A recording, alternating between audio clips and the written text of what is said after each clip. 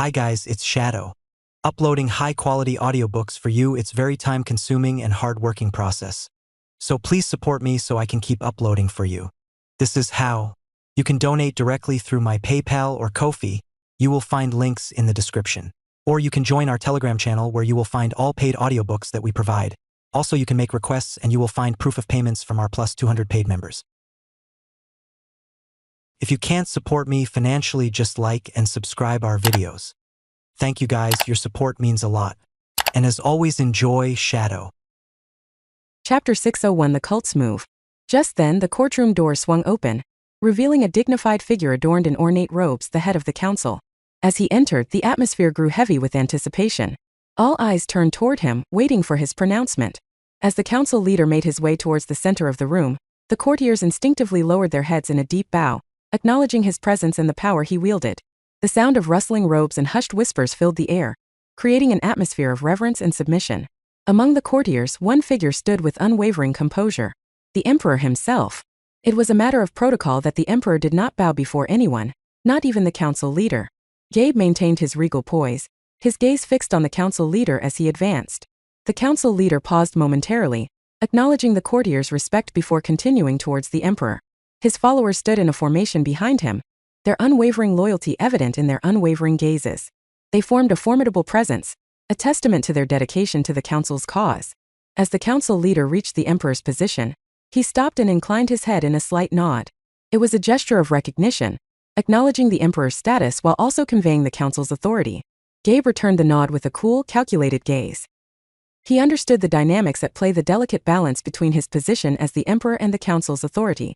While he did not bow, he maintained a respectful demeanor, mindful of the protocol and traditions that governed their interactions.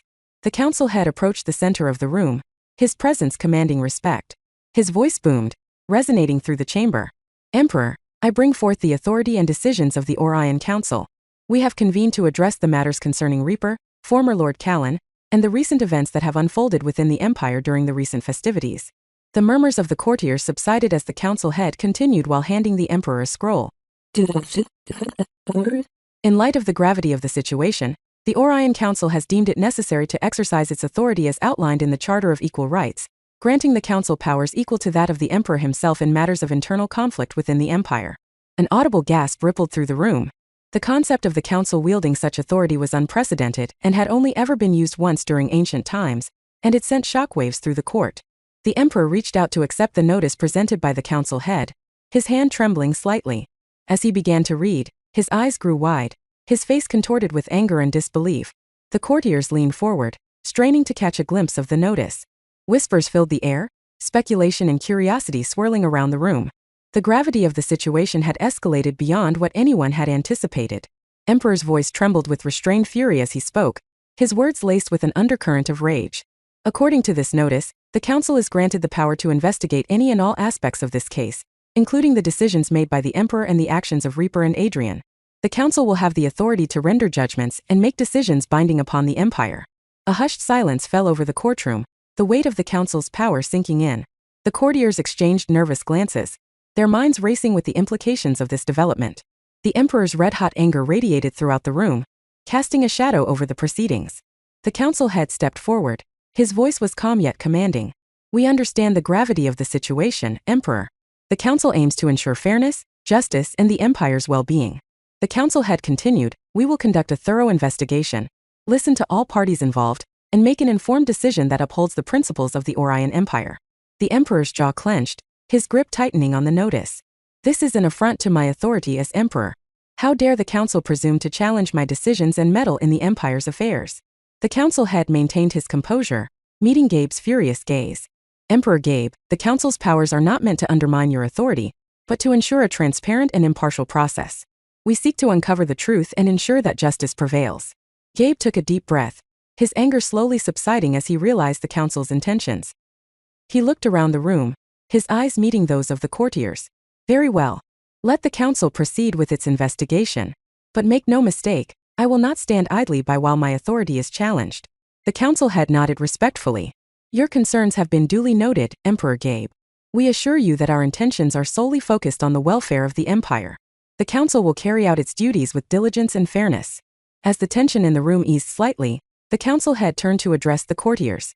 I urge all present to cooperate fully with the council's investigation. The truth must be revealed, and justice must prevail. Any attempts to obstruct or manipulate the process will be met with severe consequences. The courtiers exchanged glances, their expressions a mix of curiosity and suspicion. The power dynamics within the empire had shifted dramatically, and they were now faced with the choice: cooperate with the council or face the repercussions. Ashton and Anna stood silently, observing the scene unfolding before them. They understood the significance of the council's intervention and recognized that it presented both an opportunity and a challenge. Ashton had no doubts that the entire drama surrounding the council was orchestrated by the cult to get rid of him, or better yet, capture him and Anna. As the courtroom emptied, the council head, Emperor, Ashton and Anna remained behind. The council head addressed them with a measured tone. Reaper and Bella, your presence will be required at the council chambers starting next week. Come prepared to present your case and answer any questions. Ashton nodded, a sense of determination burning in his eyes. We will be there, ready to defend our actions and seek justice from the cult. Ashton ensured he got his words in, so the council head was the only one who heard him. Emperor's gaze shifted from Ashton to the council head and back again. Be mindful, Reaper. The council's decision will have far-reaching consequences. Choose your words wisely. With a final nod, the council head and Emperor departed, leaving Ashton and Anna to contemplate the challenges ahead. Once filled with grandeur and power, the courtroom now seemed like a battlefield of conflicting ambitions and hidden agendas. Looks like they got us good there, Ashton shrugged, much to Anna's confusion. Please tell me you got a plan? She quizzed, worried about Ashton's antics. Of course I am, Ashton smiled. Just wait and watch what happens next. Chapter 602 The Orion Trial 1. Chapter 602 The Orion Trial 1. The first day of the trial dawned upon the courtroom, shrouded in an air of anticipation. Now seated in a cage-like structure, Ashton observed the room with a focused gaze. The council had gone to great lengths to ensure his confinement, fearing his formidable powers and the potential for escape. The structure was a testament to their caution, its bars standing as a physical reminder of their doubts. As the courtiers settled into their positions, murmurs of curiosity and speculation permeated the air.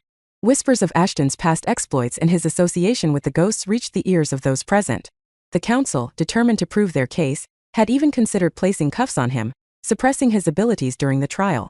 However, the Emperor's objection resonated through the room, commanding attention. The Emperor rose from his throne, and his gaze was piercing and unwavering. I will not allow unjust measures to be taken against Reaper. He shall remain unrestrained until a crime has been proven beyond a reasonable doubt. This is a court of law, and we shall uphold its principles. Of course, Your Highness, one of the council members tried to save their image. What you mentioned is true, and we shall proceed in that manner. The council members exchanged begrudging glances, their dissatisfaction evident. Reluctantly, they conceded to the Emperor's demand, recognizing the importance of maintaining the integrity of the trial. Ashton, though confined, felt a surge of gratitude towards the Emperor for his unwavering support. But things were just getting started. The next moment, the council had asked Ashton whether he had someone to represent him, and if he didn't have one, the council would provide a lawyer to represent him. The room fell silent, eyes darting from one council member to another, waiting for a response. Then, unexpectedly, Minister Theron, a figure revered for his legal expertise and resolute character, rose from his seat. A ripple of surprise swept through the chamber, punctuated by the gasps and murmurs of the spectators. It shall be I who represents Reaper, Theron declared, his voice calm yet commanding. Clad in his official robes, Minister Theron stepped forward to represent Ashton. His presence exuded confidence and determination, a stark contrast to the skepticism in the room. The council members exchanged puzzled glances, their brows furrowed in disbelief. Theron had retired from his esteemed position as a legal representative many years ago, his name engraved in the annals of legal history for his unrivaled record of success. The notion of his return to the courtroom was met with astonishment. One council member, unable to contain his curiosity, voiced the collective sentiment. Minister Theron, it has been years since your Theron met their gaze, his steely eyes reflecting a resolve that had weathered the test of time. Retirement. Why would you step forward to take on this responsibility? Theron met their gaze, his steely eyes reflecting a resolve that had weathered the test of time.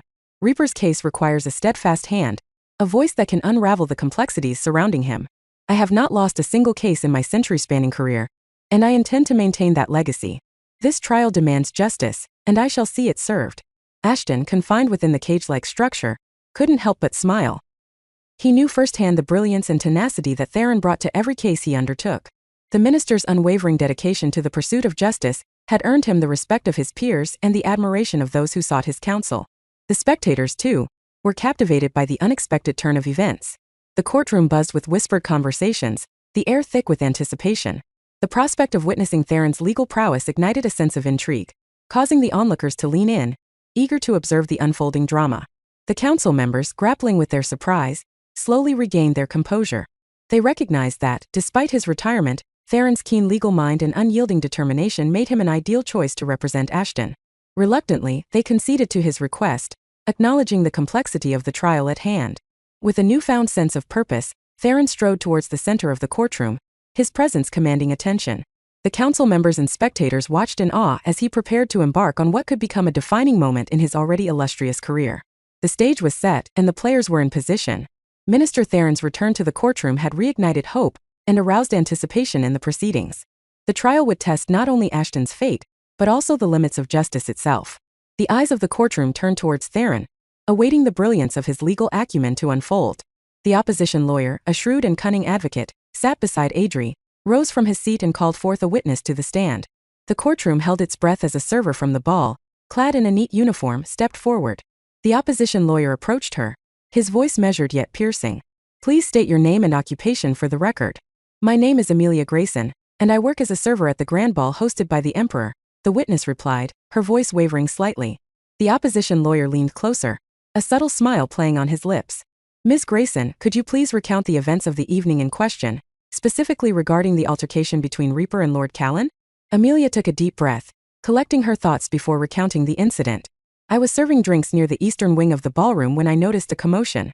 There I saw Lord Callan engaged in a heated argument with Madame Bella. Their voices grew louder and eventually, a physical altercation ensued where Lord Callan forcefully grabbed her hand and tried to get her away." Ashton listened intently, his eyes locked on the witness as she shared her account. He knew the events she described were true, but the opposition lawyer's artful manipulation of the situation began to unfold. "And thus she kicked Lord Callan." The lawyer's voice grew more assertive as he probed deeper. "Miss Grayson, would you say that Bella's actions were justified? Did she do the right thing by kicking a noble while being a commoner?" "Here we go," Ashton thought. "That fucker is trying to frame Anna and get her jailed for the cult to do its thing." Ashton then looked around the audience, his eyes scanning the crowd for a familiar face, but he couldn't find him. "Since he isn't here yet, I got nothing to do but watch this stupidity." Chapter 603 The Orion Trial 2. Chapter 603 The Orion Trial 2. The lawyer's voice grew more assertive as he probed deeper. "Ms. Grayson, would you say that Reaper's actions were justified? Did he initiate the altercation when Sir Karen stepped up to rightfully defend his master's honor?" Amelia hesitated for a moment, the weight of her response palpable. "From what I witnessed, it seemed that Sir Karen and Lord Callan were the ones who initiated the argument. However, I cannot say for certain what led to their confrontation." The opposition lawyer seized upon her uncertainty, his voice dripping with calculated intent. "So, Ms. Grayson, it is possible that Reaper's actions were not in self-defense but rather a premeditated attack on Lord Callan?" Ashton's frustration simmered beneath the surface. The lawyer's manipulative tactics were twisting the truth, painting an inaccurate picture of the events that unfolded that fateful night. He knew he needed to trust in Minister Theron's legal expertise to counter these misleading claims. Minister Theron rose from his seat, commanding the courtroom's attention. He began his cross-examination of the witness with a calm yet resolute tone. "Ms. Grayson, can you recall any specific details about the argument between Reaper and Sir Karen? Any words exchanged that might shed light on their motivations?" Amelia furrowed her brow deep in thought. "I remember hearing snippets of their conversation. Sir Karen accused Reaper of disrespecting his family, making insinuations about their honor.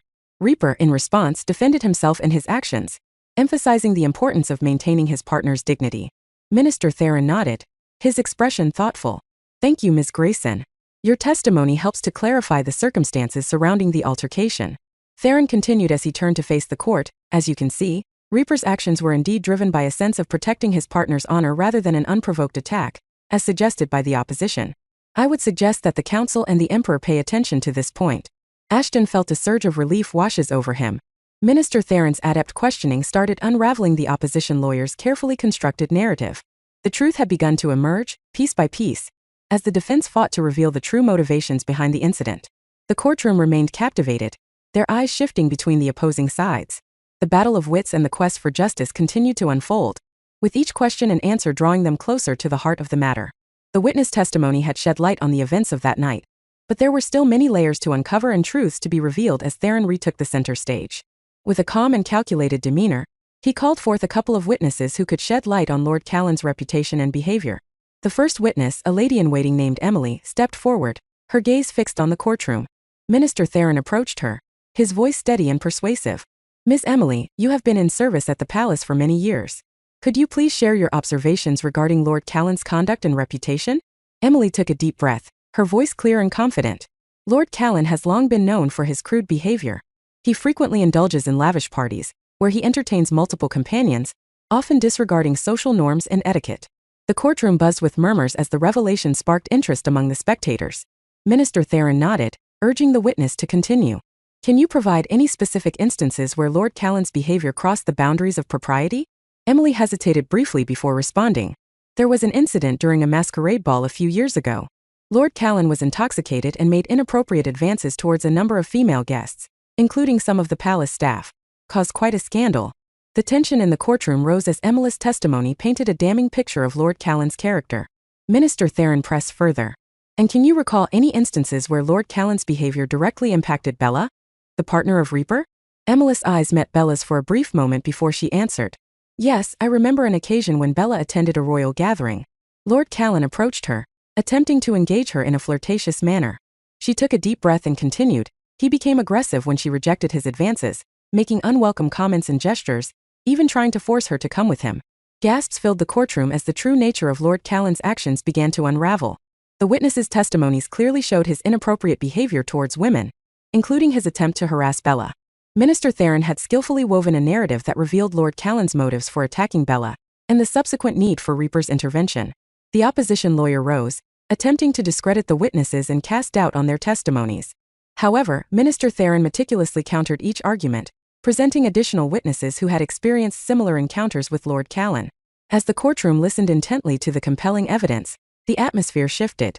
The initial skepticism and doubt surrounding Ashton's actions began to dissipate, replaced by a growing understanding of the circumstances that led to the altercation.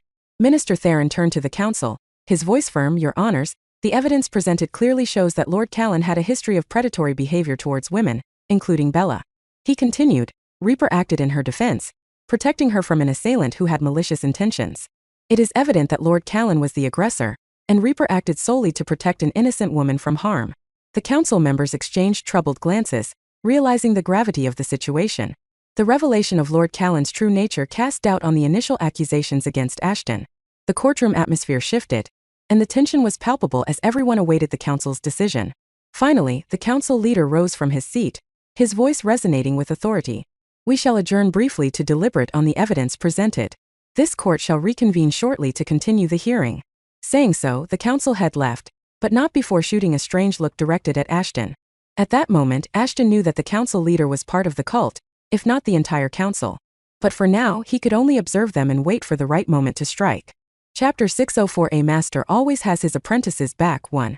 Chapter 604. A Master Always Has His Apprentices Back 1.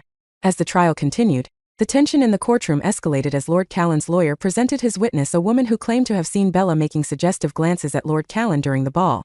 The courtroom hushed as the witness stepped forward, her eyes darting nervously between the council members and the spectators. Your honors, the lawyer began.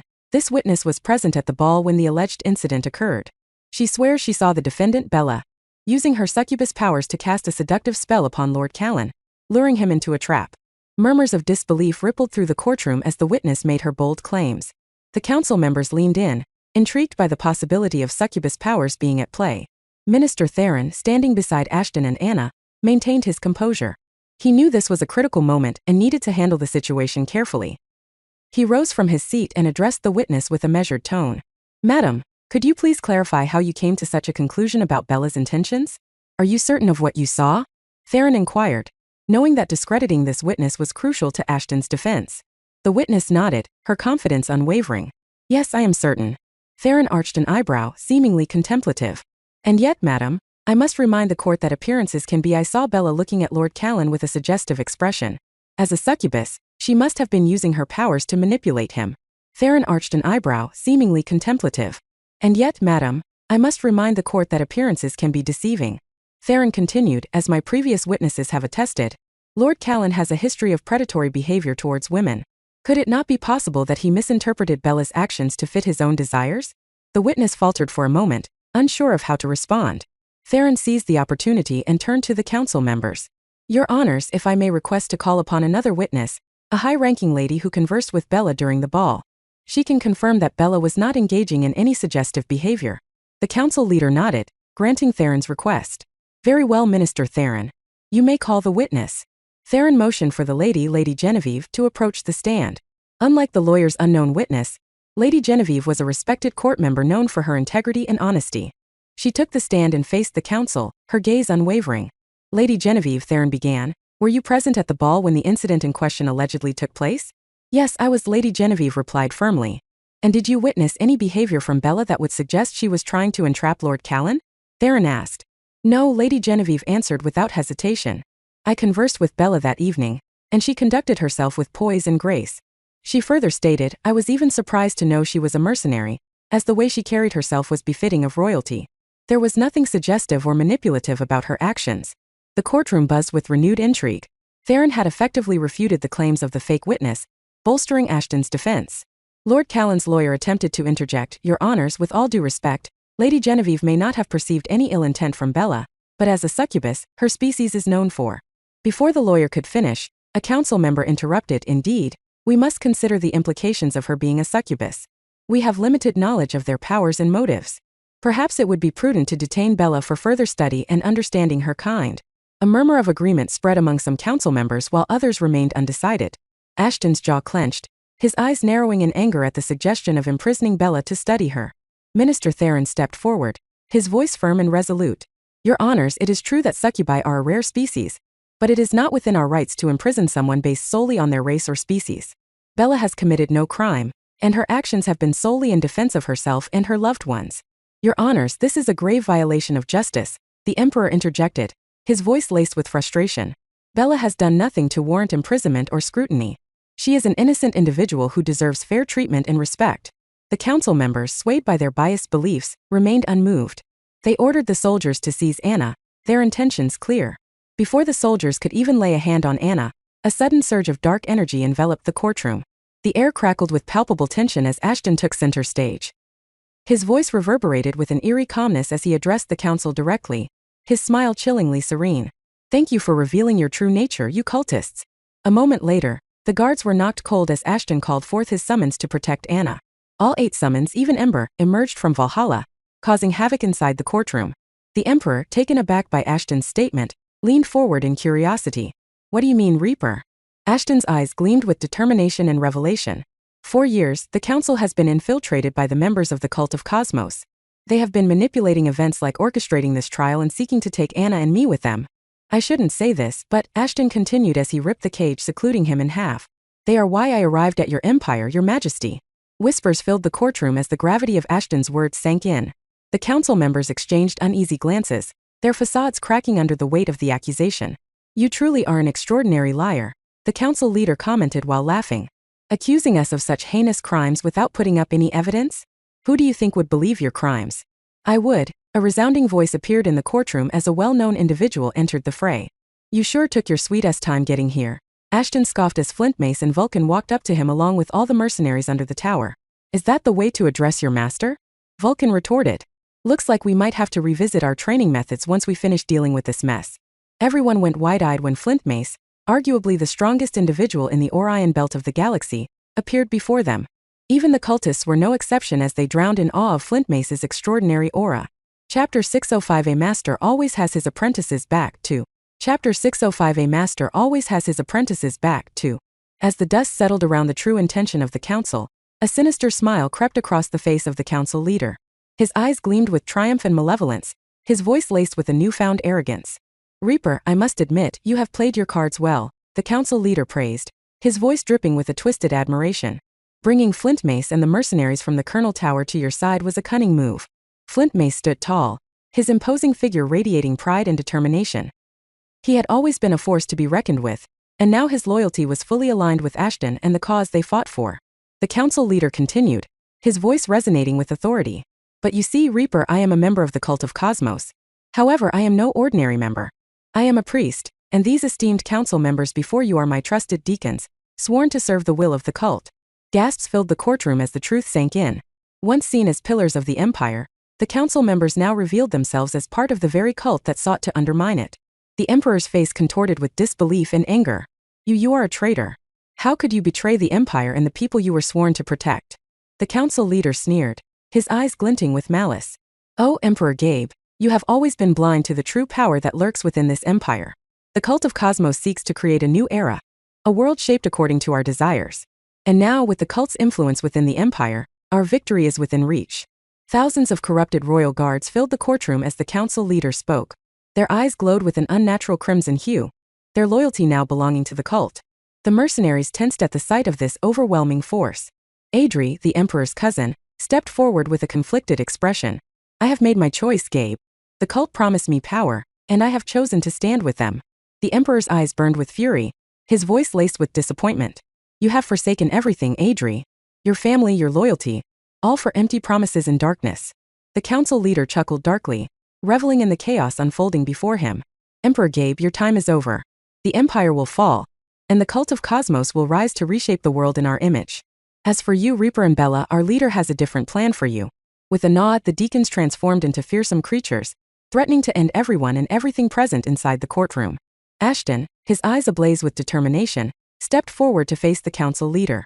Your twisted vision will never succeed. We will stand against you, united in our resolve to protect this empire and its people. Flint Mace, Vulcan, and the mercenaries stood by Ashton's side, their weapons at the ready. The room crackled with tension as the two opposing forces faced off, the fate of the empire hanging in the balance. The council leader raised his hand, and the corrupted guards surged forward, their weapons drawn. The battle was about to begin, and the room became a battleground as chaos erupted.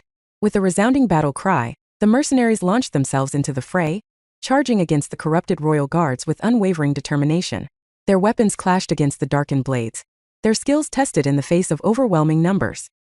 Should I use 1% or 10% of my strength? Flint Mace pondered aloud, his voice resonating with power as he effortlessly lifted a soldier off the ground. With a flick of his wrist, he intended to deliver a light reprimand. Still, the sheer force behind his gesture resulted in the soldier's head being obliterated, along with a few unfortunate souls standing nearby. Perhaps 0.1% will do the trick, Flint Mace concluded with a wry smile, realizing the extent of his immense strength. He clapped his hands together, producing a controlled shockwave that surged through the courtroom, shattering pillars and sending debris flying. Just as Flint Mace reveled in his display of power, he felt a firm grip on his shoulder. Startled, he turned to face Vulcan, who stood atop a mound of unconscious soldiers, a mischievous smirk playing on his lips. You've grown taller, Flint Mace began, his voice trailing off as he took in the impressive sight of Vulcan standing triumphantly. One shouldn't make fun of their elders. Vulcan reprimanded Flint Mace before gesturing towards the empty seat in a corner. How about we let the young guns handle this mess? These opponents are too weak for us either way. I see how it is, he chuckled, acknowledging Vulcan's formidable skills in the heat of battle. Very well, let us step aside and observe the prowess of our comrades. The two seasoned warriors gracefully moved towards the designated corner, finding a vantage point from which they could oversee the impending clash. With crossed arms and watchful eyes, they stood tall, their presence commanding respect even in their moments of respite. Would you look at them? Ashton chuckled, shaking his head as he spotted Vulcan and Flint Mace lounging on conveniently placed chairs. Guess we brought a sledgehammer to a thumb war, he quipped with a smirk. No wonder they got tired of squishing ants and decided to take a coffee break. They're probably discussing the best way to make tea or sharing grilling tips while we're here amid all this chaos, Anna mused, raising an eyebrow. But hey, I can't blame them, he continued with a grin. If I had the strength of 1,000,000 oxen, I'd probably be napping on a cloud somewhere. In the middle of an epic showdown with the cult of Cosmos, his companions enjoyed a casual hangout session. It was like an action movie where the extras enjoyed a picnic, while the heroes fought for their lives. All right, enough goofing around, Ashton said, regaining his composure. Time to get back to business and show these cultists what happens when they mess with the wrong crew. Chapter 606A Weakling 1. Chapter 606A Weakling 1. As the tension in the room reached its peak, an eerie transformation began to take place. The priest and his deacons, consumed by their allegiance to the cult of Cosmos, underwent a grotesque metamorphosis. Their forms contorted, their bodies elongating and contorting in unnatural ways. Horns sprouted from their foreheads, their skin turning a sickly shade of gray. Their eyes glowed with an otherworldly light as they completed their transformation into humanoid demonic creatures. The onlookers gasped in horror and disbelief as they beheld the twisted visages before them. The air grew heavy with an oppressive aura, the very essence of darkness seeping into every corner of the room. The transformed priest's voice dripping with malevolence taunted Ashton and his allies. Do you see now the true power of the cult? We are the harbingers of chaos, the agents of darkness. Prepare to be consumed by the infernal flames of our wrath. As Ashton stepped forward to confront the transformed priest and his deacons, the air crackled with anticipation. The once human figures now towered above him. Go handle the side pieces, I'll take care of the priest, Ashton instructed his summons, who wasted no time obeying him. As the summons left to do their job, Ashton observed the twisted forms of his adversaries, with a smirk playing on his lips. Well, looks like you've embraced your inner demons, he quipped, his tone laced with amusement. At least now you'll have an easy passage to hell. Your witty replies won't save you now. The priest roared in rage. With a bone-chilling roar, the transformed priest unleashed a scorching torrent of fire from his gaping maw. The searing flames surged forward with destructive intent, aimed directly at Ashton, intent on reducing him to ashes. But in a twist of fate, the flames halted midair, as if frozen in time, before abruptly reversing course. The fiery onslaught, now redirected, engulfed the priest's face in a searing blaze. His demonic features contorted in agony as the flames licked at his charred flesh. As he stumbled backwards, writhing in pain, Ashton's laughter echoed through the chamber, filled with amusement and triumph. The glow of the crystal embedded in Ashton's arm intensified, its radiant red hue pulsating with power. You really should have done your research, he taunted, his voice laced with smug confidence. Fire is nothing to me. In fact, it's quite the opposite. Ashton's mastery over fire, bestowed upon him by Seraph's crystal, granted him immunity to its destructive force. The crystal, a conduit of otherworldly energy, acted as a shield against the very element the priest had foolishly employed. The charred visage of the priest contorted with fury and determination. Despite the setback, he refused to yield, his voice dripping with defiance. You may resist the flames, but you cannot escape your fate. In a swift, fluid motion, the priest raised his hands, summoning a swirling vortex of dark energy. Tendrils of darkness crackled and writhed, poised to ensnare Ashton within their grasp. But Ashton's smile remained unyielding, a beacon of unwavering confidence amidst the encroaching darkness. With a grace that belied his true strength, he sidestepped the surging tendrils, evading their malevolent clutches. His scythe materialized in his grasp in an instant, gleaming with an ethereal light. With a decisive strike, he cleaved through the swirling darkness, his blade tearing through the veil of animosity. The tendrils recoiled, dissipating into nothingness. I've faced darkness far greater than your feeble attempts, Ashton declared, his voice a steady, unwavering cadence. Your reign of terror ends here. Cringe alert. Not now. As his connection with darkness was severed, the priest staggered back. His plan had been to strike fear into the heart of his opponents, to overpower them with his mastery of manipulation. But he had underestimated the tenacity and strength of his adversary. Ashton, his smile unwavering, advanced with calculated steps, his scythe hoisted on his shoulders. The priest's heart raced with desperation as he frantically scanned the battlefield for a way to turn the tide. His mind raced, searching for a solution, but his fighting abilities were sorely lacking. However, he wasn't someone known for his fighting prowess. Instead, the priest was more of a mastermind, letting others do his dirty work for him. That was also why he had the most deacons under him, as he lacked the strength to defend himself. A sense of panic washed over the priest as he realized that his usual strategy of delegating tasks to his deacons had left him vulnerable in this face-to-face confrontation. His deacons, preoccupied with the relentless assault of Ashton's summons, were unable to come to his aid. At that moment, the priest felt the weight of his own inadequacy. He had put all his faith in his underlings, relying on their strength to shield him from direct combat. Now, faced with Ashton's relentless assault, he was exposed and defenseless. As Ashton pressed forward, his attacks precise and unrelenting, the priest's movements grew increasingly desperate. His lack of combat skill became painfully apparent, his attempts to counter or evade Ashton's strikes feeble and ineffective. The priest's mind raced, desperately seeking a way to escape the dire situation. But his options were limited, his usual tactics of manipulation and deceit useless in this face-to-face confrontation. A surge of frustration and anger welled up within the priest. How had he found himself in this position? How had he underestimated Ashton's strength and resolve so severely? The answers eluded him as Ashton's onslaught continued. Every strike from Ashton brought the priest closer to realizing his defeat. His defenses crumbled, his strength waning. He fought to keep his focus, to find a glimmer of hope amidst the chaos, but it seemed to slip further from his grasp with each passing moment. In a final, desperate attempt, the priest mustered all the strength he could summon. He conjured a burst of dark energy, hoping to create a distraction or weaken Ashton's resolve. But his power fell short, dissipating before reaching its intended target. With a resounding strike, Ashton's scythe connected with the priest's weakened defenses. Pain surged through the priest's body as he was sent sprawling to the ground, his defeat inevitable. I thought you would be stronger than this. Ashton scratched his head. I guess I went overboard by calling the entire mercenary tower to deal with you. Well, I'll apologize to them later. But first, time to end this farce.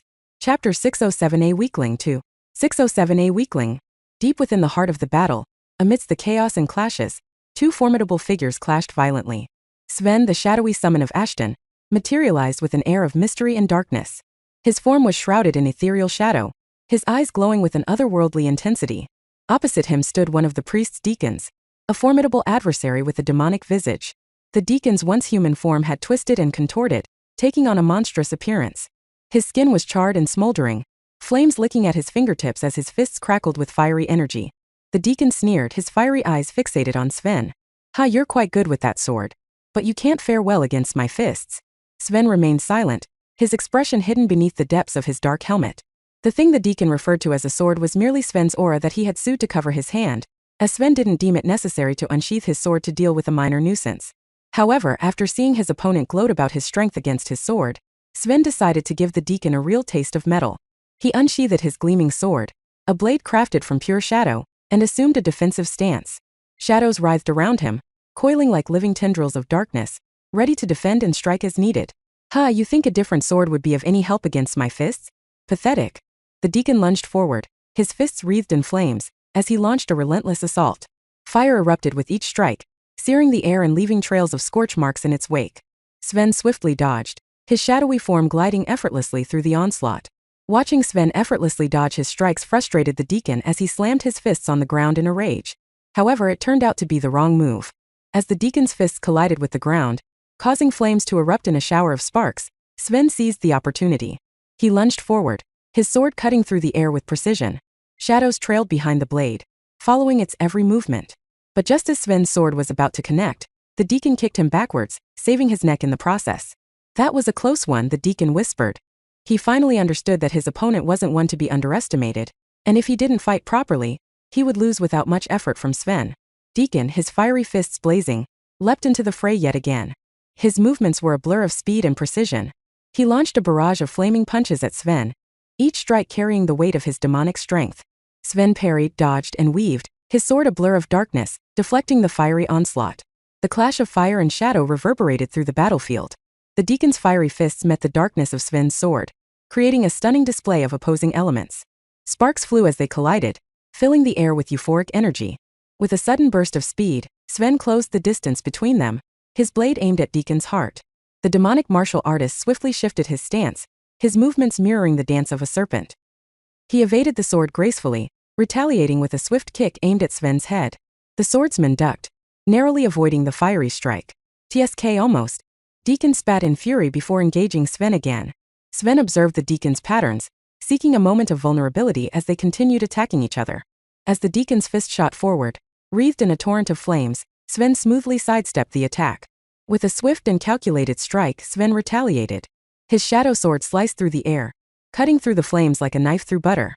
Shadows trailed behind the blade, intertwining with the fiery energy, sapping its strength. What did you do to my flames?" The deacon yelled in rage. "You should be worrying about yourself more than your flames," Sven hissed.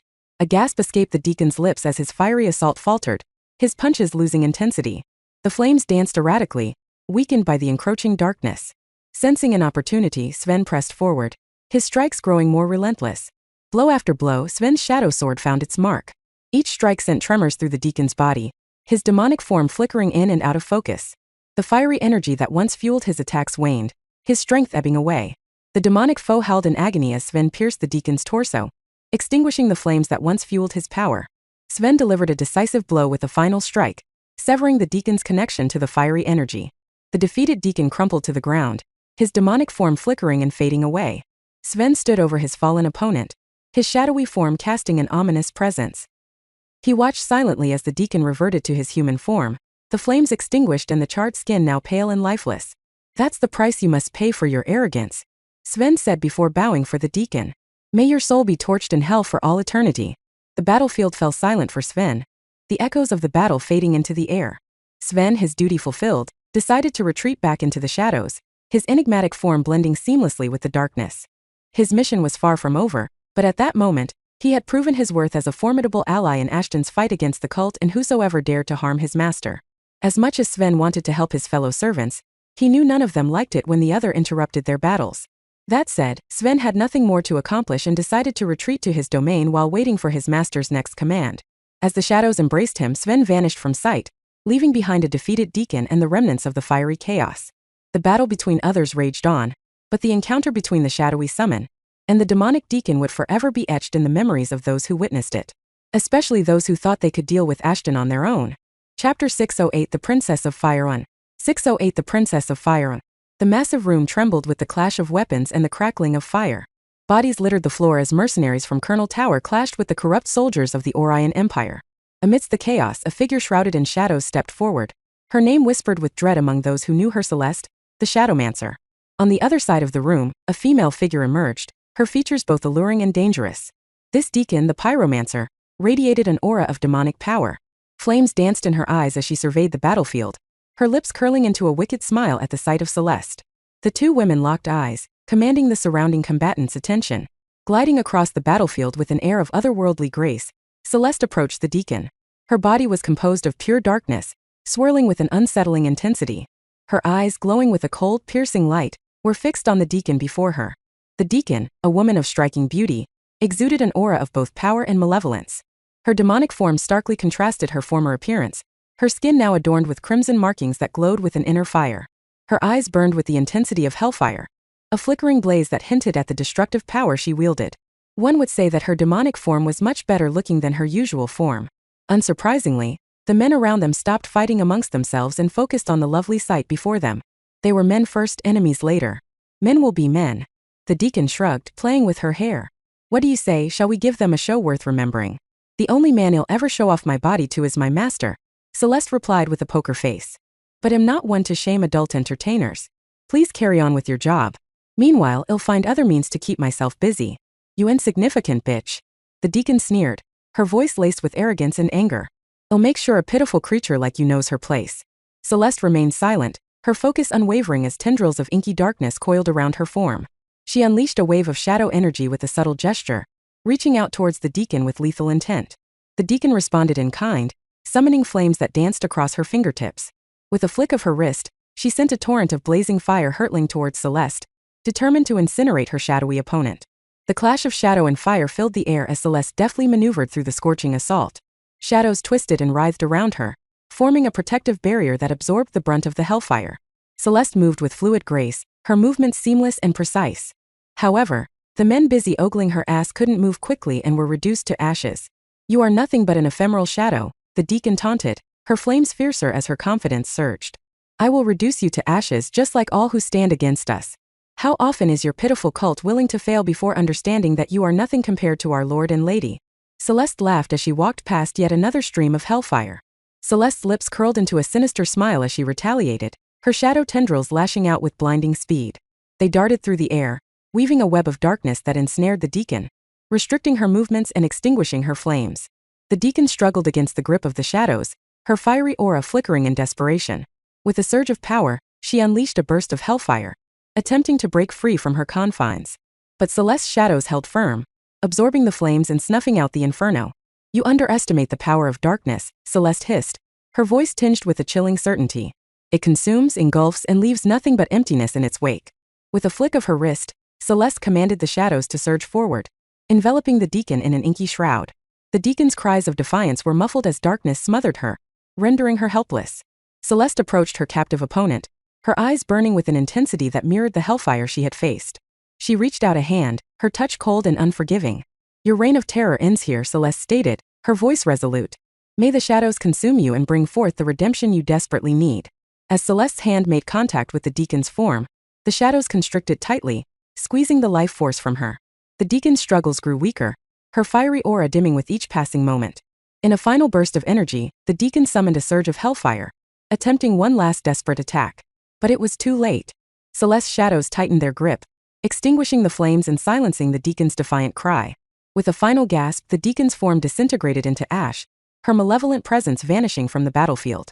Celeste stood alone amidst the fading darkness, her form returning to its ethereal state.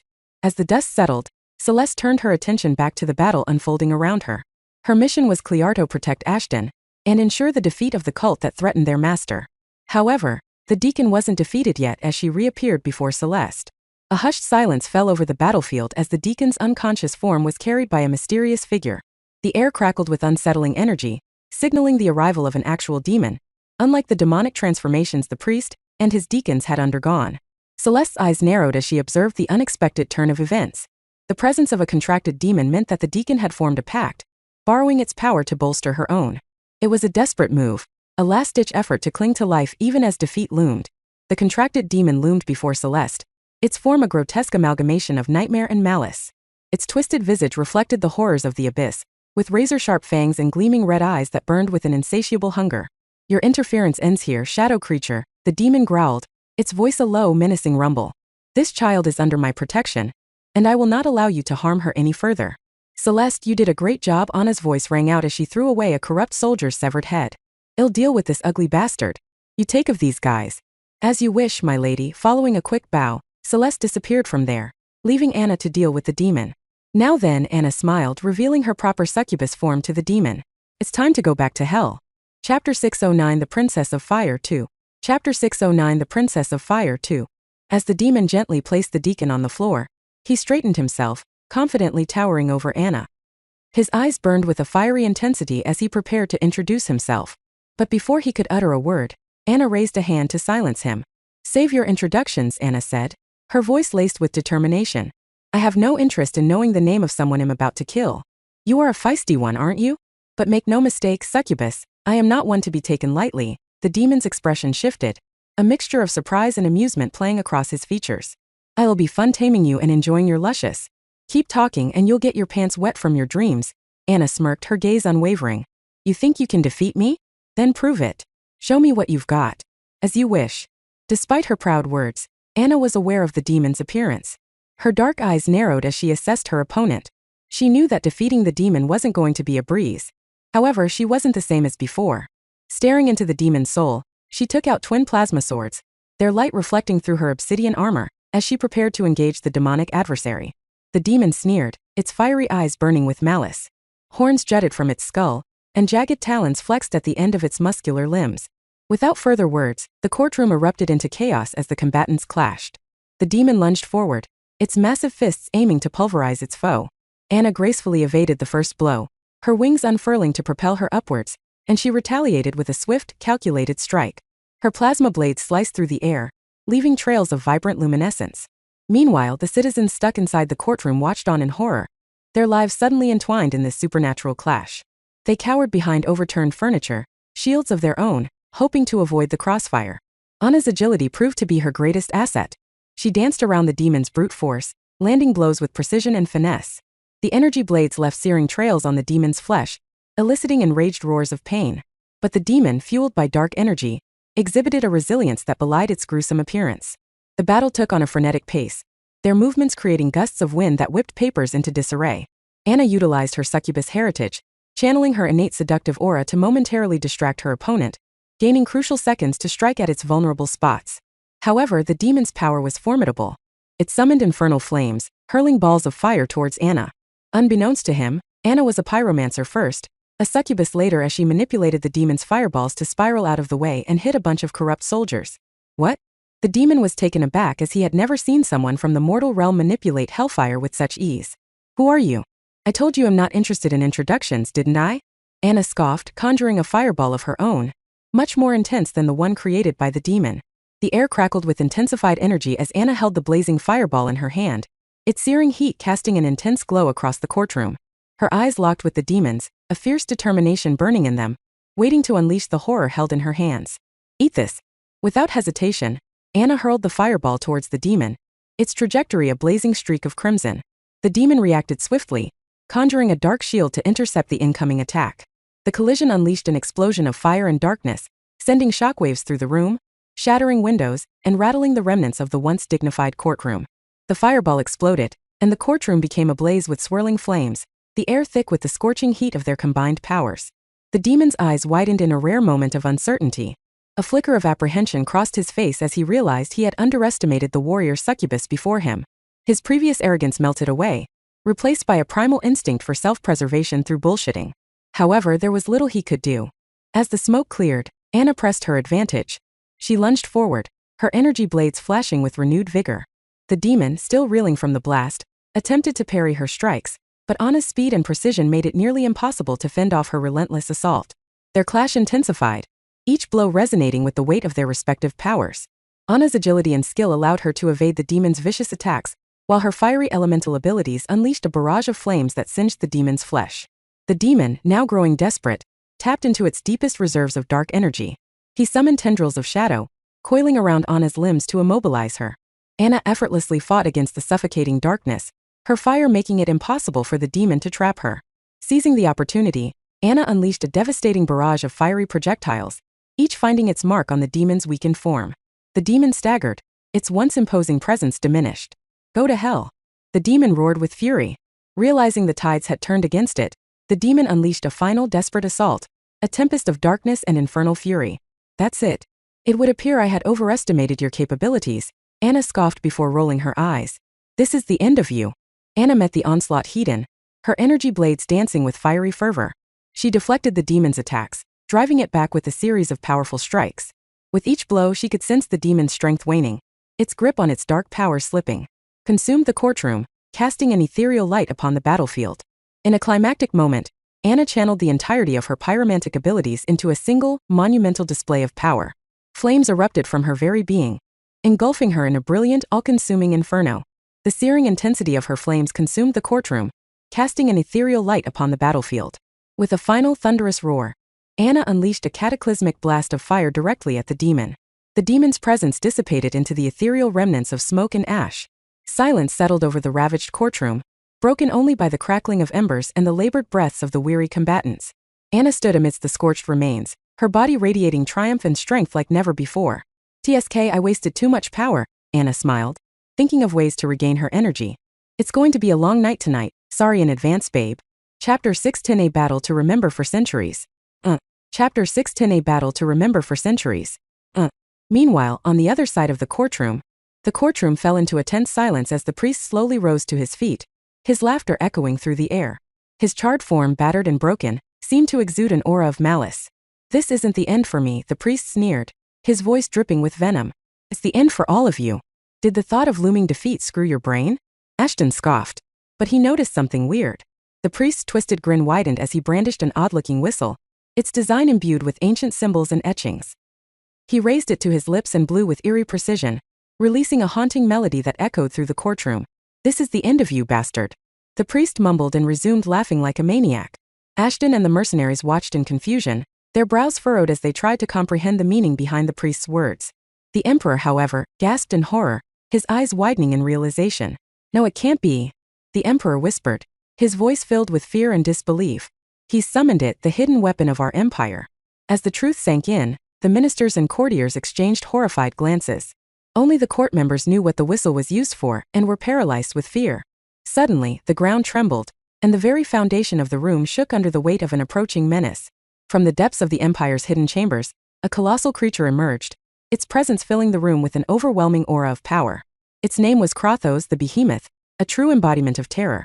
Krathos stood at a towering height of 100 feet, its muscular frame covered in thick dark scales that shimmered with an otherworldly iridescence. Its eyes burned with an intense crimson glow, filled with an insatiable hunger and a thirst for destruction. The behemoth's limbs were like pillars of strength, each ending in massive, razor-sharp claws that could easily rend stone and steel. Its body was adorned with sharp, bony protrusions, adding to its intimidating visage. Its back was lined with spikes that jutted like a row of jagged blades, ready to impale anything unfortunate to cross its path.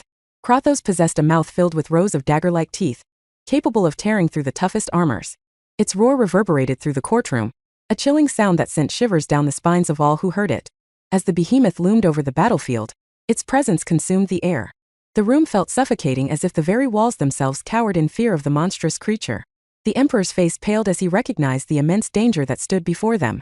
The mercenaries and courtiers gasped in disbelief, their eyes widening at the sight of the colossal monstrosity.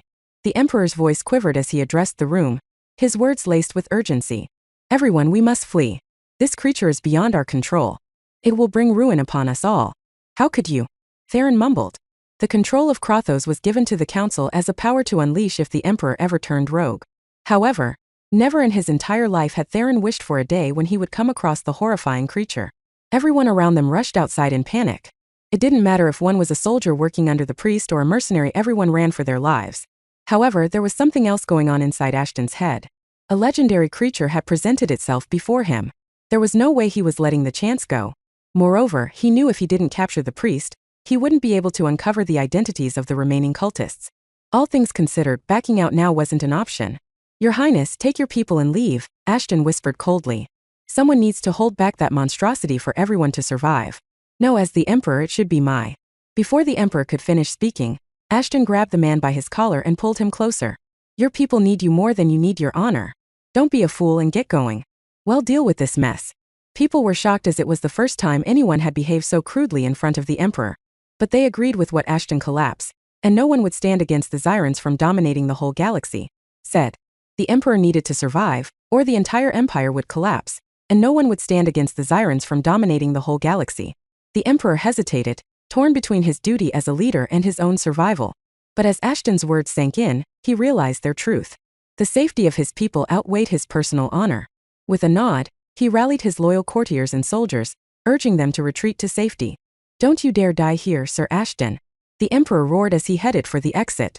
I still need to repay you for your servitude towards the Empire. Just go. Ashton scoffed. As the Emperor and his entourage made their way towards the exit, the crowd parted, allowing them a clear path. Whispers filled the air. A mix of admiration for Ashton's selflessness and concern for what lay ahead. However, once the Emperor left, Ashton turned his attention towards Anna. Anna knew what he was about to say and beat him to it. No, Ashton, Anna said firmly, her voice unwavering. I won't abandon you. We've faced countless battles side by side, and this is no different. I'm staying right here. You know, I can't allow that. Ashton mumbled and nodded. Suddenly, Raven appeared out of nowhere and struck Anna in the back of the head, knocking her out. Shernan knelt down, caressing her cheek. You can throw a tantrum when I'm back, but for now, sleep in peace, Ashton mumbled, planting a kiss on her lips before gesturing at Sven to take her. The loyal summon wasted no time and gently lifted Anna's unconscious body, and got on Ember's back along with the rest of the summons. Keep her safe. That's an order. Ashton instructed his summons, all of whom bowed, accepting their master's command before flying away. Flintmace, standing by Ashton's side, cracked his knuckles and grinned, undeterred by the overwhelming odds. Well, now this is a challenge worthy of our skills, Master Vulcan. Let's show this monstrosity what we're made of. Very well then, Vulcan's eyes gleamed with fiery determination as he gripped his axe tightly. Ashton, consider it a joint exercise and learn all you can. Of course, Ashton smiled, revealing his Zyran form for the first time in years. It'll be an honor to fight alongside my masters. Chapter 611, A Battle to Remember for Centuries. Chapter 611, A Battle to Remember for Centuries. The priest's arrogant laughter echoed through the courtroom as he gloated about the power of the unleashed behemoth, Krothos. Behold, fools. This mighty creature will be the end of you. There is no escaping its wrath. But as the priest boasted, a rumble resonated through the room, causing the ground to shake. The behemoth began to tremble, sensing the chaos and the immense power of its own existence. The priest's triumphant expression faltered as he realized something was amiss. A low growl escaped Krothos, and its once controlled movements turned erratic. The behemoth's eyes glowed with an ominous light, and its massive limbs flailed uncontrollably, smashing against the walls and pillars of the courtroom. What's happening? The priest's voice trembled with uncertainty. Krothos, listen to me. Obey your master. But his words fell on deaf ears as Krothos, now consumed by rage, paid no heed to its former master's commands. The creature unleashed a primal roar, a symphony of fury that shook the very foundations of the room. No. The priest panicked, but it was only the beginning of his troubles. Without wasting any time, Ashton sent Bommond over to the priest to keep him busy while they figured out how to deal with Krothos. This is going to be fun. Ashton shrugged, but his words seemed to betray his expressions. Ashton, Vulcan, and Flintmace exchanged glances, their expressions filled with determination. Despite the chaos around them, they knew that protecting the Empire meant taking down the rampaging behemoth. We have to stop it, Flintmace declared, his voice cutting through the turmoil. If we don't, it'll bring devastation upon the Empire, and as much as I don't want to admit to it, we need the Orions to fight against the Zyrans. Not to disappoint you, but I wanted to kill the creature from the moment it appeared, Ashton shrugged. I kinda need it for my ascension. Stop blabbering and prepare yourselves. Vulcan reprimanded the two as his axe transformed into his trusty warhammer. The air was tense as they faced the towering creature and the corrupted priest, who had lost control over his creation. Krothos let out a bone-rattling roar, its massive form dwarfing everything around it.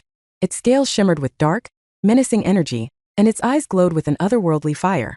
The ground quaked beneath its tremendous weight as it prepared to unleash its devastating power. Ashton's scythe gleamed with a cold, ethereal light as he took a defensive stance. His eyes locked onto the behemoth, studying its movements, seeking any weakness he could exploit. Flintmace hefted his massive sword, its blade gleaming with a dangerous brilliance. His stoic expression belied the anticipation brewing within him, while Vulcan cracked his knuckles, his hammer pulsating with elemental energy. He was ready to unleash the fury of the forge upon their formidable foe.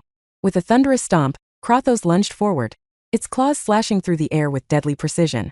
Ashton reacted swiftly, his scythe deflecting the first blow, but the sheer force behind the attack sent him skidding backwards. I thought the attack would squash you, Flintmace laughed. You have gotten better than I thought. Save your praises for later. Ashton shrugged his shoulders. Had he been a second late in phasing, the creature's attack would undoubtedly have squashed him. Flintmace charged in, his sword swinging in a wide arc, but the behemoth deftly evaded the strike, retaliating with a swift tail swipe that knocked Flintmace off his feet. Vulcan unleashed a torrent of fire towards Krothos, the flames licking at its scaly hide. But the behemoth shrugged off the fiery assault, its resilience proving far more significant than anticipated. With a sweep of its massive hands, Krothos sent Vulcan hurtling through the air, crashing into the remnants of the courtroom. We need to figure out its weakness, Flintmace mumbled, uninjured by the behemoth's attack. Really? We need a strategy? Vulcan let out a sarcastic remark. I never knew the Zyrans could come up with things like that. Of course you wouldn't know about it, Flintmace retorted. The last time the Zyrans used their brains, we wiped out an entire civilization, including yours. Enough. Ashton intervened in between. You people are supposed to be my mentors, so stop behaving like a bunch of brats and focus on the task at hand. Being lectured by their apprentice broke them out of their fog, and they realized they were fighting amongst themselves, not because of their past, but because of the behemoth's passive skill. Since Ashton had turned into his half-reaper form, he was immune to it, but Flintmace and Vulcan were not, and hence they got into an argument that was about to break into a fight had Ashton not stepped in. Flintmace's brow furrowed, his anger subsiding as he realized the truth in Ashton's words. He shook his head, a sheepish smile forming on his face. Wait, what's going on here again? Why were the two of us fighting amongst ourselves? I can't believe we fell for such a trick. We're supposed to be Strankers. Vulcan's shoulders slumped, his fists unclenching as he sighed heavily. Had it not been for Ashton, we'd have died fighting each other. Yeah, feel free to thank me later. Ashton tightened his grasp around his scythe as he said that. Flintmace and Vulcan exchanged a brief, begrudging glance before nodding as if apologizing for what they had said to each other. Meanwhile, Ashton turned his attention back to the behemoth. He studied its movements, searching for patterns or any hints of vulnerability. He had faced formidable opponents before, but this creature pushed the limits of their abilities. It'll keep the behemoth distracted.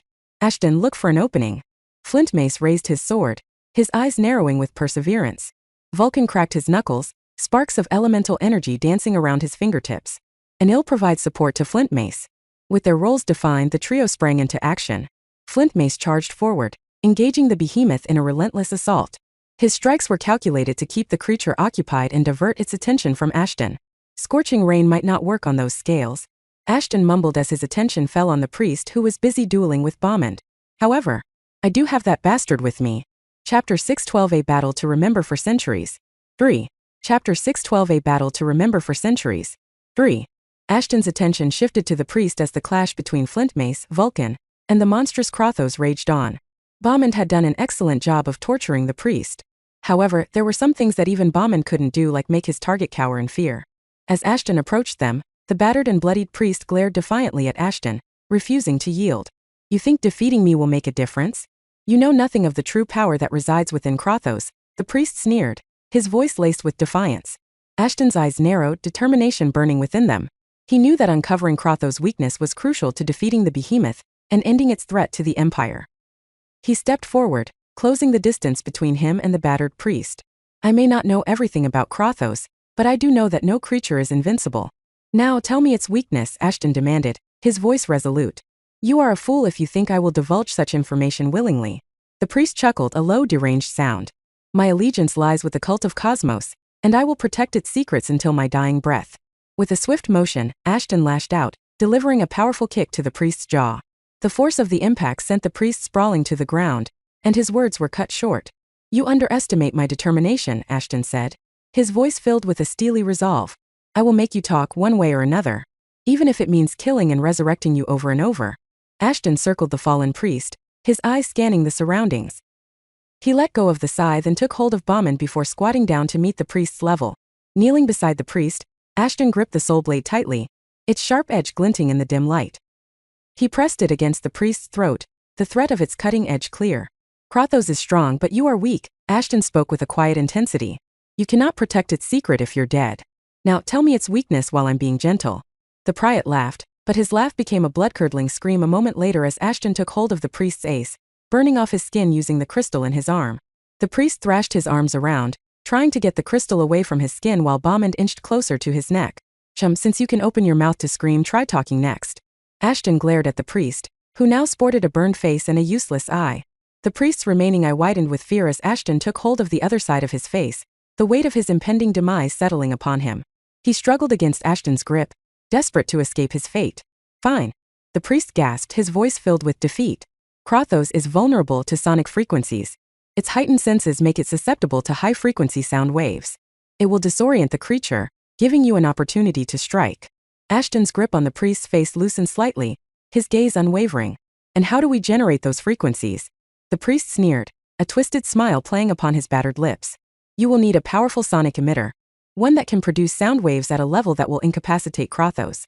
But good luck finding one in time. I always find a way. Ashton smiled as he opened a portal to Valhalla. A few skeleton soldiers appeared before him, paying their respects to the Grim Reaper. Take special care of this esteemed guest of mine, Ashton instructed the skeletons. Make sure not to kill him. With that, he released the priest, who crumpled to the ground, gasping for breath. Ashton rose to his feet, Bauman slipping from his hand and without wasting any time, rushed inside Ashton's inventory on his own, as if saying he was done playing for the day. He knew he had obtained the vital information he needed, but time was of the essence. After the priest was dragged inside the realm of the dead, Ashton opened yet another portal leading to the Eastern Palace on Earth. If all he needed was someone who specialized in generating high-frequency screeches, then Ashton had the best woman for the job. A moment later, a beautiful lady walked out of the portal. Although she had changed a lot since the last time Ashton had seen her, the change had been for the better. It's been a while, Ursa. Ashton greeted her as the portal closed behind her. I greet the master, Ursa returned his smile, a glimmer of excitement in her eyes. She gracefully bowed before Ashton, acknowledging his presence with respect. How can I be of any service, my lord? Ashton pointed at Kratos as Flintmace and Vulcan tried their best to get past the creature's quick reflexes. As you can see, I'm in quite a pickle here, he said. Apparently, that creature's only weakness is high-pitched screams. And since you're part Banshee and I have seen your abilities on planet Euphoria, I thought you were the best candidate to help me out here. Ursa's eyes sparkled with excitement, her voice filled with confidence. Consider it done, my lord. I will unleash a scream that will shatter the very foundation of this beast. With unwavering determination, Ursa stepped forward, her ethereal form emanating a captivating aura. As she did that, Ashton informed his masters to get out of the way if they didn't want to use hearing aids for the rest of their lives. Once they were out of harm's way, Ursa raised her delicate hands to her lips, a hush falling over the battlefield as everyone watched in anticipation. Taking a deep breath, she unleashed a spine-chilling scream, her voice piercing the air with its sheer intensity. The high-pitched sound reverberated throughout the place, cutting through the chaos and commanding attention. Kratos, caught off guard by the unexpected assault, staggered momentarily, its monstrous form faltering. The respite provided Ashton, Flintmace and Vulcan with a brief window of opportunity, enabling them to deliver powerful blows against the behemoth. Cover your ears and charge.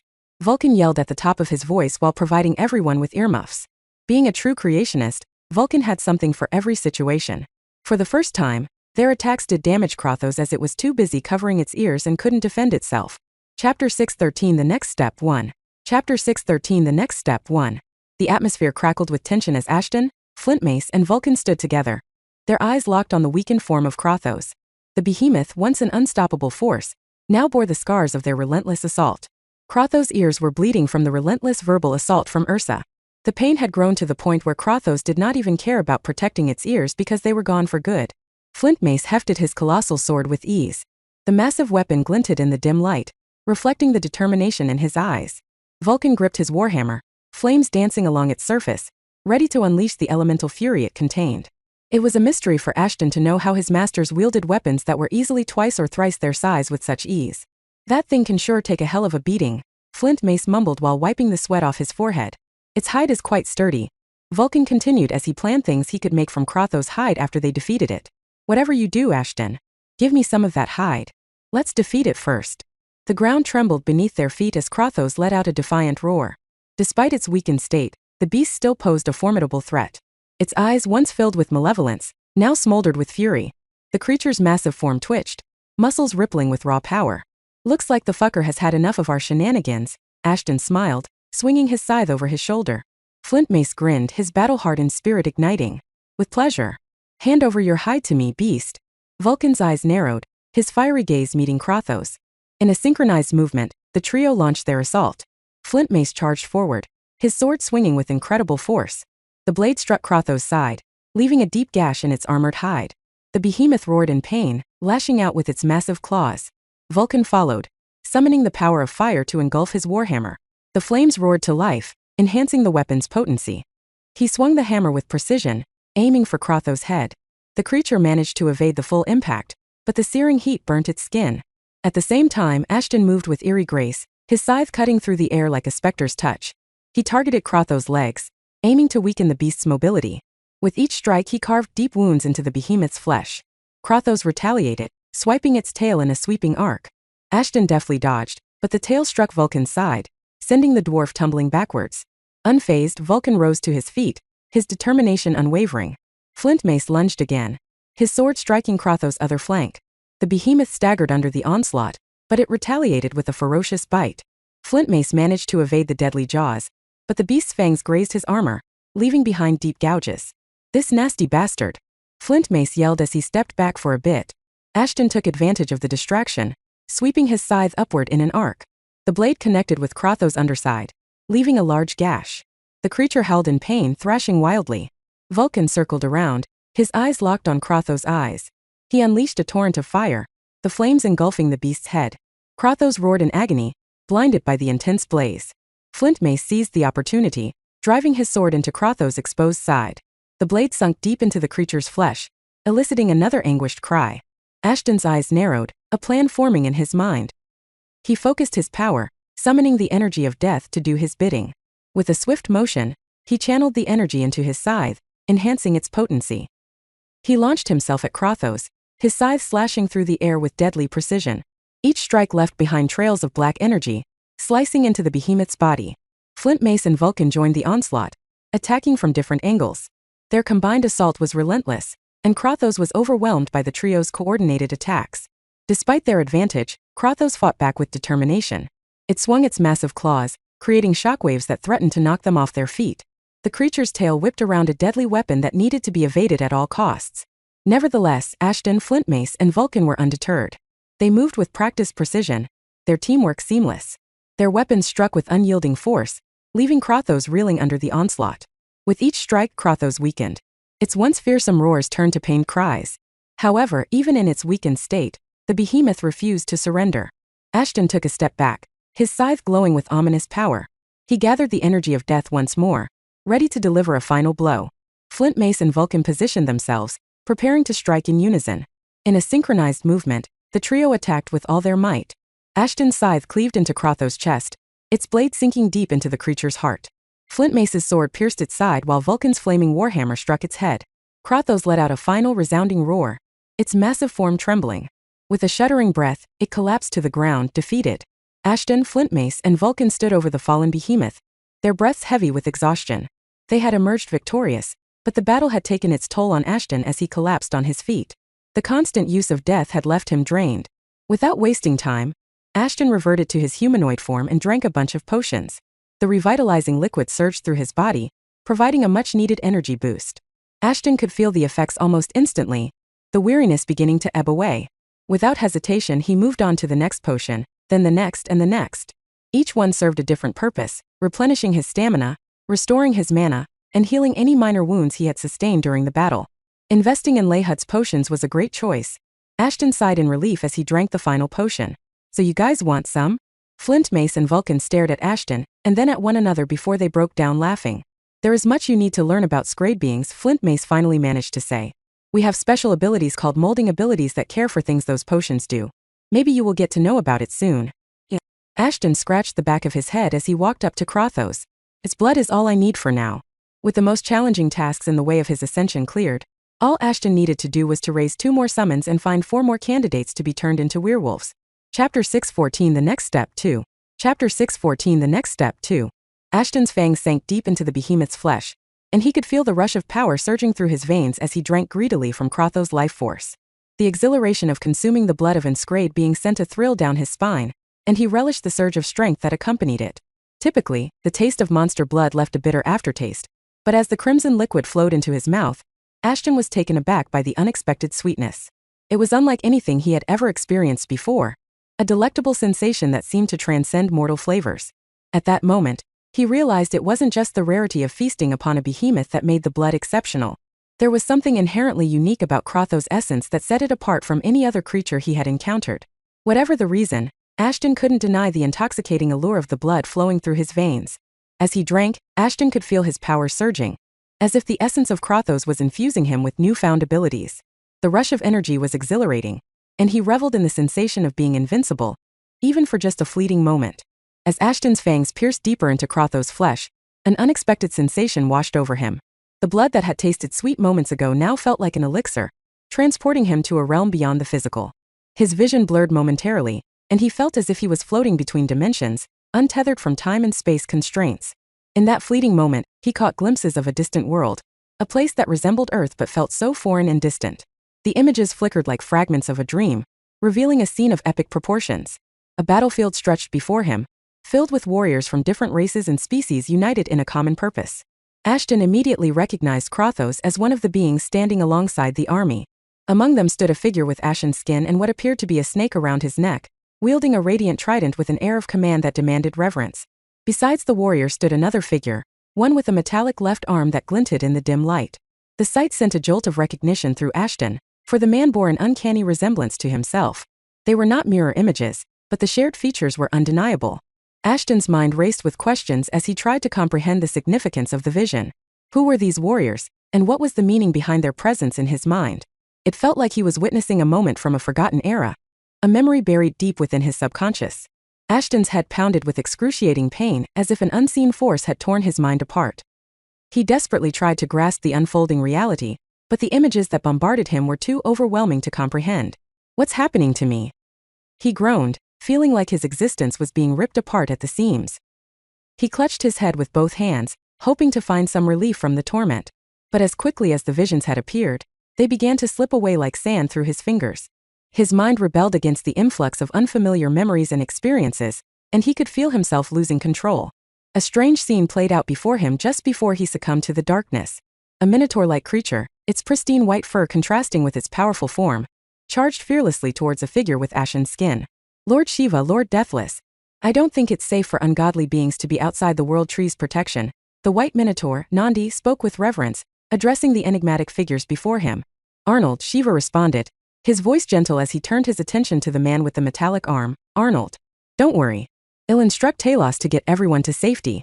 The man called Arnold nodded, and within a second, a humanoid robot appeared before him. It was then everything disappeared from his eyes as someone grabbed him by his hand and tossed him aside. Not yet, you are too weak. The voice said before throwing him away. Too weak? Their presence felt ancient, tied to forces far beyond his comprehension. The vision only offered a fleeting glimpse into their world, leaving him with more questions than answers. Ashton wanted to know more about what was happening around him, and what he witnessed. But it seemed that was all his mind could take as his vision got blank. Ashton's grip on reality faltered, and he succumbed to unconsciousness again, only to awaken back in the present, his fangs buried in Crotho's flesh. The taste of the behemoth's blood still lingered, but now it was mingled with the lingering impressions of the vision. What just happened? Ashton's mind whirled with thoughts as he tried to make sense of the visions. Were they memories from a forgotten past or glimpses of an alternate reality? And most importantly, what role did he play in the grand tapestry of events? Who was the man who called him weak? There were way too many questions inside his head and no answer. But the immediate reality demanded Ashton's attention.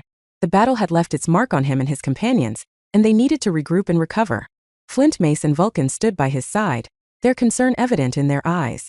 Ashton, are you all right? Flint Mace asked, his gruff voice filled with genuine concern. Ashton shook his head, trying to steady himself. I'm not sure. I saw something of vision, but it was all too fleeting. It felt like another world and there were beings, powerful beings. Shiva and Arnold. Vulcan chuckled, unable to resist making a joke. Crotho's blood must have had some hidden surprises, eh? Or did you hit your head on that giant beast somewhere? Ashton glared at Vulcan, not amused by his attempt at humor. This is serious, Vulcan. I saw something and I don't know what it means. Shiva and Arnold seemed important and a whole army behind them. Much bigger and stronger. Did you hallucinate or something? Vulcan chuckled. Maybe we should try tasting Crotho's blood for ourselves and see what happens. Flint May shook his head and continued, let's go, Ashton. We need to interrogate that priest too. Chapter 6:15 The Next Step 3. Chapter 6:15 The Next Step 3. Vampire Skill. Skill absorption activated. Attempting to absorb the skill past sight from the prey. Required gene to learn the skill. Precursor gene. Genes present in the host's body. Proceeding with absorption. Due to the inefficiency of skill absorption, only partial absorption could happen. As a result, the active skill, past sight, level 30, has been turned into an active skill memory reading, level 20. Note: the user is recommended to upgrade skill absorption as soon as possible. It's been a while since I saw this notification. Ashton rubbed his eyes as soon as he woke up. Couple with that, it took over 20 hours to absorb this skill. That's a first. As Ashton lay there, the visions of Shiva and Arnold still lingering in his mind, he couldn't shake off the sense of awe they invoked. Vulcan and Flint Mace had always been the pinnacle of strength in his eyes, but after witnessing the might of those beings, Ashton couldn't help but doubt whether even his mentors would stand a chance against them. Shiva and Arnold. I shouldn't dwell on them, Ashton said, standing up. If they are as strong as I suspect, they could defeat any of us effortlessly, that is, if we are on different sides. Just as Ashton was about to push the rogue thoughts out of his head, he remembered something else. Wait, could they be precursors? They are said to be the strongest beings in the universe, so it would make sense. Why am I wasting my time on this? Shaking his head, Ashton decided that dwelling on their power was futile. His primary concern was the safety and well-being of those he held dear, nothing more. Ashton heard a soft but urgent knock on his door. Curious, he opened it to find Anna standing there, her eyes red and filled with worry. Before he could react, she slapped him across the face, the sound echoing through the room. You fool! She exclaimed, her voice filled with anger and concern. Why are you so hellbent on facing every danger by yourself? Ashton rubbed his stinging cheek but didn't protest. He understood her frustration and knew he had worried her more times than he could count. He sighed, knowing that both of them were correct from their standpoint. I'm sorry, Anna, he said gently as she wrapped her arms around him. I don't want to put you through this, but sometimes, there are things that only I can handle. I don't want anyone else to get hurt because of me. I know, Anna's grip on him tightened, and she buried her face in his chest. But I can't bear the thought of losing you ever. Ashton held her close, his heart aching at her words. He felt the same, and that's why his first instinct was to save her first. Even if it meant taking harsh steps to do so. You're a moron, you know that? Anna looked up at him, her tearful eyes searching his. I fell in love with you, so yes. I do. Ashton mumbled softly. Want me to slap you again? No thanks, Ashton chuckled. The last one was enough. Then shut up and just hold me a little longer, Anna said. A hint of a smile on her lips. As you wish, Your Highness. Ashton and Anna were lost in each other's embrace when suddenly, there was a knock on the door. They reluctantly pulled away from each other, and Ashton went to answer it. A messenger stood there looking slightly nervous. Reaper and Bella, Minister Theron requests your immediate presence before the Emperor, the messenger announced, trying to sound as official as possible. Anna exchanged a concerned glance with Ashton. They both knew that a council meeting after their battle with Krothos could mean only one thing: they wanted Ashton to release the priest he had kept inside Valhalla. Tell Minister Theron we'll be there shortly, Ashton said calmly, dismissing the messenger with a nod. As soon as the messenger left, Anna turned to Ashton, her expression serious. What do you think this is about? She asked, her mind racing with possible scenarios. What do I think? I think this is going to be fun. Ashton smiled confidently before wearing his all-black attire. Let's get going. They made their way to the council chambers, the anticipation building with each step. When they entered, the ministers and the Emperor were assembled, their eyes fixed on Ashton. But they weren't the only ones there. Vulcan, Flint Mace, and several other figures who held importance in the Orion Empire were present there. The room was adorned with banners and decorations, and the atmosphere was filled with a sense of triumph and gratitude. As soon as Ashton and Anna entered the chambers, everyone moved as fast as they could, and before Ashton knew it, he was flanked by Flint Mace and Vulcan while the mercenaries stood in formation behind them. The Emperor, along with his ministers, stood on an elevated platform, preparing to address the heroes and the gathered crowd. Ladies and gentlemen, esteemed guests and brave warriors, the Emperor's voice boomed across the hall. Today, we gather to honor those who have shown unwavering courage and selflessness in the face of danger. He continued, Lord Flintmace, Sir Thory, and Sir Reaper, you have all proven your mettle and dedication to our empire. We are eternally grateful for your service. The crowd erupted into applause, and the mercenaries raised their weapons in acknowledgement. Reaper, Flintmace, and Thory, the Emperor had a lot more to say, his expression serious, I must ask you for one more favor. The priest who summoned the behemoth, he has committed heinous crimes against our empire and its people. As such, he must face justice for his actions, by our laws, Minister Theron concluded, his tone firm and resolute. Another minister said, we would like to ask you to hand him over to us so we can bring him to trial and deliver the appropriate punishment for his crimes. The people of our empire need to see that justice will be served, and that no one is above the law. Chapter 616 Have It Your Way. Chapter 616 Have It Your Way. The tension in the room was palpable as Ashton, Flintmace, and Vulcan objected to the Emperor's request. The Emperor, who had been praising them moments ago, now found himself facing the resistance of his most trusted allies. Reaper Flintmace Thori, the Emperor spoke, his tone measured but firm, I understand your concerns, but we must consider the greater good. He continued, the people demand justice for the crimes committed by the priest, and we cannot ignore their cries. Public pressure is mounting, and as the Emperor, I must answer to the will of my people. Flintmace stepped forward, his eyes locked with the Emperor's. Your Majesty, we are not saying justice should not be served. But the priest possesses vital information about the cult of Cosmos. We need that information to protect our empire and the entire galaxy. We have fought too hard and sacrificed too much to let this opportunity slip through our fingers. The information the priest holds could save countless lives. Vulcan chimed in, his voice resolute. The Emperor looked torn between his duty to his people and the advice of his most trusted allies. He knew the information about the cult of Cosmos was crucial, but he also understood the need to maintain order and uphold the law. I hear your pleas, the Emperor finally spoke, but I must put the welfare of the empire first. The priest's crimes cannot be ignored, and the people demand justice. I cannot issue an execution order without proper trial, but I cannot ignore the will of the people either. Ashton sighed, realizing the difficult position the Emperor was in. However, he knew of a way where the priest would be helpful to them, even in death. Your Majesty, we understand your predicament, he said, but I must also consider the galaxy's safety. The cult of Cosmos could strike us even harder if the priest isn't handled properly. We need time to extract that information and ensure it is used for the benefit of the entire galaxy. Flintmace nodded in agreement. We have dealt with the cult long enough to know their methods and strategies. We are best equipped to handle the priest and get the necessary information. I will not issue an immediate execution order. The Emperor considered their words, his expression troubled. But I cannot allow him to remain in your custody indefinitely. As such, it would be wise for you to hand him over peacefully. Fine, well, do it your way, Ashton said, his voice firm and resolute. In an instant, a portal crackled to life, emanating an ominous dark aura. From within its depths emerged a chilling sight that sent shivers down everyone's spines. A horde of skeletal beings, animated by some unknown force, stepped out, marching forward in eerie unison. Their hollow eye sockets stared vacantly ahead, and their bony forms creaked with every step. The court gasped in horror and disbelief at the ghastly spectacle before them. The priest, now looking more like a condemned soul from the bottomless pits of the underworld, was bound in heavy chains, his lifeless eyes devoid of any trace of defiance. Ashton, in control of the macabre horde, moved forward, taking measured steps toward the priest's prone form.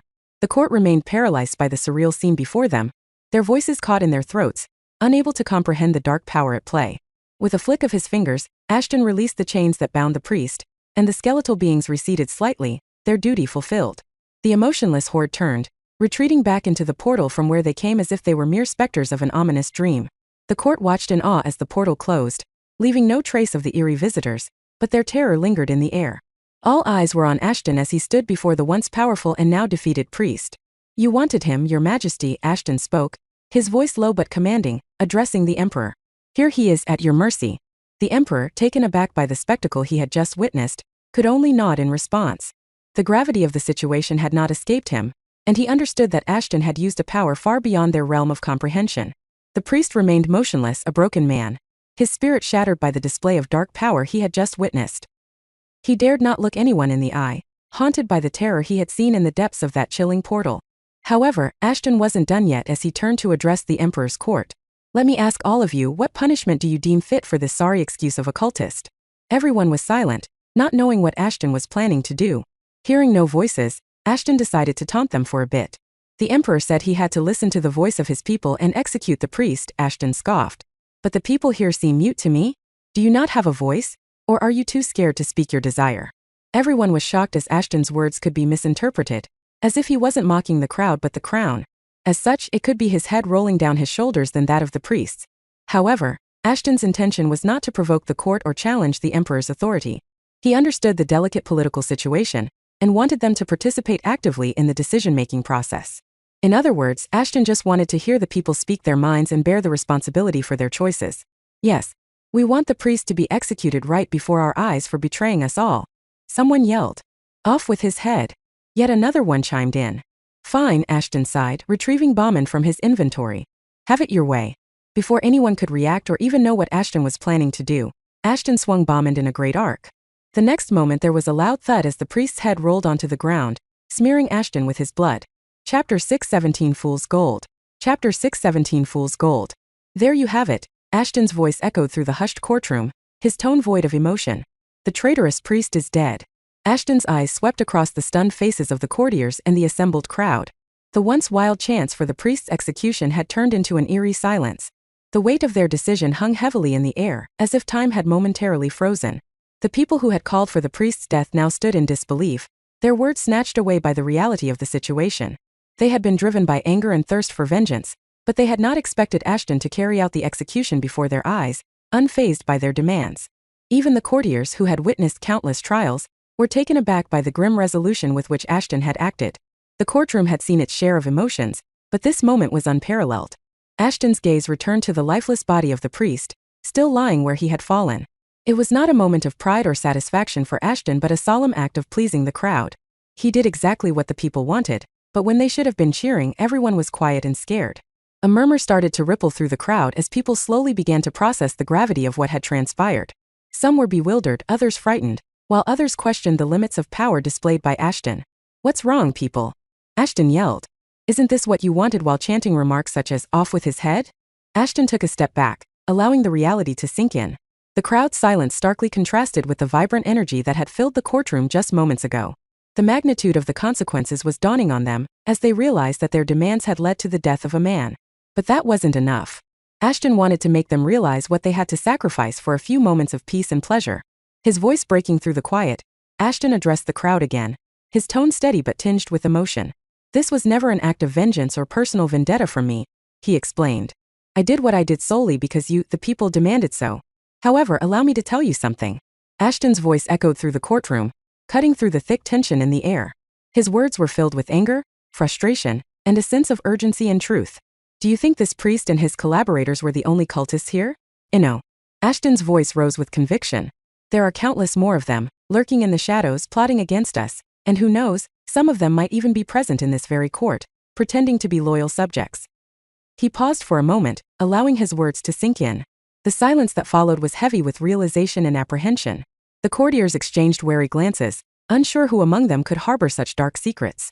If only we had been allowed to interrogate him, Ashton continued, his tone filled with regret, we might have been able to uncover the identities of many more cultists hidden throughout the galaxy. But because of your selfish desire for swift justice, we'll never know the full extent of this insidious network. Ashton's words struck a nerve, and some courtiers looked visibly uncomfortable. They had demanded immediate retribution, and in doing so, they might have jeopardized the Empire's safety and allowed the cultists to escape scrutiny. So remember this, Ashton's voice grew stern, when the cult strikes the Empire again, and they will, it was your desire for vengeance and your impatience that paved the way for their resurgence. He let the weight of his words linger in the room before he turned away from the crowd. His gaze fell on the lifeless body of the priest, a tragic reminder of what had transpired. Ashton took a deep breath, trying to steady himself amidst his wild emotions. He had not wanted to resort to such harsh words, but the gravity of the situation demanded it. The Empire's safety was at stake, and the people needed to understand the consequences of their actions. The Emperor, standing nearby, acknowledged Ashton's words with a solemn nod. He recognized the truth in what the Reaper had spoken, and the burden of his own decision weighed heavily on his shoulders. Without saying another word, Ashton summoned the skeletons once again, and they carried the priest's corpse back inside Valhalla. No one objected to him as the Empire had received what they wanted and no longer had any use for the priest's corpse. The courtiers watched silently, their earlier desire for vengeance replaced by a sense of sobriety. With the grim task completed, Ashton turned to the Emperor and bowed respectfully. The ruler acknowledged him with a nod but not saying a word otherwise. Ashton's companions joined him as they made their way out of the courtroom. Anna walked by his side. Like everyone else, she too was confused about why Ashton did what he did. But she knew waiting for Ashton to reveal his reason was better. Flint, Mace and Vulcan followed closely, their presence a reassuring show of support. The mercenaries too made their exit, their steps echoing through the halls. There was a sense of closure among them, knowing that their dangerous mission had come to an end. Ashton's lips curled into a smile as they left the court behind. His plan succeeded as he easily made a fool out of the Empire.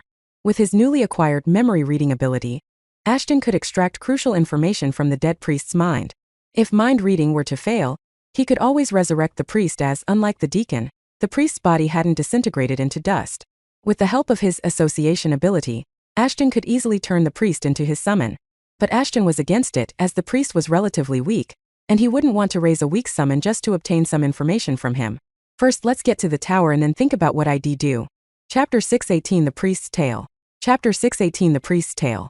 As soon as their ship docked in the tower, Ashton and Anna headed towards Odiga as they were in need of her network and knowledge. As they approached her, Ashton couldn't help but notice her playful demeanor, but this time there was no room for banter. As they approached Odiga, she greeted them with a playful smile, but her keen eyes quickly noticed the seriousness etched on their faces. Why the long faces? She quipped, trying to lighten the mood. Did the cultist escape, or did he turn to dust like the one you found before? Oh, he's here all right, Anna mumbled, looking at Ashton.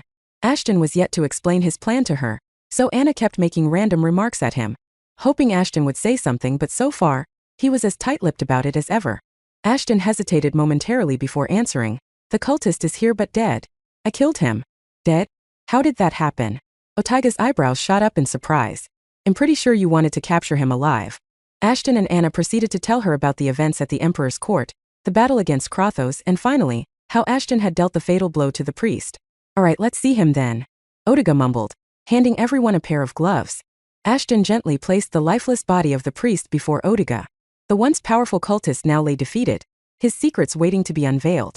Otiga's eyes glinted with curiosity as she looked at the body before her.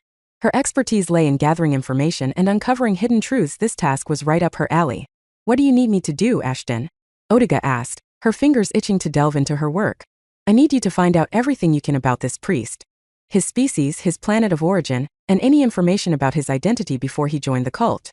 We need to know as much as possible, Ashton said. His eyes locked on hers. Odiga nodded, understanding the gravity of the task at hand. She reached for her tools, including some vials to store the priest's blood for testing purposes. I'll start with analyzing the DNA, she said, her voice focused and determined. Ashton nodded appreciatively, knowing that Odiga was best at what she did. He stepped aside as she approached the lifeless body of the priest, floating in the air thanks to the ridiculous technology Flintmace had given them access to. As she hurried off to begin her work, Ashton turned his attention back to the lifeless body of the priest. He knew he had a powerful tool at his disposal, his newly acquired memory-reading ability. He knew that he could extract vital information from the priest's memories. This is the part where I tell you about my plan, Ashton told Anna before activating his vampire and precursor genes. To do. He knelt beside the priest's body and closed his eyes, focusing his mind. With a deep breath, Ashton steeled himself for what he was about to do. He knelt beside the priest's body and closed his eyes, focusing his mind. The memory-reading ability was still relatively new to him, and he hoped he could handle the influx of memories that awaited him and not black out like the last time. Sinking his fangs into the priest's body, Ashton activated the ability. The world around him faded, and he was transported into the vast sea of the priest's memories. He was now an observer in the priest's life, experiencing it as if he were physically there. In his earliest memories, Ashton saw the priest as a young boy living in poverty on a desolate planet. He struggled to survive, scavenging for food and shelter. It was a harsh world where kindness was scarce, and the weak were often preyed upon. Ashton felt a pang of empathy for the young boy, seeing himself reflected in those desolate eyes. He understood the pain of a difficult childhood all too well. The memories continued, showing how the priest's life took a turn when the cult swept into his village. They offered him a chance to escape the hardship, promising power and prosperity beyond his wildest dreams. It was a seductive offer for a boy who had known nothing but suffering. Ashton watched as the priest was initiated into the cult, becoming a devoted follower. The cult's teachings filled the void in his heart, giving him a sense of purpose and belonging. But with every step he took deeper into the cult's embrace, the darkness consumed him. The memories revealed how the priest was tasked with spreading chaos and discord among neighboring planets, using his manipulation abilities to instigate conflicts and fuel hatred. Ashton's heart sank as he witnessed the priest's involvement in countless atrocities, knowing that his hands were stained with the blood of innocent lives. It's funny how we had a similar start to our lives, but then we turned to be on the opposite ends of the spectrum of morality. Ashton smiled wanly as he continued watching the priest's life. I can't excuse the horrors you committed, but I can understand the desperation that led you down this path. The memories continued, showing how the priest rose through the cult's ranks, gaining power and influence. But with each step, he became more entangled in a web of deceit and darkness. He was no longer the young boy Ashton had seen initially. He had become a cold and ruthless fanatic. There wasn't much to go by, but I at least found a couple of names that could be useful. Ashton opened his eyes, finding Odiga standing beside him, holding a data pad with a thoughtful expression, while his head rested on Anna's lap. It seemed he blacked out after witnessing the priest's memories. I've completed the DNA analysis, she said. The priest species is known as Zelians, a race known for their manipulation abilities. They were thought to have been wiped out centuries ago, but it seems the cult has kept their existence hidden all this time. Ashton nodded, the pieces fitting together perfectly. And what about his planet of origin? Odiga tapped a few buttons on the datapad. It's a remote planet in the outer regions of the galaxy, far from the reach of the Empire's influence. It's a barren world. Then it's a perfect place for cultists to operate from. Ashton concluded what was going inside Otiga's head. Do we have any missions I need to take care of? At the moment, there are a couple of them, Odiga replied, going through the list of jobs the ghosts have been getting since Ashton's reputation shot through the roof and the faction gathered more fame for themselves. Fine, I'll deal with those and then we can head for the planet. Ashton scratched his head. What was the planet's name again? Zeum. Got it. Ashton replied, finally getting up. Thanks for everything. Anytime, Odiga replied with a smile as the couple left her to her devices and a corpse to dispose of. Chapter 619 Progenitors Arrive. I don't like it when you faint, Anna said while showering.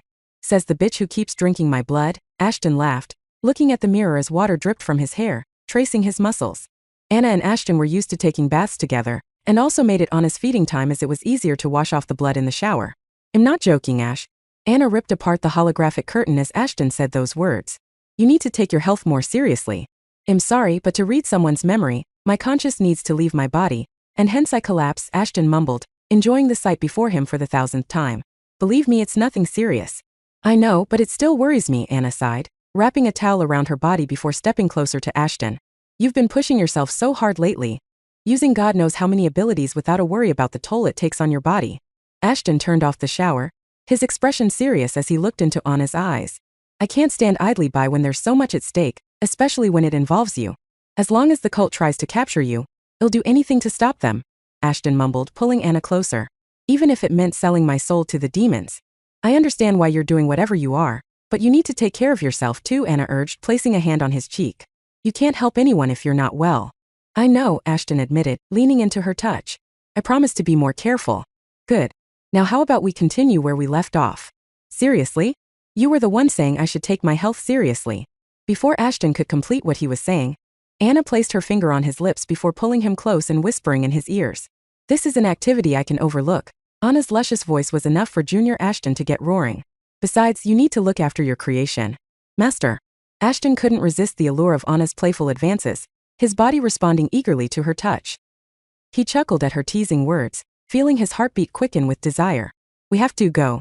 But Anna was relentless, her mischievous smile widening as she leaned closer. You know you want this, Master, she purred, her fingers tracing tempting patterns on his skin. The words escaped Ashton's mouth as Anna began getting handsy with him. Fine, this master would gladly put you in your place. With a mischievous glint in his eyes, Ashton pulled Anna closer, his lips finding hers in a heated kiss. Their bodies pressed together, igniting a passionate fire between them. Their shared desire filled the air as they explored each other's bodies, each touch igniting sparks of pleasure. Time seemed to slip away as they lost themselves in each other, indulging in the intimacy they both craved. Their lovemaking session was becoming a sort of ritual as they couldn't keep their hands off of themselves as soon as they were done with a mission. Especially missions that involved a high risk of fatality. Go slow, damn it. Anna squealed as Ashton lifted her up, her legs around his naked waist as he penetrated her. We have time. We can take it slow. I think you should take a look at.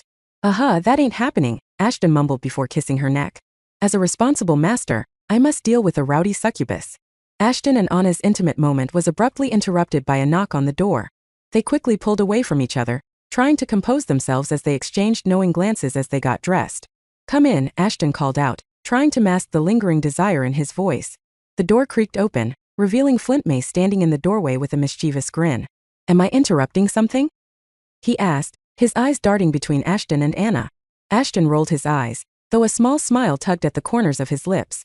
Yes, you are, he replied, trying to sound annoyed but failing miserably. But does it even matter?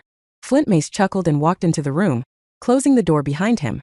Sorry, couldn't help myself, he said, giving Ashton a playful pat on the back. But we've got business to attend to. What's the matter, Zyron? Jealous you're not getting any action? Vulcan's voice echoed from the outside. Oh please, you know I've got plenty of admirers. Flint Mace raised an eyebrow, his grin widening. Being a tower's owner has its perks, unlike you red-haired buffoon. Enough of this banter, Ashton said, returning to why his masters were there in the first place. What's the matter? We have some guests who want to meet you, Vulcan said, his voice low and intense. Ashton raised an eyebrow, intrigued by the sudden appearance of unexpected visitors. Guests? Who are they? You'll know when you see them, Flint Mace replied. You better come with us to the meeting room. Both of you. Curiosity piqued, Ashton and Anna followed Flint Mace and Vulcan to the meeting room.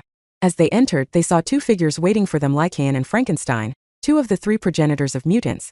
Damn, it's been a while, guys, Ashton greeted them with a smile while Anna, true to her royal lineage, gave them a courteous bow. Indeed it has, Lycaon replied with a smile. You're looking well. And doing well. Frank intervened. We have heard a lot about your mercenary group. As a fellow Earthling, I'm proud of you. And you two look as intimidating as ever, Ashton complimented them. But where's the third wheel hiding? Don't tell me he's out there flirting with my people. I swear he never learns. As soon as they heard Ashton asking about Dracula, their faces fell. They looked at each other before Lycaon delivered the bad news. We have some troubling news, he said. Dracula has been kidnapped. Chapter 620 Deceptive Confrontation. Dracula has been kidnapped, I see. Wait, what? Ashton exclaimed. You're kidding. He was kidnapped? By whom? Ashton was hoping the seriousness on Lycaon's and Frank's faces would slip away, but he was wrong. They weren't lying. How did it happen? Anna inquired, wanting to know how someone at the peak of an grade was kidnapped. We suspect the Zyrans are behind this, Lycaon stated angrily. They've been trying for a while now to get their hands on us, and it appears they finally made their move. They also took Irina and Verena, Frankenstein explained, his face bleak. They must have viewed them as a means of forcing Dracula to cooperate. Ashton's mind raced, trying to process the information. Irina and Verena were his ex-fiancées, and even if he wasn't interested in them in that way, they were still his friends. Ashton's fists clenched, rage pouring through him. These Zyrans. Always getting in our way. Anna caressed his shoulder. We will get them back, she vowed fiercely. However, we must proceed with caution and strategy. We can't afford to make any blunders because the Zyrans are incredibly powerful and crafty. Flint Mace and Vulcan took a step forward, their faces resolute. We're right here with you, Ashton, Flint Mace added. Whatever it takes, we'll get them back. Ashton nodded gratefully, knowing he could rely on his trustworthy companions and friends. Thank you. But before we make a decision, we'll need to gather as much information as possible. Ashton then turned towards the progenitors. Can you tell me anything else you've discovered about the Zyrans' activities? We've been tracking their movements for a while, Lycaon said, nodding as he explained. It appears that the Zyrans have been conducting secretive experiments and collecting rare artifacts from various planets. We suspect they are plotting something significant. He went on to say, Dracula was investigating them and their sudden interest in artifacts when he went off the grid. I believe this was when the Zyrans informed him about Irina's and Verena's abduction. We also suspect they have a hidden base on an uninhabited planet in the Umber sector, continued Frankenstein. It could be where they're keeping Dracula, Irina, and Verena. Ashton's fingers swiftly danced across the communicator's holographic interface as he relayed his urgent message to Odiga. Gather all the intelligence personnel, he commanded. Drop everything else they're working on and focus solely on the Umber sector and its exoplanets. I need a comprehensive report on potential hidden bases or any unusual activities within 3 hours. This is a top priority. Dozens of questions popped up in Otiga's mind upon hearing Ashton's weird request. However, once he said it was an urgent matter, Odiga decided her questions would have to wait. Odiga nodded solemnly, her eyes mirroring Ashton's determination. Understood, Reaper, she replied. I'll mobilize the team immediately. Though ID suggests we leave a team to focus on finding more about the cult. Fine. You can do as you deem fit, Ashton interrupted her. I don't care how many people are working on it, as long as I can get a proper report ASAP. With that, the communication ended, and Ashton turned to his companions. I think you should take a look at. While Odiga and her team gather the information, we need to prepare for our journey to the Umber sector, he said. Flint Mace and Vulcan exchanged knowing glances. Since the matter concerned the Zyrans, they were obviously going with Ashton to help him out. No matter how much Ashton had grown, there was no way he would be able to face an entire Zyran armada on his own. Well, ensure our ship is fully equipped and ready to go, Flint Mace said. Anna nodded. And I'll gather all the necessary supplies and equipment. Lord Vulcan, I would need your assistance with it. That much is obvious, Vulcan patted Ashton on his back. We'll need everything we can get our hands on. Be prepared, brat. Ashton smiled gratefully at his friends. Thank you. We need to move fast if we want to have any chance of finding Dracula, Irina, and Verena before it's too late. As the team sprang into action, Each member focused on their assigned tasks with unwavering resolve and perseverance. Time was of the essence, and they knew they couldn't afford any delays. Within 3 hours, the intelligence report was compiled and delivered to Ashton. As he absorbed the precise facts regarding the Umbra sector and its exoplanets, each word and piece of data became seared in his consciousness. The report revealed a web of prospective locations where the Xyrans could be carrying out their dark plots. Ashton's brows furrowed when he identified places notorious for their covert and unregulated activities, ideal breeding grounds for the Xyrans' evil schemes. The Xyrans were so drunk on their power, they thought they could do whatever they wanted without anyone challenging their authority. But Ashton had had enough of those bastards. Also, since he was on the verge of becoming an Scrade being, based on his cumulative levels, he thought it was the perfect time for him to make his presence known to the Xyrans. The time for subtle actions and covert operations was over. It was time for a direct confrontation, a challenge to the authority the Xyrans held so dear. Are you sure about this? Once you reveal yourself, they'll know exactly what you've been up to all this time. Do I even have another choice, Astaroth? Ashton sighed. Their attack hit a bit too close for comfort. It's only proper that I return the favor. I get it. But I am suggesting that do not confront the Xyrans as Ashton, but as Reaper, as a mercenary who was hired to deal with them. Ashton leaned against the wall, considering Astaroth's advice. Astaroth was right, revealing himself as Ashton could risk everything he had worked for. However, if he confronted the Xyrans as Reaper, they would have difficulty messing with him as he had a few Scrade beings backing him up, and no soul, Xyran or not, would want to fight with someone like him. Fine, let's do this your way. Chapter 621 Deceptive Confrontation 2. In the distant reaches of the Milky Way galaxy, hidden away from the bustling center of civilizations, was a desolate sector known as Umbra. Once a vibrant and lively region, it was home to several star systems teeming with life and diversity. Planets thrived with advanced civilizations, each flourishing with their own unique cultures and technologies. However, this prosperity would not last forever. The resource-rich sector had always been in the eyes of many intergalactic civilizations, as it was only a matter of time before they all acted to force their will upon the dwellers there. As the galactic powers expanded and their thirst for resources grew, Umbra became a coveted territory. Fierce battles erupted between rival factions vying for control, leaving destruction and devastation in their wake. The inhabitants of Umbra's star systems were caught in the crossfire of these relentless conflicts. Planets were scorched, cities were reduced to ruins, and entire populations were wiped out. The once lively worlds turned into barren wastelands, haunted by the ghosts of the past. Amidst the chaos and destruction, the inhabitants of Umbra were left to struggle for survival. They clung to the remnants of their civilizations, desperately trying to rebuild and defend their homes. But the constant wars and strife had taken a toll, leaving them weary and broken. As the decades passed, Umbra became a desolate and forgotten sector, shrouded in darkness and despair. The stars themselves seemed to weep for the once thriving worlds, now reduced to mere shadows of their former glory. A lone figure wandered the barren landscape on one such desolate planet, a wasteland known as Nefarian. His name was Varian, and he was a Xyrilian, a reptilo-humanoid species that once lived on Nefarian.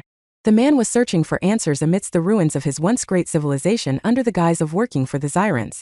Even though Varian was now a part of the Xyran Armada, working as a miner extracting the resources Nefarian had to offer, he couldn't help but feel a tinge of hatred towards them as they were the ones who targeted and destroyed many of the sector's planets. If only there was someone who could deal with these bastards. A sudden beeping noise brought him back to his senses. Fuck. I forgot about to clock out. Whatever, it's not like those dictators would care about a missing miner. As he walked through the remnants of a once bustling city, Varian could not help but feel a profound sense of loss. Memories of a time long gone flooded his mind, of laughter and joy that had once filled the streets. Now all that remained were crumbling buildings and the echoes of a forgotten past. Varian was 7 when the Xyrans forced them to evacuate the planet, and since the Xyrilians believed the Xyrans to be representatives of the Almighty, they readily did so. Little did they know that the Xyrans were doing nothing more than population control and slaughtered millions of Xyrilians and enslaved those who remained. Maybe colonizing would be a better suited term. After all, Xyrans integrated the Xyrilians into their society as low-ranking individuals who were suitable to become foot soldiers, minor workers, or in most cases, servants. Varian, like most of his people, hated the conditions that were forced upon them but were too weak to object. Those who did were never seen or heard from again, which was enough to scare the rest of them. As Varian explored further, he stumbled upon the ruins of a grand library, a treasure trove of knowledge and history. The sight was both heartening and heartbreaking, as he saw countless books and scrolls reduced to dust. Xyrilians were known for their hunger for knowledge, and never really bothered expanding their military strength. By the time they realized the need to defend themselves, it was too late. Now their knowledge was long gone, destroyed by the hands of those whom they hailed as the messenger of the Almighty. I think you should take a look at. As Varian picked up what remained of their religious texts, His armband went berserk once again this time. It was glowing yellow. All colors got drained from his face as he realized the Zyrans were looking for him and had declared code yellow, which referred to a worker going off the grid. Damn it. Varian cursed, his face losing all color. He knew what this meant. The Zyrans were on his trail and closing in fast. He had to act quickly. Hurriedly, Varian made his way towards the exit, hoping to escape before the Zyrans could apprehend him. But just as he was about to reach the door, a powerful kick sent him sprawling backwards. Before him stood Nishka, the manager of the mine where Varian worked. The golden-skinned bastards had surrounded him, and Varian knew he was in a world of pain. Sightseeing, are we? Nishka sneered, pressing his boot against Varian's face. Trying to relive the past, perhaps? You could have asked for a day off if you were that desperate, you know? Struggling to catch his breath, Varian glared up at Nishka, defiance burning in his eyes. I wasn't sightseeing, he retorted, his voice laced with anger.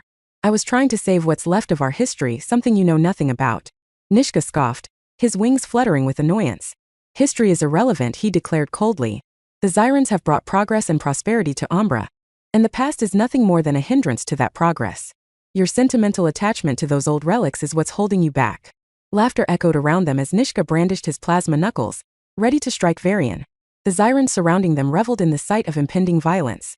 However, their amusement was short-lived as a slow clap filled the air, drawing their attention away from Varian. Man, these Zyrans never cease to amaze me. The voice came from none other than Ashton, who strolled into the library without any care for the Zyrans around him. You really do have a talent for concealing your misdeeds. The Zyrans turned to face the newcomer, and their amusement quickly turned to confusion. Who was this man who dared to mock them in their own territory? Ashton grinned mischievously, his eyes glinting with amusement and defiance. He took a few steps closer to Varian, unafraid of the hostile gazes directed at him. You see, I was passing by and couldn't help but overhear your delightful little discussion. Truly, it's fascinating to witness the lengths you go to maintain your facade of righteousness. Who the hell are you? Nishka's scowl deepened, and he raised his plasma knuckles menacingly. Oh, you don't know me? Ashton shrugged. His mask was doing its job concealing his identity. That makes my job a tad bit easier. Chapter 622 Deceptive Confrontation 3. The Zyrans surrounded Ashton, their mistrust and hostility fixed on him as the air around them trembled with tension. Ashton's presence on Nefarian, which was absolutely off-limits to outsiders, had alarmed the Zyrans. Yet, rather than cower under their scrutiny, Ashton greeted them with a bold and confident smile, his eyes blazing with defiance as if he didn't care he was facing Zyrans. His stance was that of a warrior undeterred by the odds stacked against him. Although he appeared to be standing there casually, Nishka could see no openings for them to attack the human. That was enough to put Nishka on edge, but his newly recruited underlings didn't have the experience he did. Even then, he was hopeful they'd be able to subdue the stranger before them. Should we end both of them? One soldier asked. One is a traitor and the other is infiltrating our planet. Now let's capture them and feed them to the Holos. Those dogs are always hungry for exotic meat. Man, you guys are funny. Ashton laughed like a maniac, stopping the Zyran mid-sentence. What are you people even doing here? Go open a podcast or something. People seem to enjoy those these days. The Zyrans, used to being feared and obeyed, found themselves unsettled by Ashton's unwavering confidence. It was as if he knew something they didn't, and the uncertainty gnawed at them. Who are you and what business do you have on Nefarian? One of the Zyrans angrily demanded. Tell us or I'll rip your tongue out and do the talking for you. I am but a traveler passing through, Ashton casually replied. I had heard tales of the Umbra sector's desolate history, and was curious to see it for myself, but I seem to have stumbled upon something more intriguing than anticipated. Curious travelers don't just stumble upon restricted Zyran property, Nishka retorted, brandishing his knuckles. What's your real purpose here? Ashton's smile didn't waver, and he continued spouting more bullshit to agitate the Zyrans. Perhaps you're right, he conceded. I am keenly interested in history, and preserving the legacy of forgotten places. It's a shame what has become of the Umbra sector. Wouldn't you agree? The other Zyrans looked at each other, their suspicion growing. Varian watched in fascination as Ashton seemed to effortlessly navigate the tense situation. Enough of your lies. One of the Zyrans snarled, lunging at Ashton with a plasma spear. Ashton sidestepped the attack in a blur, his grin widening. Come now, there's no need for violence. I'm just a man seeking knowledge, nothing more. Undeterred by Ashton's remarks, the man lunged at him again. Only this time Ashton decided to go on offense. Ashton seamlessly disarmed him and twisted the Zyran's arm behind his back, rendering him immobile. The other Zyrans hesitated momentarily, taken aback by the ease with which this seemingly ordinary human had neutralized one of their own. With a sinister grin, Ashton revealed his fangs. The glint of his vampiric nature confused the Zyrans. They had only encountered one such individual before who was in their custody. At least that's what the reports mentioned. You see, I'm not a human, he said, his voice taking on an eerie tone. I am something you would have nightmares about, starting now. Before their eyes, Ashton sank his fangs into the Zyron's neck, drawing blood. The Zyron winced in pain, but he was unable to resist, held firmly in Ashton's grip. The sight was horrifying yet mesmerizing, and Varian could not tear his eyes away. It almost felt like the Lord had answered his prayers in the form of the stranger before him. I think you should take a look at. Ashton drank the Zyron's blood, his eyes glowing with an otherworldly intensity. Time seemed to stand still for a moment as the Zyrons watched in awe and terror. When Ashton finally released his hold, the Zyron stumbled and fell, lifeless. The chilling silence that followed was broken only by the faint hum of energy in the air. Ashton turned his gaze back to Varian, his fangs retracting as he did so. You should leave now, he said calmly, his voice resonating with authority. I'll deal with these Zyrons. But Varian protested, as Nishka wasn't the only Zyron there. More of them would arrive at any moment, but Ashton shushed him, pointing towards the exit. Rest assured they won't ever trouble you or this planet again. Now go. Gathering his courage, Varian nodded in gratitude and fled from the scene, leaving Ashton to face the remaining Zyrons. Now then, shall we begin? Ashton asked the Zyrons as he bit into his own hands. Blood trickled down from the bite wounds, but a moment later, red mist filled the room. What the hell is this? The Zyrons exclaimed, not knowing what would happen next. As the mist turned denser, the Zyrons found themselves caught off guard, coughing and sweating profusely, while only Nishka remained somewhat unaffected. Skill. Blood mist has been activated. Let the hunt begin. Ashton whispered as he disappeared into the thick red mist. The mist clung to every corner of the room, obscuring their vision and filling the air with an unsettling presence. Soon Nishka's underlings began hallucinating and attacking each other. The once loyal soldiers were driven mad by the poisonous mist. Nishka watched in horror as his underlings succumbed to the maddening effects of the mist. What was supposed to be a show of force and control had turned into a nightmarish scene of chaos and self-destruction. I need to get rid of this, Ms. What the hell? Nishka was busy formulating a plan when he felt an excruciating pain in his back. It was as if someone had clawed him. He turned to see the stranger's hand had transformed and was drenched in his blood. You bastard! Nishka yelled and lunged at Ashton. Unfortunately, he ended up hitting one of his own men, killing the poor soul instantly. But Nishka didn't have time to react as he received a swift kick in his face, sending him out of the broken building as Ashton appeared before him, with the severed heads of Nishka's underlings. Huh? I didn't know Zyrons were supposed to be this weak. Ashton yawned before throwing the severed heads towards Nishka. You should probably say your farewell to them. After all, you killed most of them. What? Chapter 623 New Summon. Oh, I guess you thought you were trying to hit me. Ashton acted as if he was lost in his thoughts. Newsflash, whenever you thought you were hitting me, you were hitting your soldiers instead. Nishka's eyes widened in horror as he connected the dots. The truth unfolded before him, and the weight of his actions pressed heavily on his conscience. His comrades hadn't met their demise by a swift, sharp blade as he had believed it resulted from his own ruthless and frenzied attacks. The realization hit him like a tidal wave, and the guilt washed over him, threatening to drown him in remorse. The hallucinations that had driven his men to turn on each other were nothing but cruel illusions, a wicked ploy played by Ashton through blood mist. And he had been its unwitting puppet, mindlessly perpetuating the chaos and destruction. Can't be. Ashton's masqueraded face held a smile, but it was a smile filled with amusement. It was a smile that reflected the gravity of the situation, the severity of the Zyron's actions. His eyes bore into Nishka, piercing through the facade of arrogance and revealing the darkness within. That's right, they weren't the ones hallucinating. It was you. Ashton's words were laced with the sad truth. You didn't flinch as they begged for mercy, and here we are now, debating about their deaths. Ashton's voice trailed off, the weight of the moment hanging heavily in the air. The library, once filled with chaos and violence, was now a haunting memoir of tragedy and despair-filled Zyrons. The reality of Nishka's actions hit him with an indescribable force. He had become the instrument of his comrades' demise. Their lives were doused out by his own hands, controlled by the evil mist. I knew you Zyrons were heartless. Ashton's tone shifted, his words tinged with an air of disappointment. But this? Killing your comrades is a whole new level. The air was tense as Nishka's eyes burned with anger and frustration. He pointed an accusing finger at Ashton, his voice trembling with emotion. This is all your fault. You brought this mist upon us, and now my comrades are dead because of you. Oh, is that so? He taunted, his masquerade slipping away to reveal his vampire visage. Blame me all you want, but the truth is, your lack of mental fortitude made you an easy pawn for the mist. Your weaknesses led to the demise of your comrades. Not me. Enraged by Ashton's dismissive demeanor, Nishka lunged forward, fists clenched and eyes ablaze. His attack was swift and decisive, fueled by a desire for vengeance and retribution. You never learn, do you? Ashton sighed, flexing his arms. That's why I love it when people like you struggle. Ashton sidestepped Nishka's blow with inhuman speed, and the Zyron's momentum carried him forward, causing him to stumble.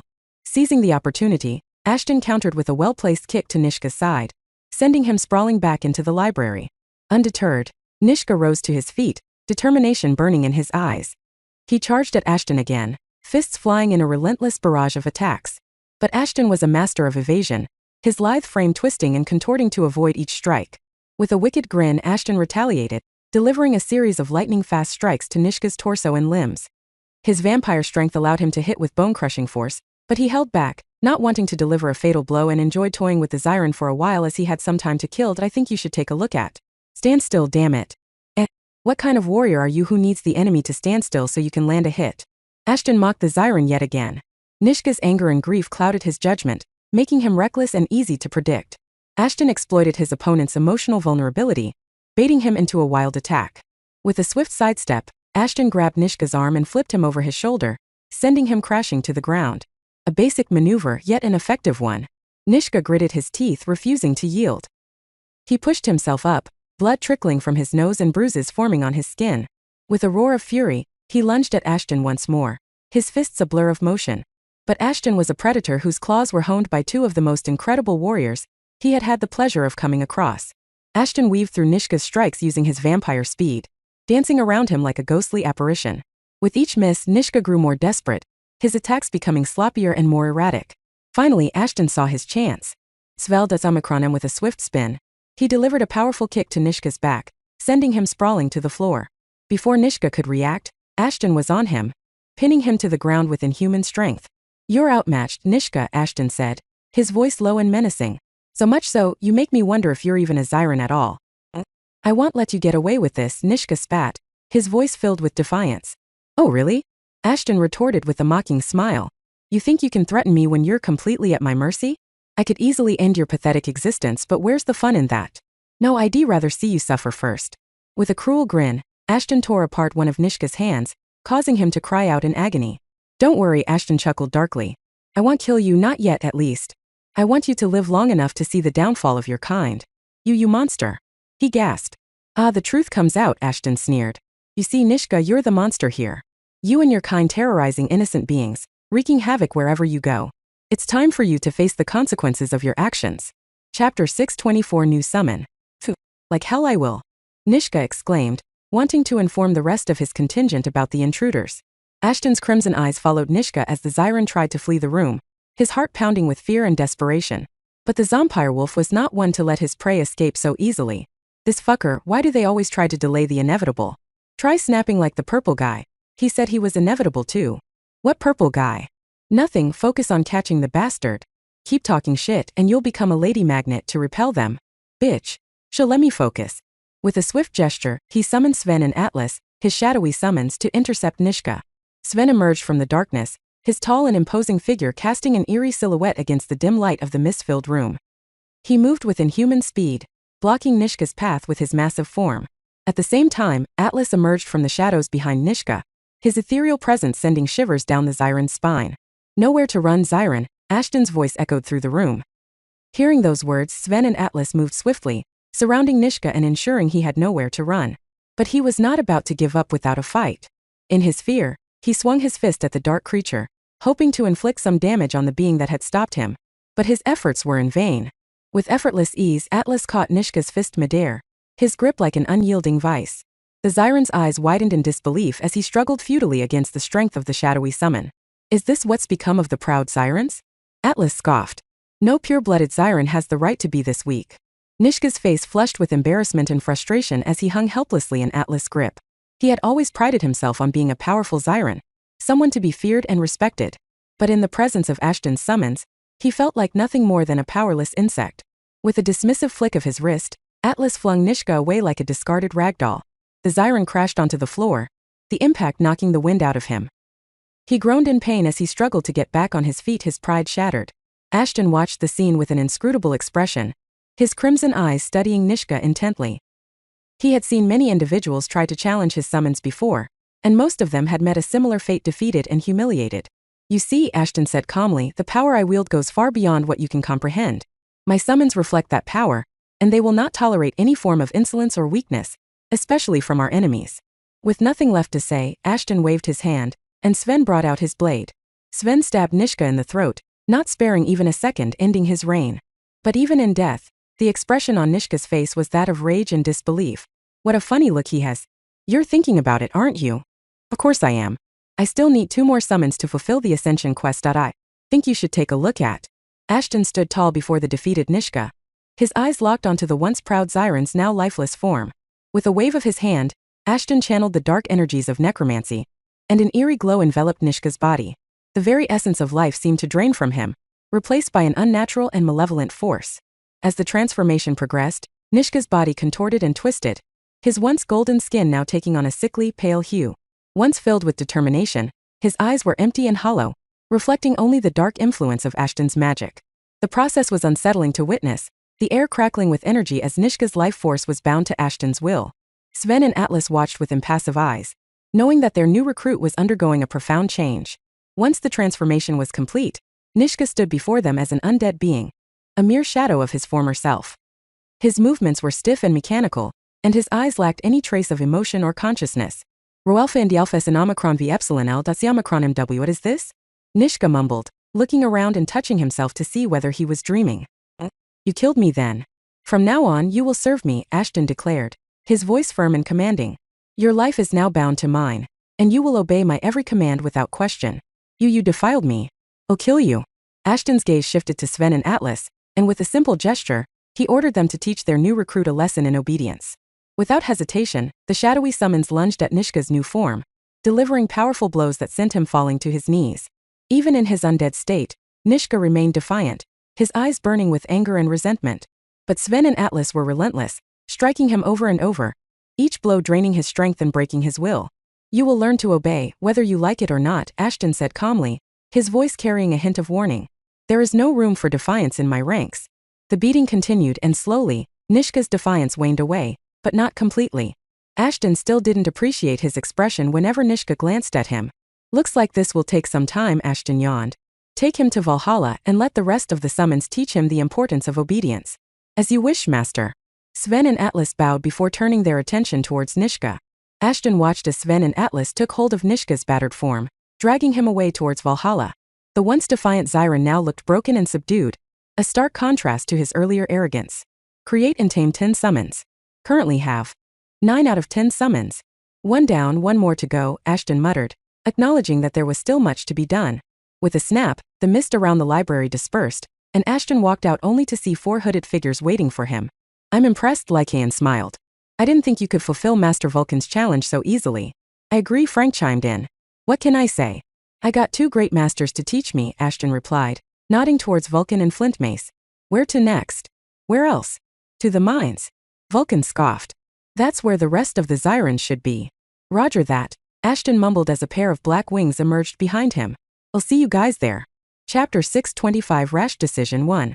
Since Ashton's group was infiltrating through heavy Zyran borders, it was deemed essential to have a small group, as a large group wouldn't have been able to go deep within Zyran territory without being detected. As such, only Ashton, Flintmace, Vulcan, Frank and Lycaon were the ones to embark on the mission to find Dracula and the twins. Even though many were willing, Ashton knew it was a mission of utmost importance, and as such only the strongest warrior should have to take on the quest. I can't believe a planet like Nefarian was reduced to this state. What do you mean? Ashton inquired as he flew in the dark skies of the planet, looking for the mine that was Dracula's final coordinates before his disappearance. Nefarian was one of the unique planets in the Umbra sector. It was like a hidden gem, with thriving wildlife, prosperous people, and magnificent infrastructure. Master Seraph used to say it was a heaven located at the heart of hell, just like Earth. As he listened to the description, Ashton's heart sank. He was almost able to envision the planet's former magnificence and peace. Now it's become hell. Indeed, Ashton whispered, his gaze focused on the lonely landscape below. The planet's formerly colorful life was now replaced by tragedy and despair. We're here. Ashton landed on the ground with a faint thud, taking safety among the debris of a fallen building that overlooked the mining site. The scene before him was unlike anything he had ever seen. Massive machines, gargantuan in size and strength, rivaling the neighboring mountains, unleashed a vicious-looking laser, piercing deep into the ground. The force of their drilling shook the ground, sending shockwaves throughout the lonely landscape. A swarm of aliens of various species labored tirelessly around the scene, their features carved with despair and desperation. They toiled under the watchful gaze of the Zyrans, who stood tall and formidable, assuring complete control over their crew, ensuring nothing went out of control, and there were no rebellions from the overworked laborers. Any ideas what they could be mining here? Ashton asked Astaroth as he should have known the answer to the question. Blood glyphs. At least I think it's those. Blood glyphs? What are those? Blood glyphs are known to be strong and ancient artifacts. They are supposed to be infused with the essence of powerful entities. The Zyrans think that by collecting these symbols from the planet's deepest depths, they will be able to harness the unimaginable potential and continue increasing their strength unnaturally. Essence of great beings, meaning the precursors? Ashton's eyes widened as he pulled together the information.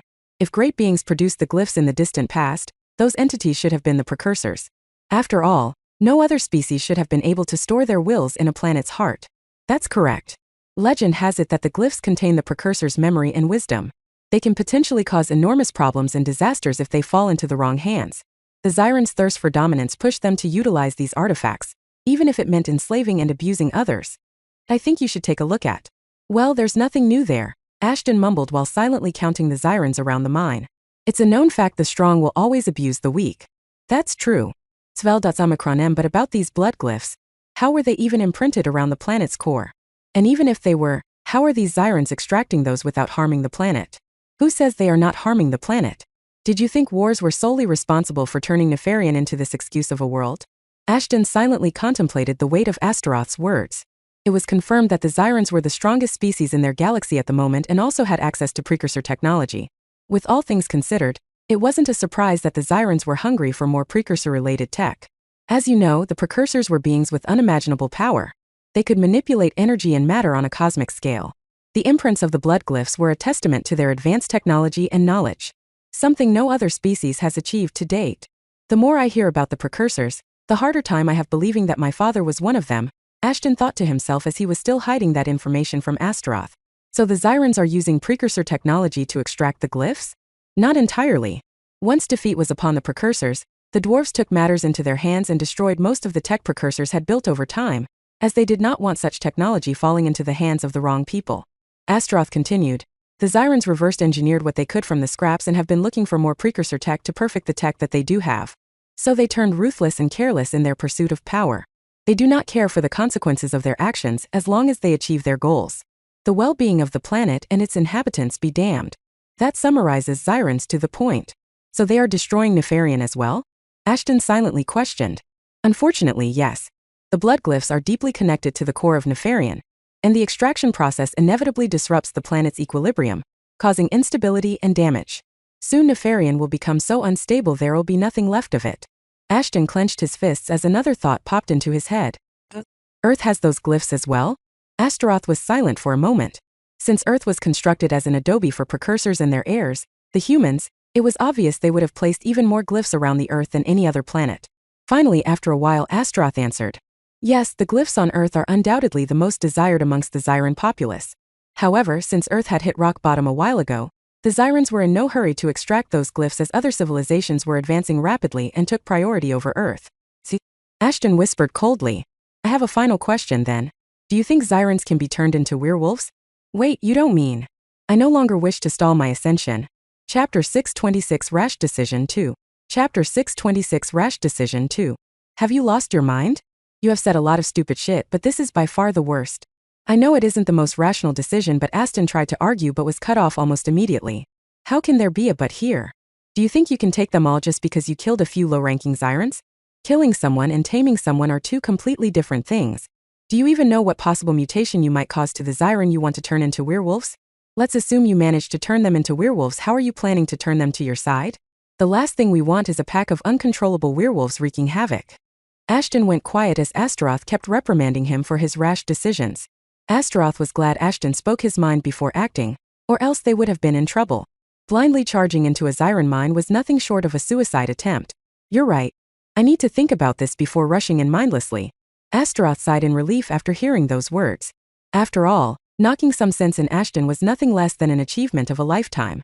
Thankfully, before Ashton could pitch any more of his rash ideas, the progenitors and his masters arrived to join him.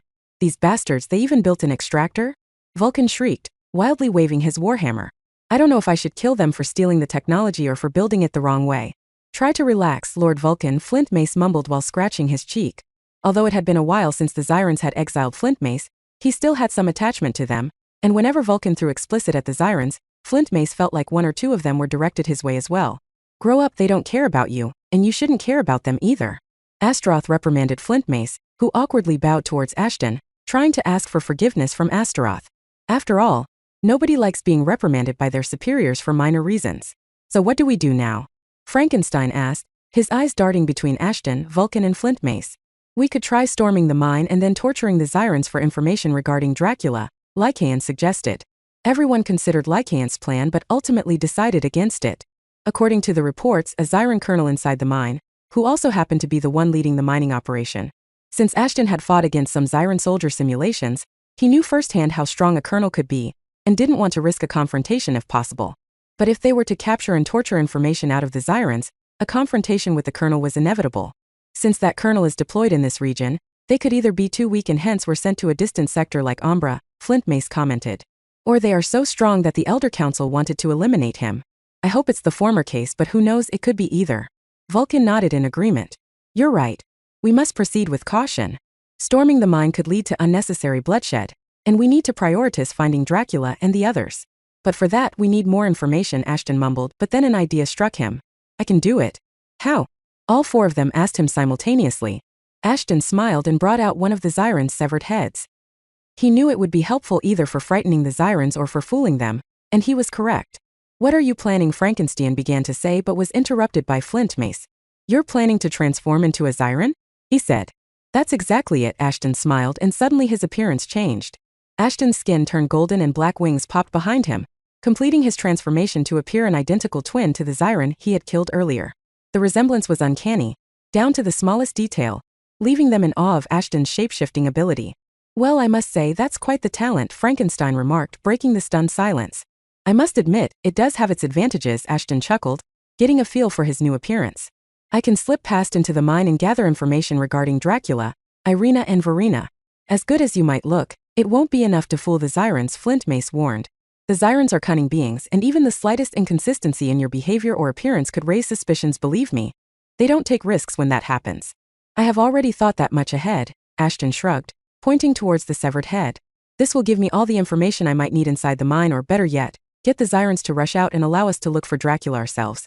Saying so, Ashton bit into the head and activated memory reading. The next moment he found himself inside the Zyran's mind. His memories were now Ashton's to claim and use. In an instant, Ashton found himself immersed in a whirlwind of images and thoughts.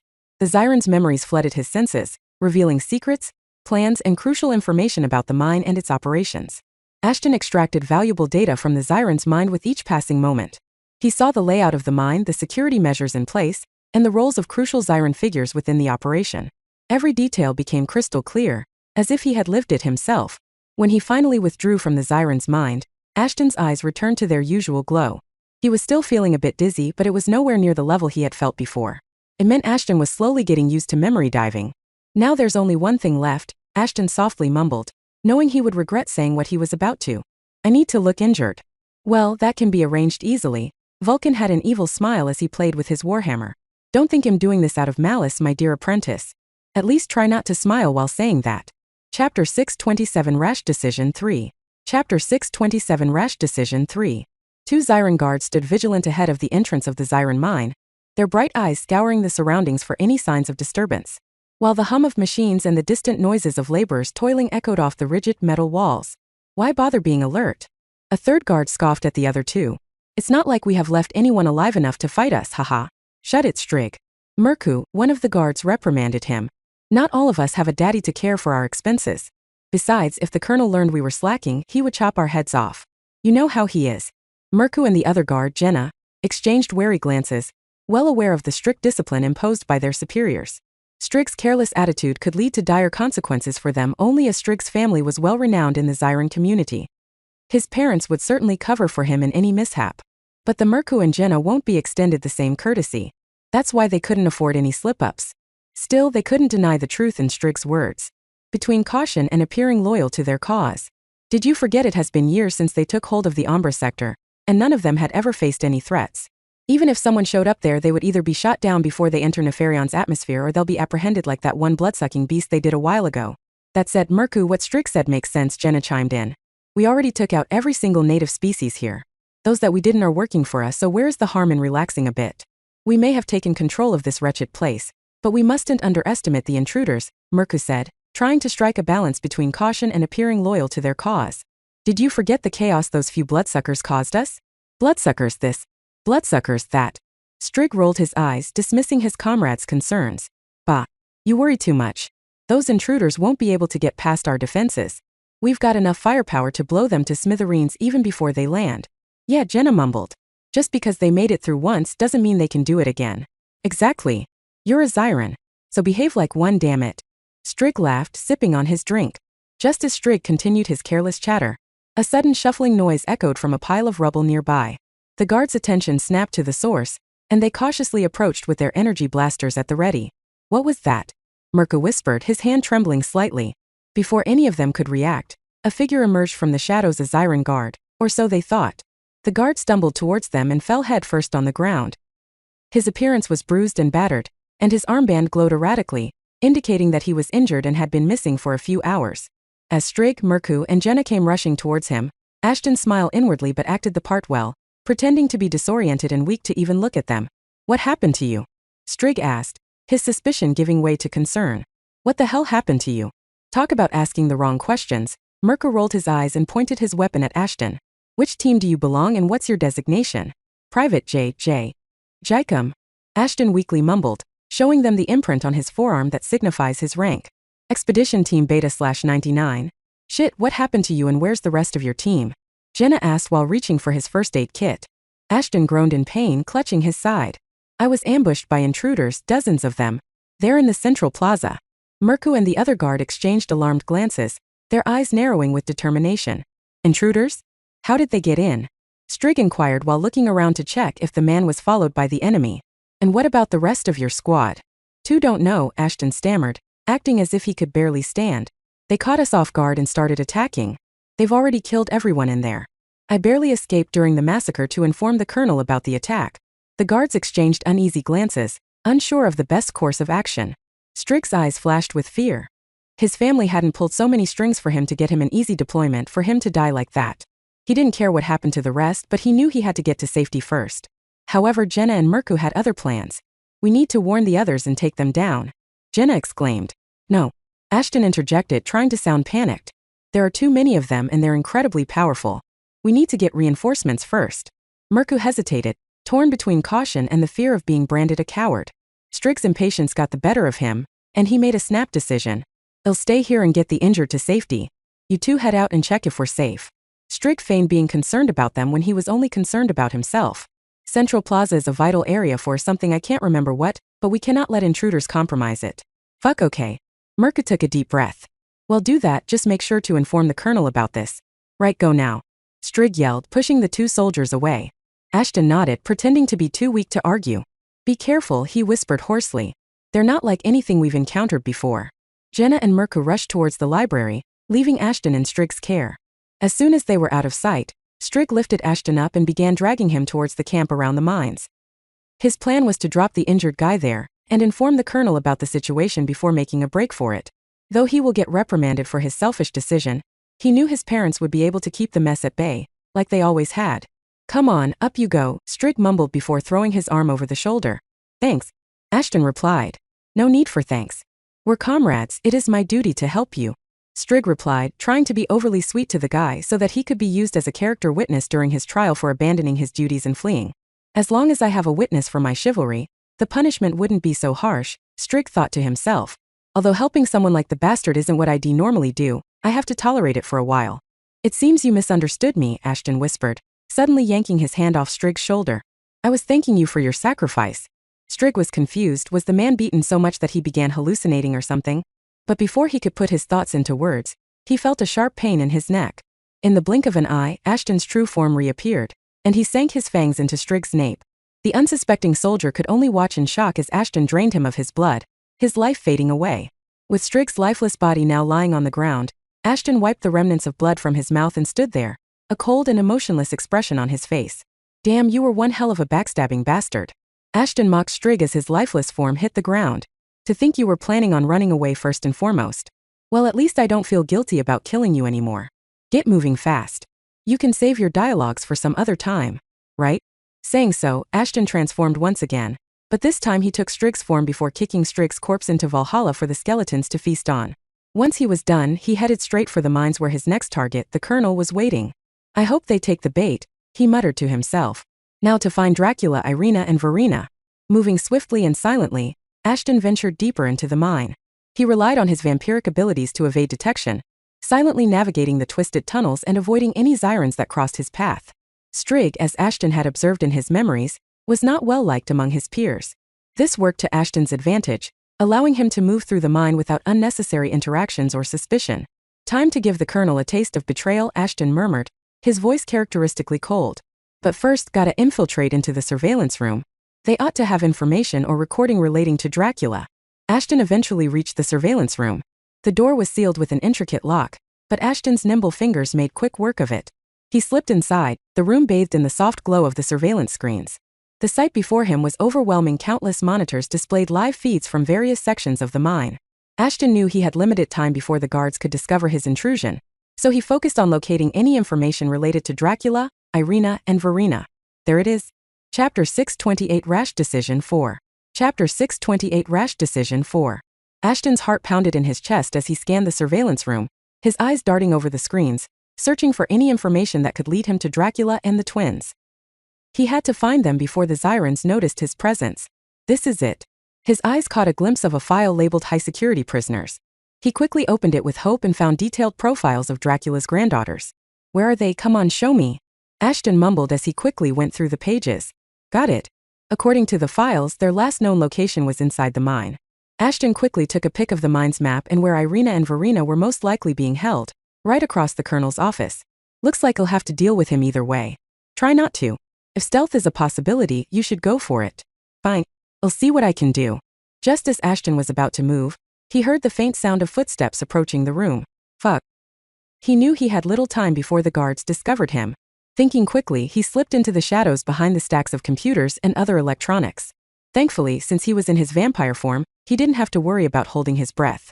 Moments later, the door creaked open, and 2 Zyran soldiers entered the room. Ashton's heart raced, and he prayed they wouldn't spot him. The Zyrans were known for their keen sense. Any wrong move could blow his cover. At least they are low-ranking grunts. You should be able to take them down if push comes to shove. Thanks for your confidence. But even if they are grunts, I'd rather not engage them and risk alerting the rest of the Zyrans. You do you. Something doesn't feel right, one of the guards muttered, glancing around the room. Ashton's eye darted in the grunt's direction. He knew he had to act fast. With a silent leap, he used his agility to climb onto the ceiling, clinging to the metal beams like a shadow. But he knew the grunts very well. They could tell someone was inside the room because of their sense of smell. It also meant that they knew Ashton was still inside the room. The guards exchanged uneasy glances, sensing that something was amiss. Without wasting any time, one of the guards reached for his radio to alert the Colonel about the intrusion. Ashton knew he couldn't let that happen no matter what. If the Colonel arrived there, it might be game over for their secret operation, and they might never learn Dracula's whereabouts. Here goes nothing. Ashton dropped from the ceiling in a swift and silent move, landing behind the guard with the radio. Before the guard could react, Ashton delivered a decisive blow to the back of his head, knocking him unconscious. What was that? The remaining guard spun around, his eyes wide with shock and fear. Who are you? How did you get in? Shut it. Does it look like I'm here to answer your questions? You. Ashton met his gaze with an intimidating grin, his fangs glinting in the dim light. The Zyran soldier raised his weapon, but Ashton was quicker and disarmed the guard swiftly. The guard lunged forward, delivering a swift kick towards Ashton's midsection. But Ashton was ready. With lightning-fast reflexes, he sidestepped the attack and countered with a powerful roundhouse kick of his own. The guard blocked the strike just in time, but the force behind the impact caused him to stagger backwards. Ashton wasted no time, pressing his advantage. He unleashed a series of rapid punches and kicks, aiming for the guard's vulnerable spots. But the guard proved himself as a formidable opponent, deftly blocking each blow and countering with his own strikes. Their movements were like a blur, the sound of fists and feet connecting filling the chamber. Ashton's vampire-enhanced strength and speed gave him an edge, but the Zyran guard was skilled and relentless.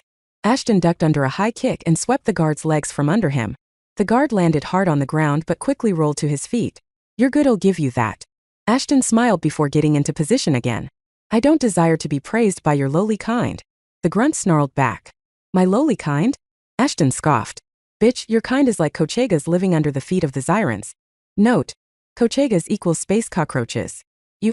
The guard aimed a roundhouse kick at Ashton's head, but Ashton blocked it with his forearm, feeling the impact reverberate through his bones. Had it not been for the stimulated fights he had gone through, he would have been no match for the grunt. Regardless, Ashton retaliated with a spinning back kick, catching the guard off guard and sending him sprawling backwards. But the guard was far from defeated. He sprang back to his feet, his eyes burning with intensity. It appeared the more Ashton fought him, the better his opponent got. Without wasting time, the grunt launched a flurry of punches at Ashton, who expertly weaved and dodged each strike. Ashton saw an opportunity and seized it. He feinted to the left, then quickly changed direction, delivering a powerful knee strike to the guard's abdomen. The guard gasped in pain, and Ashton followed up with a devastating uppercut that sent him flying backwards. The guard crashed into a nearby wall, the force of the impact causing the stone to crack. But to Ashton's surprise, the guard rose once more, his determination unshaken. "Man, I was joking when I called you a Kochega, but damn. You're just as resilient as one." "Shut up." The grunt roared in fury. With a feral growl, the grunt charged at Ashton, his movements becoming more aggressive and unpredictable. Ashton knew he had to end the fight quickly before the guard could mount a comeback. Skill. Irreverence has been activated. The user will now deal true damage for 30 seconds. User's extra HP will be consumed for the skill's duration.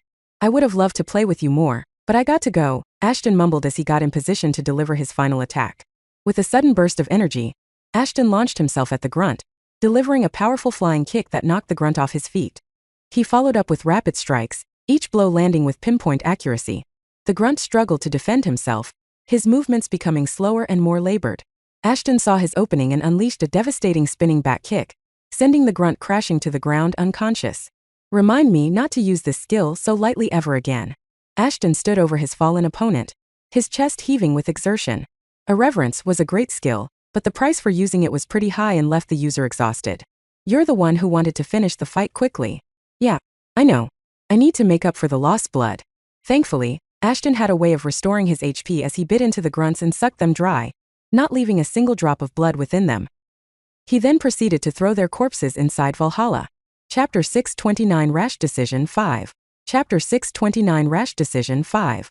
Ashton ventured slowly through the Zyran mine's dimly lit halls, and his footsteps were silenced by the dust and debris on the floor. He tried remaining in the shadows, using his skills to blend in with the darkness and his heightened senses to stay undetected. His keen eyes swept every nook and crevice, looking for any trace of Irina and Verena. A gentle voice crackled through his radio just as he was about to walk inside another tunnel. It was a message from Lycaon. "Good news, we caught the 2 Zyrans you sent our way," Lycaon said. His breathing was uneven, probably because of his encounter with the Zyrans. "Great, keep them restrained. Do not kill them until necessary," Ashton replied. "We can use them as hostages if things go south." "That's exactly what I was thinking," Frank's voice echoed through the radio. "What about the twins?" "I have a rough idea where they are," Ashton mumbled while passing through a few miners. "I'm heading there at the moment." "That reminds me." Ashton was about to ask about Vulcan and Flint Mace, as they'd have a crucial role to play if things went south. But his masters beat him to it as another voice joined their conversation. "Don't worry, Ashton. We're right here," Flint Mace informed them while Vulcan's grumble could be heard in the background. "It seems you're doing a great job inside. I don't see any irregular movement among the Zyrans." "Roger that," Ashton said, immediately disconnecting the call, fearing the Zyrans might detect the radio signals and get alert. "This would have been much easier if only I could use the summons." It took him a long time to get to where the twins were being kept, but then he ran into another problem. Guards had surrounded the entire area. While it proved something valuable inside, Ashton wondered if his disguise would work there, as it was highly unlikely that someone like Strigg would have clearance to enter such a place. However, before Ashton had the opportunity to act, he sensed someone approaching him. The thought of fleeing entered his mind, but it was too late as the figure was now standing right behind him. "Private Strigg," the Zyran's voice threw Ashton off as the squeaky voice did not match the silhouette before him. "What are you doing here?" Ashton cursed under his breath before slowly turning to face the Zyran. Once again, Ashton was glad he wasn't walking around the mine in his Zompirewolf form, as his raging heartbeat would have certainly alerted the Zyran before him. But the surprises weren't over yet, because the Zyran calling him was none other than the Colonel himself. At least that's what Ashton learned from Strigg's memories. "Yes, Colonel?"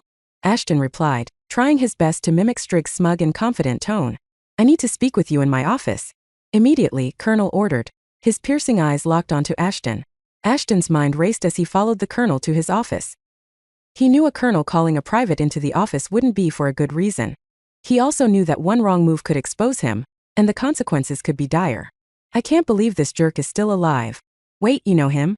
I don't, but I have heard a lot about him. The guy's name is Rick and he was a brat through and through. Just like you. Could we please keep our discussion strictly to the guy? Right, so what should I say? He was a great soldier. Followed orders to the T. A Zyran of his word, until it came to his private life. The bastard was born to Zyran aristocracy, back when it wasn't abolished, and was spoiled beyond limits. How is he like me then? Either way, could you cut to the chase? I would rather know everything about him before I have to enter the office here. He fell for a succubus and destroyed everything he stood for. Worse of all, the succubus turned out to be a spy planted by an anti-elitist organization. You see where this is going, right? Rick got his ass kicked out of the Zyran community? Yup. His family disowned him and everything, that's why seeing him here surprises me even more. After all, once someone is exiled from our community, they happen to be exiled for good. Things do seem suspicious. Ashton knew Astaroth wouldn't lie to him about someone like Rick, but if he were to believe his counterpart, it would be impossible for Rick to have a post as high as a colonel. They entered the colonel's office, a dimly lit room with holographic maps and charts covering the walls. Ashton took a deep breath, trying to steady his nerves. What is it, Colonel? Ashton asked, trying to sound casual. Rick studied him briefly before speaking. I have considered the preposition tossed by your father. Since they have helped me in the past, it is only proper that I repay their favor. Ashton looked puzzled as he studied Rick's face. Rick also saw Strigg's expression and decided to elaborate on the situation. Tossing a map in Ashton's direction, Rick continued. You are, at this moment, being promoted to the rank of Lance Corporal effective immediately, Rick informed Ashton with a straight face. Now before you start celebrating, there's a little mission you'll have to complete. I'd do anything with or without the promotion, sir. Ashton acted his part, but even he could see Rick was somewhat surprised by his enthusiasm. Ahem, so where was I? Rick mumbled, pointing at the holographic map. Alright. Take a look here. We've received intel that some mysterious things have been happening in the nearby sector. I want you to gather a team, head there within 2 hours, and have a report ready by tomorrow. That'll be all. Without wasn't any time, Ashton took the map and left. Why? Because the area Rick had pointed to was where Ashton and company had hidden their spaceship. If anyone went looking for anomalies there, they would discover the ship and the ones aboard. Forget that you only have a couple of hours to save the twins and run, or they'll find out about the intruder, aka you. I know. But first tell me, how strong is Rick? He should be somewhere between level 301 and 350, and I don't like what you're thinking. Does it look like I care? But let's save the twins first. Ashton mumbled and rushed towards the cells without a second thought while radioing Flint Mace. My beloved masters, it's time. The very next moment there was a massive explosion outside, shaking the mine. It was time to either make it or break it. Chapter 630 Festival of Blood 1. Chapter 630 Festival of Blood 1. Panic erupted in the mine as a noisy explosion rocked the vicinity outdoors. The ground shook, sending shockwaves through the roads. The miners and Zyran guards panicked, their screams and screams heating up into a chaotic chorus of terror. The once orderly operation descended into chaos as miners and guards scrambled for cover. Tools rattled on the ground, and the air was thick with dirt and dust. The emergency alarm sounded, adding to the noise that stuffed the mine. Zyran's guards hurriedly assessed the situation, their shouted orders barely audible in the chaos. They called for calm, for patience, trying to repair order to the fearful people.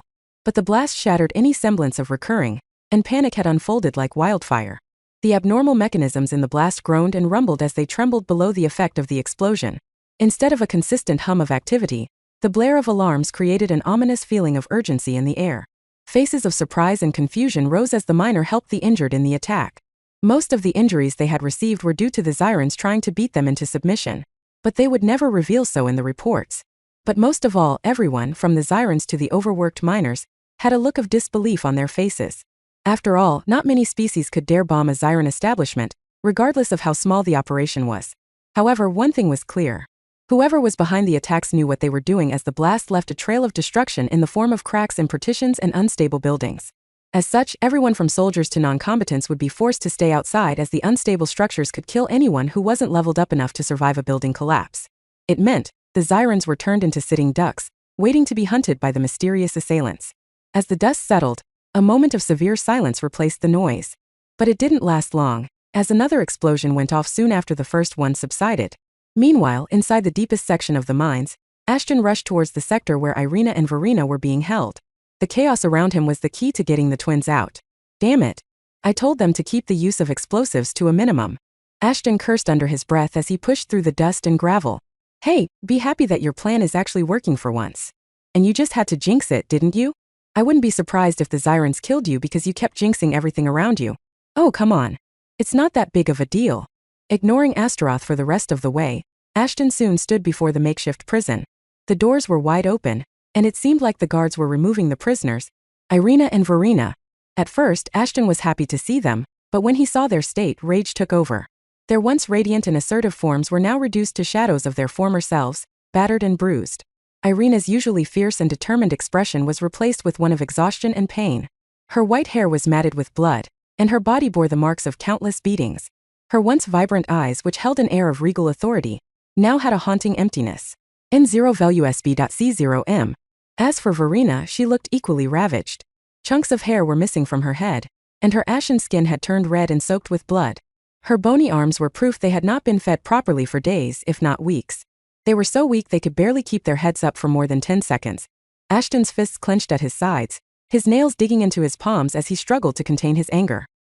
He knew he had to maintain his composure for the sake of the mission, but what he saw next made him snap. One of the Xyrans grabbed Irina by her hair and slammed her onto the ground before ripping off her lousy clothes. The other guards saw it all and kept laughing while a few of them warned the others to keep moving. Ashton, don't. This is not the time, Ashton. Lucha, this isn't the time to. One of the guards tried stopping the others but was pushed back. Stay out of this, Kyo. The guard who had ripped Irina's clothes smiled smugly. The colonel wouldn't know what I did, especially in this chaos. Besides, you all can keep yourselves with the other bloodsucker. No one knew what happened next, but Lucha's mouth disappeared into thin air as blood spurted out of his face. Before the guards knew what was happening, a hand punched through Lucha's chest, ripping his heart out before crushing it. What the? The guards turned around to see Strig was the one that attacked Lucha. However, the scene only confused them even more. The guards kept staring at Strig, wondering whether he was always this strong. But even if he was, why would he attack and kill one of their own? The guards might have been confused, but Ashton wasn't. His crimson eyes were burning with rage as he revealed himself. The guards were shocked, not knowing what was happening, but they knew there was an intruder whom they needed to deal with. One of the guards swung his baton, but Ashton expertly dodged the strike and countered with a brutal kick to the guard's abdomen.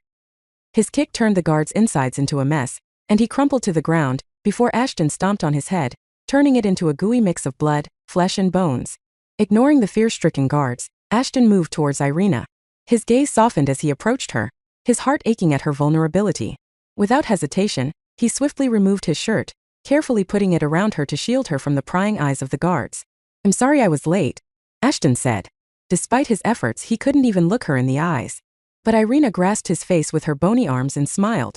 Finally, Irina's tear-filled eyes met his, a mixture of gratitude, exhaustion, and love reflected in her gaze.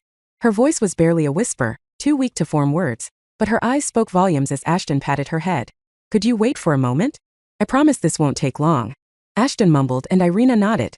The peaceful moment only lasted a second, because as soon as Ashton got back to his feet, his bloodlust returned, far more fierce than before. Now then, which one of you bastards wants to die next? Chapter 631 Festival of Blood 2. Chapter 631 Festival of Blood 2. No volunteers. Ashton mocked the 6 guards before him. And here I thought going against Xyrans was asking for death. But can cowards like you even kill a roach? You fuck get ready. One of the Xyrans yelled. Well, end this bastard right here and now. Amidst the chaos and flickering lights of the mine, the only thing Xyrans registered was Ashton's emotionless face. The Xyrans underwent extensive training and protocols, unlike the humanoid creature before them. However, even if all their heightened sense and reflexes, the Xyrans were still hesitant when it came to engaging the intruder. But since Ashton's words had hurt their pride, they couldn't stay idle and do nothing about it. N0 Velasby C0M. The air crackled with tension as the remaining Xyrans encircled Ashton, cutting off his escape path. Fear and a determination to prove their worth could be seen in their eyes, but all of it wouldn't account for much against someone like Ashton. The first Xyran lunged at Ashton with a plasma blade, the crackling energy leaving fiery trails in the air. Ashton sidestepped the strike with fluid grace, his fingers closing around the guard's wrist. Too easy. With a swift twist, Ashton disarmed the Xyran and delivered a crushing blow to his throat. The Xyran gurgled and collapsed to the ground, clutching his injured windpipe, and soon the Xyran choked on his blood, dying of suffocation. Regardless of the outcome, another guard attacked Ashton, swinging an electric baton with brute force. Ashton deflected the blow with his forearm and retaliated with a powerful kick to the guard's midsection. The guard stumbled back, wheezing, as Ashton followed up with a series of lightning-fast strikes that left the guard crumpled on the floor, covered in his blood as Ashton's claws tore flesh from the Zyron's bones. A third Zyron attempted a sneak attack from the side, but Ashton's acute senses detected the danger. He spun around, his elbow connecting with the Zyron's jaw. The force of the impact sent the guard crashing into a nearby wall, his body leaving a dent in the metallic gate. But Ashton wasn't done with him yet as he materialized before him, tearing his arms before using them as spikes to impale the Zyron and pin him to the door, waiting for him to die from excessive bleeding. The remaining Zyrons were overcome with fear. They knew they stood no chance against the human or whoever he was. But they also knew retreating wasn't an option because that would only make the man hunt them down. The Zyrons would rather die as warriors rather than as cowards. Fuck. Let's attack him together. It's our only chance. A Zyron yelled as they all charged against Ashton. The remaining Zyrons closed in, their movements synchronized as they launched a coordinated assault. Ashton's movements were a whirlwind of evasion and counterattacks, his fists and feet striking with bone-crushing intensity. He ducked, weaved, and dodged, his body a blur of motion as he expertly parried their strikes and delivered punishing blows. Blood spattered on the cold, metallic floor as Ashton's fists connected with Zyron flesh and bone. Although Ashton's knuckles were raw and bruised, he didn't stop and kept attacking the Zyrons, making quick work of their high-end armors. Ashton's knuckles soon turned crimson just like his eyes. But the guards fought back with a ferocity of their own, their plasma weapons and batons flashing through the air, threatening to end Ashton's violent streak. Surprisingly, the Zyrons soon began pushing Ashton back. Their synchronized moves were finally showing the effect as Ashton's moves slowly grew dull. Amidst the pushback, Ashton's eyes moved to Irina and Verena. Their weakened forms were huddled together, looking up at him. With a fierce growl, he redoubled his efforts, his attacks becoming even more brutal and unrelenting.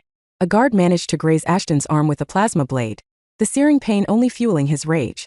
With a guttural roar, he launched himself at the guard, his fists striking like hammers. Blow after blow rained down upon the guard until he crumpled to the ground in a motionless heap. Only 2 guards remained, their faces filled with desperation and fear. As Ashton advanced, his eyes locked onto his opponents. He deftly sidestepped a lunge from one guard and delivered a swift kick to his knee, causing him to collapse. The final guard swung his baton wildly, hoping one of the strikes would connect eventually. But Ashton's movements were calculated and precise. He blocked the strikes with his forearms and retaliated with a barrage of strikes that left the guard staggered. Ashton's final blow sent the last guard crashing into a control panel, sparks flying as the panel short-circuited. The guard slumped to the ground, defeated and broken but alive unlike his counterparts. Breathing heavily, Ashton turned his attention to Irina and Verena. He could see the toll the Zyron imprisonment had taken over them. Thankfully, Ashton knew exactly how to make the situation better. He seized the barely alive Zyron guard and threw him towards the twins. Drink. Ashton's voice was hoarse but commanding. You'll feel better. Irina and Verena hesitated momentarily, their eyes locked onto the bloodied and battered guard. They were indeed weak, and the only way for vampires to regain strength was blood. However, they didn't know if Zyron blood would work on them. But the primal thirst within them overcame their reluctance, and they descended upon the guard like vengeful angels of death. The sound of their ravenous feeding drowned the guard's feeble cries. As they drank, a surge of energy flowed through Irina and Verena, their bodies visibly rejuvenated.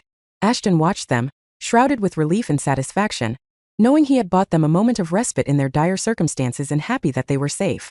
However, the respite could only last for so long, as a moment later, Ashton was sent flying into the mine's ragged walls. Verena and Irina hissed and attacked the Zyron before them, but they fell to their knees as soon as the Zyron released his powerful aura.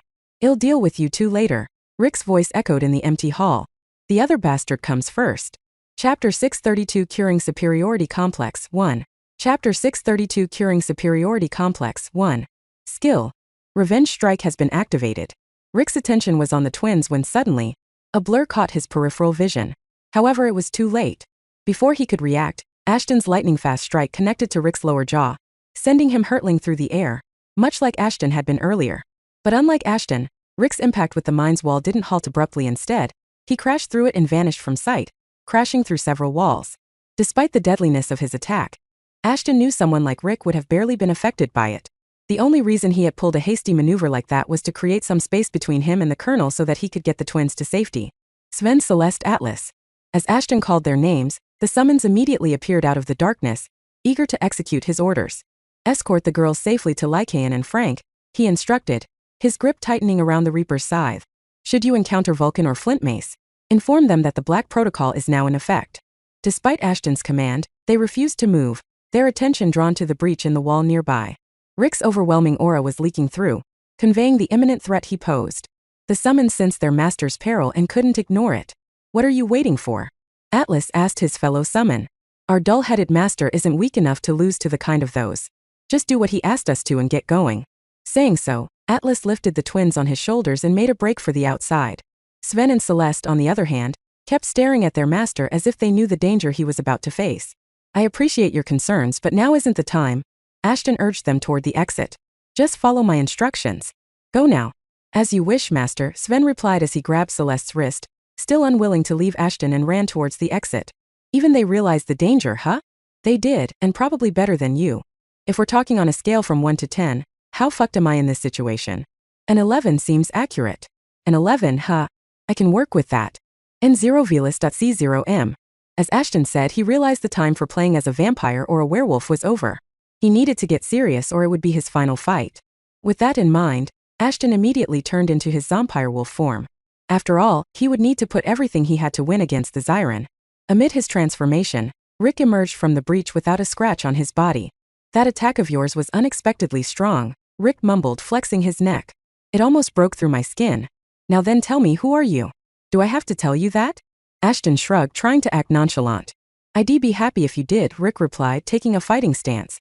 "But dragging the answer out of your bloodied corpse will be more fun." With that, Rick darted towards Ashton, moving around him and throwing punches whenever possible. His strikes were calculated, each aimed to exploit weaknesses in Ashton's defense. But Ashton's agility surprised Rick. Ashton lunged forward, his scythe slicing through the air. Rick effortlessly evaded the swing by jumping over Ashton. As he landed behind Ashton, delivering a powerful kick to his back, Ashton staggered forward, his fur bristling with the impact. "Impressive," Rick said once he was back on his legs. "It feels like you have undergone special training to fight Zyrons. How strange is that? Now you have got all my attention on you." Growling, Ashton retaliated, his claws swiping at Rick. But Rick sidestepped with surprising agility, avoiding the attack yet again. Rick then countered Ashton with a rapid flurry of punches and kicks. His attacks found their mark, further pushing Ashton back. Despite his supernatural strength and agility, Ashton struggled to keep up with Rick's lightning-fast strikes. Having no other way, Ashton decided to use his scythe's phasing ability. As Rick lunged with a punch, his fist connected with nothing but air, and he stumbled forward in surprise. Ashton finally got the opportunity he had been waiting for, and delivered a roundhouse kick, right into Rick's face. The kick connected, and blood drizzled from where Ashton's kick had landed. "You are full of surprises." Rick smiled, wiping the blood off his face. "Time to get serious." Rick charged once again at Ashton, but this time things were different. The Zyron had changed his approach, aiming to overwhelm Ashton with a relentless barrage of attacks. He closed the distance between them with surprising ease, his strikes coming from all directions. Ashton phased through a few attacks and countered some, but Rick's speed and precision made it difficult to predict his movements. A punch grazed Ashton's side, followed by a knee to his abdomen. Ashton grunted in pain, his grip on the scythe faltering. Rick saw his advantage and seized it. He launched a powerful spinning kick, catching Ashton off guard. The blow landed squarely on Ashton's chest, sending him crashing. The scythe slipped from his grasp, skidding across the floor. "Is that it?" Rick mocked Ashton. "I expected more from you, but then again, someone with as filthy a species as yours will never be able to match the strength of a true Zyron." "Haha, you're not the first Zyron I have fought and won against who had a superiority complex," Ashton scoffed, blood gushing out of his mouth. "And nor will you be the last. You sure have a big mouth for someone licking dust off the ground," Rick said as his smile faded. "Dogs like you should go around barking at others." Rick kicked Ashton without any warning, connecting with Ashton's side. The force of the kick sent Ashton sprawling once again, his body crashing against the ground. "You're nothing but a pathetic excuse of a living being," Rick sneered, his eyes shining with sadistic pleasure. He raised his foot again, ready to deliver another humiliating blow. But this time Ashton caught it before breaking the leg. It was Rick's turn to feel some pain. Chapter 633 Curing Superiority Complex 2. Chapter 633 Curing Superiority Complex 2. The unexpected counterattack caught Rick off guard, and his sneer was quickly replaced by a scowl of pain. Ashton didn't waste a moment and got back to his feet. Ashton's defiant grin remained, despite the blood oozing from his wounds. He knew he could always recover his lost blood later, but Ashton couldn't the opportunity to smile at the Zyron, knowing his smile was like poison to the member of the superior species. Quick as lightning, Ashton lunged forward, his fists ablur as he delivered a series of punches aimed at Rick's midsection. Rick's defensive maneuvers were less refined now. his movements hampered by the injury to his leg. But even then, he persevered, trading blow for blow. Should I say we are on equal footing now? Ashton smirked as another one of his punches landed on Rick's face. Rick's face twisted into a snarl as he countered Ashton's assault with a powerful knee strike, catching Ashton off guard as he didn't expect Rick to lean on his broken leg. But he did and barely flinched. You talk too much, Rick retorted, spitting out a mouthful of blood. Your cheap tricks can only get you so far against centuries of experience. The blow landed with a sickening thud, and Ashton grunted in pain as the impact sent shockwaves through his body. But Ashton quickly recovered, using the momentum from the strike to propel himself backwards and regain his footing. Centuries worth of experience, my ass. This fucker always slept through the exercises. But he is strong, there's no denying that. I guess it's time to switch strategies. He doesn't like cheap tricks, so we'll use an elegant one. Do you remember anything about him that I can use against him? Let me think. Right, he has a short fuse. Like most of the Zyrans. Well, that's something I can work with. The two warriors clashed once again, their movements a blur of strikes and dodges. Ashton's instincts guided him as he expertly maneuvered around Rick's attacks. His movements were calculated and precise, exploiting gaps in Rick's defense and delivering punishing blows whenever the opportunity presented itself. Rick, however, was no pushover. He showcased his own mastery of combat skills, his strikes coming from unexpected angles and forcing Ashton to remain on his guard. Being complacent meant getting his ass handed to him, and Ashton wasn't a fan of anyone but Anna touching his butt. Regardless of his personal preferences, their dance of combat continued, each exchange growing more intense as they pushed their limits. Ashton knew he needed an edge, something that would turn the tide in his favor, and it was then a plan formed in his mind. Flint Mace had taught him an important lesson. If one can't win a fight solely on your strength, then one has to use his surroundings to his advantage. And that's precisely what Ashton was planning to do. Suddenly, while attacking Rick, Ashton began missing his target. Funnily enough, something similar happened with Rick, as the punches intended for Ashton started hitting the walls behind him. Ashton carefully manipulated Rick's movements, subtly steering him towards certain areas of the mine. Moreover, he provoked Rick, goading him into launching attacks that caused vibrations and stress on the already unstable structures. Stop fidgeting, you bastard. Rick cursed in anger as his attacks kept missing. TSK, the great Zyran needs his opponent to stand still just to finish him off. Ashton clicked his tongue, mocking Rick. How sad can you be? Rick's attacks grew more aggressive, his frustration evident as Ashton cunningly guided him into digging his own grave. Soon the mine's walls creaked and groaned under the strain, and Ashton seized the opportunity. He expertly dodged one of Rick's powerful strikes, causing Rick to crash into a weakened support pillar. The pillar cracked under the impact, a crack that spread across the section of the mine where Rick was standing. Watch your step, Ashton taunted, a wicked glint in his eyes. Wouldn't want the ceiling to crumble over you. Rick's eyes narrowed in suspicion, but it was too late. Ashton had already manipulated him into striking another vulnerable point. All it needed was a slight push, and Ashton graciously offered that push with the help of his scythe lying under his feet.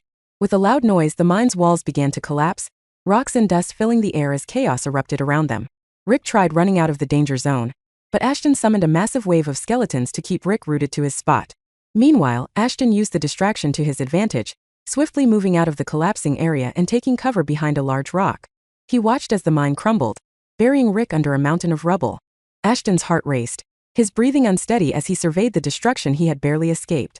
The dust began to settle, revealing the aftermath of the collapse. Rick's muffled shouts could be heard from beneath the debris, his attempts to free himself futile as there were skeletons with him, holding him down. Ashton's lips curled into a triumphant smile as he realized his plan had succeeded.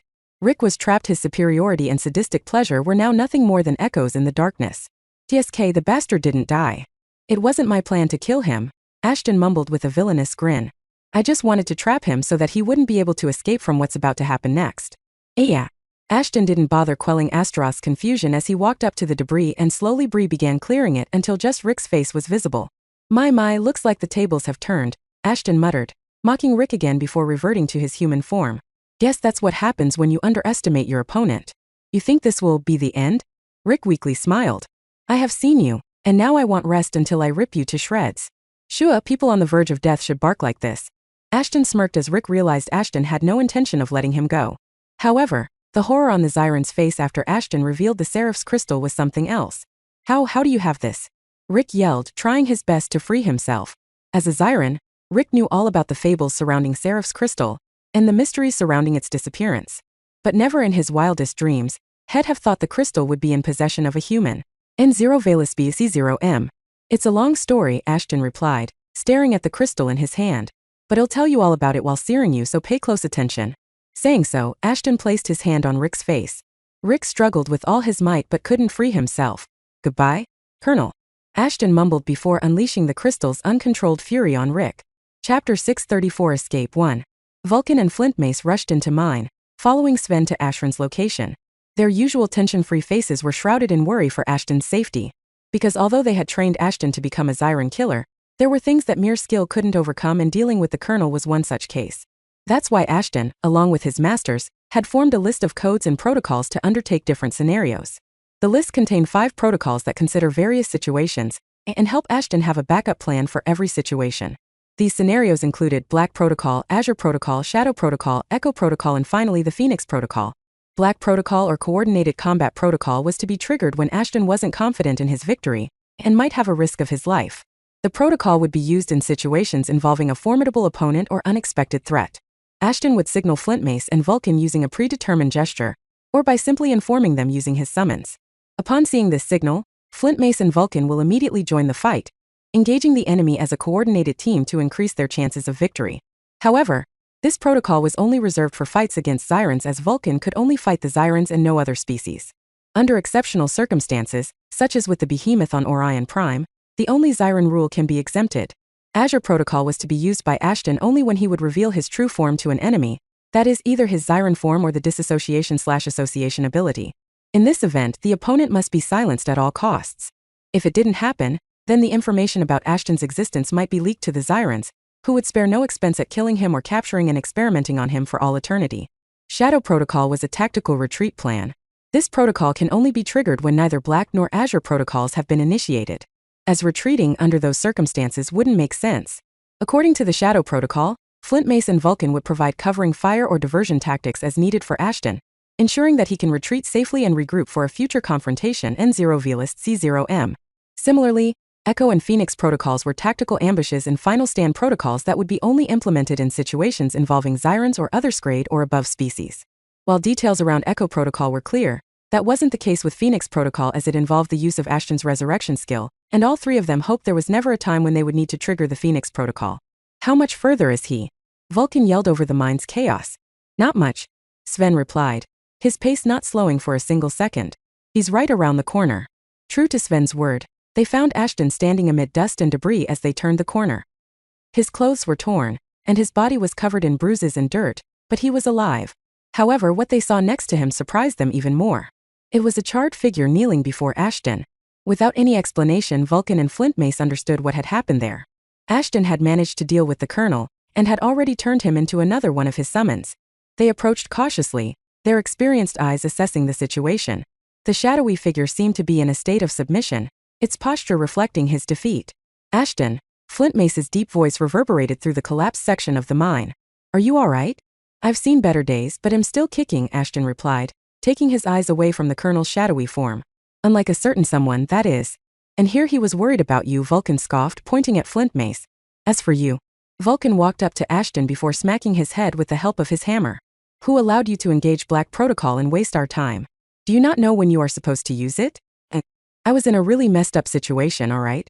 Ashton replied while rubbing the back of his head. Can't you see the scene around us? Yeah, you did good, Vulcan rolled his eyes, clearly trying to cover up his concern for Ashton's safety. Now let's go before the rest of the Zyrans get to know what happened here. As his masters turned around to leave, Ashton simply stood there. He didn't even need to say a word, and Flintmace understood they were in a lot of trouble. He used the beacon, didn't he? Flintmace asked while pointing at Rick. Ashton slowly nodded. He did as soon as he realized something was off. Vulcan was standing between them, confused about what they were discussing. It was then Flintmace decided to fill him in. Many Zyrans possess a tiny chip implanted within their bodies, which serves as a signal to alert the higher authorities when they come across significant discoveries, such as precursor artifacts, or in a moment of grave danger. Once triggered, the assigned administrator would decipher the message and see if it was something the Zyrans needed to make a move. Oftentimes, if the beacon was sent by someone insignificant or from an unimportant sector, they would just ignore it.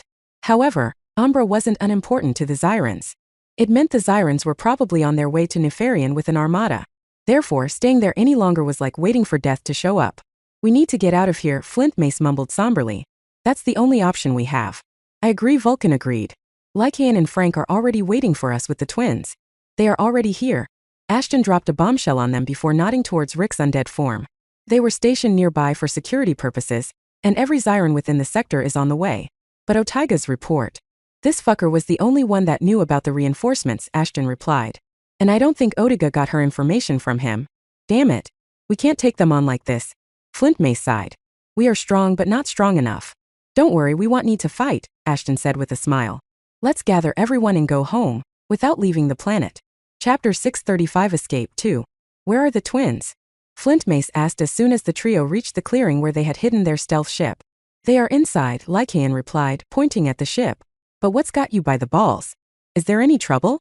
Trouble would be an understatement, Ashton interjected, narrating everything that happened to the progenitors. We don't have much time. The Zyron army is on its way, and we must get out of here before they arrive. Are you certain they're coming? Lycaon's brow furrowed, his eyes reflecting the concern on his face. Maybe you should wait and see. Vulcan rolled his eyes. Does it matter if they are coming or not? We got what we wanted, so time to leave. As he said that, Lycaon's gaze shifted towards the two Zyrons they had captured during their operation. These Zyrons had seen their faces, and leaving them behind could spell disaster. It was the same with taking them with them, as they could be used as beacons that'll help the Zyrons locate them, and that would be a whole other issue. Usually, they would have killed the Zyrons and be done with them. But Flintmace warned them that their beacon could trigger as soon as they killed them. It would give the Zyrons their exact location, which would be the end. What do we do about them? Taking them with us could compromise our escape, but leaving them here is equally risky. Lycaon voiced his concerns. Ashton took one look at the Zyrons, and the others could almost see the gears in his head turn. I doubt these low-rankers would have such sophisticated beacons installed in them, Ashton mumbled. Even Beelzebub didn't have one. However, if that is the case, we could end their misery somewhere the Zyrons would never reach. Atlas, Sven, he called out to his shadowy summons, escort these two to Valhalla. They will serve as a source of sustenance for the undead. Atlas and Sven, towering and imposing figures, nodded in acknowledgement. They wasted no time grabbing the Zyrons by their necks and approached the portal. The Zyrons had a glimpse of what awaited them, and the horror in their eyes was unmistakable. A place crawling with undead creatures and skeletons hungrily looking at them, eager to tear the flesh off their bones. Atlas and Sven took hold of them, their grip unyielding, leading them away towards the darkness surrounding Valhalla. The twins exchanged a glance, a mixture of fascination and apprehension evident in their eyes. In the shadows of Valhalla, Atlas and Sven carried out their grim task. The captured Zyrons, now bound and helpless, were brought to the undead realm. The undead all around them were jumping with excitement, as they would shortly get to taste something exotic they had never had before. It was a fate the Zyrons had never anticipated, a cruel twist of destiny. As Ashton had instructed, they would serve as nourishment for the undead. Their life force would slowly be drained.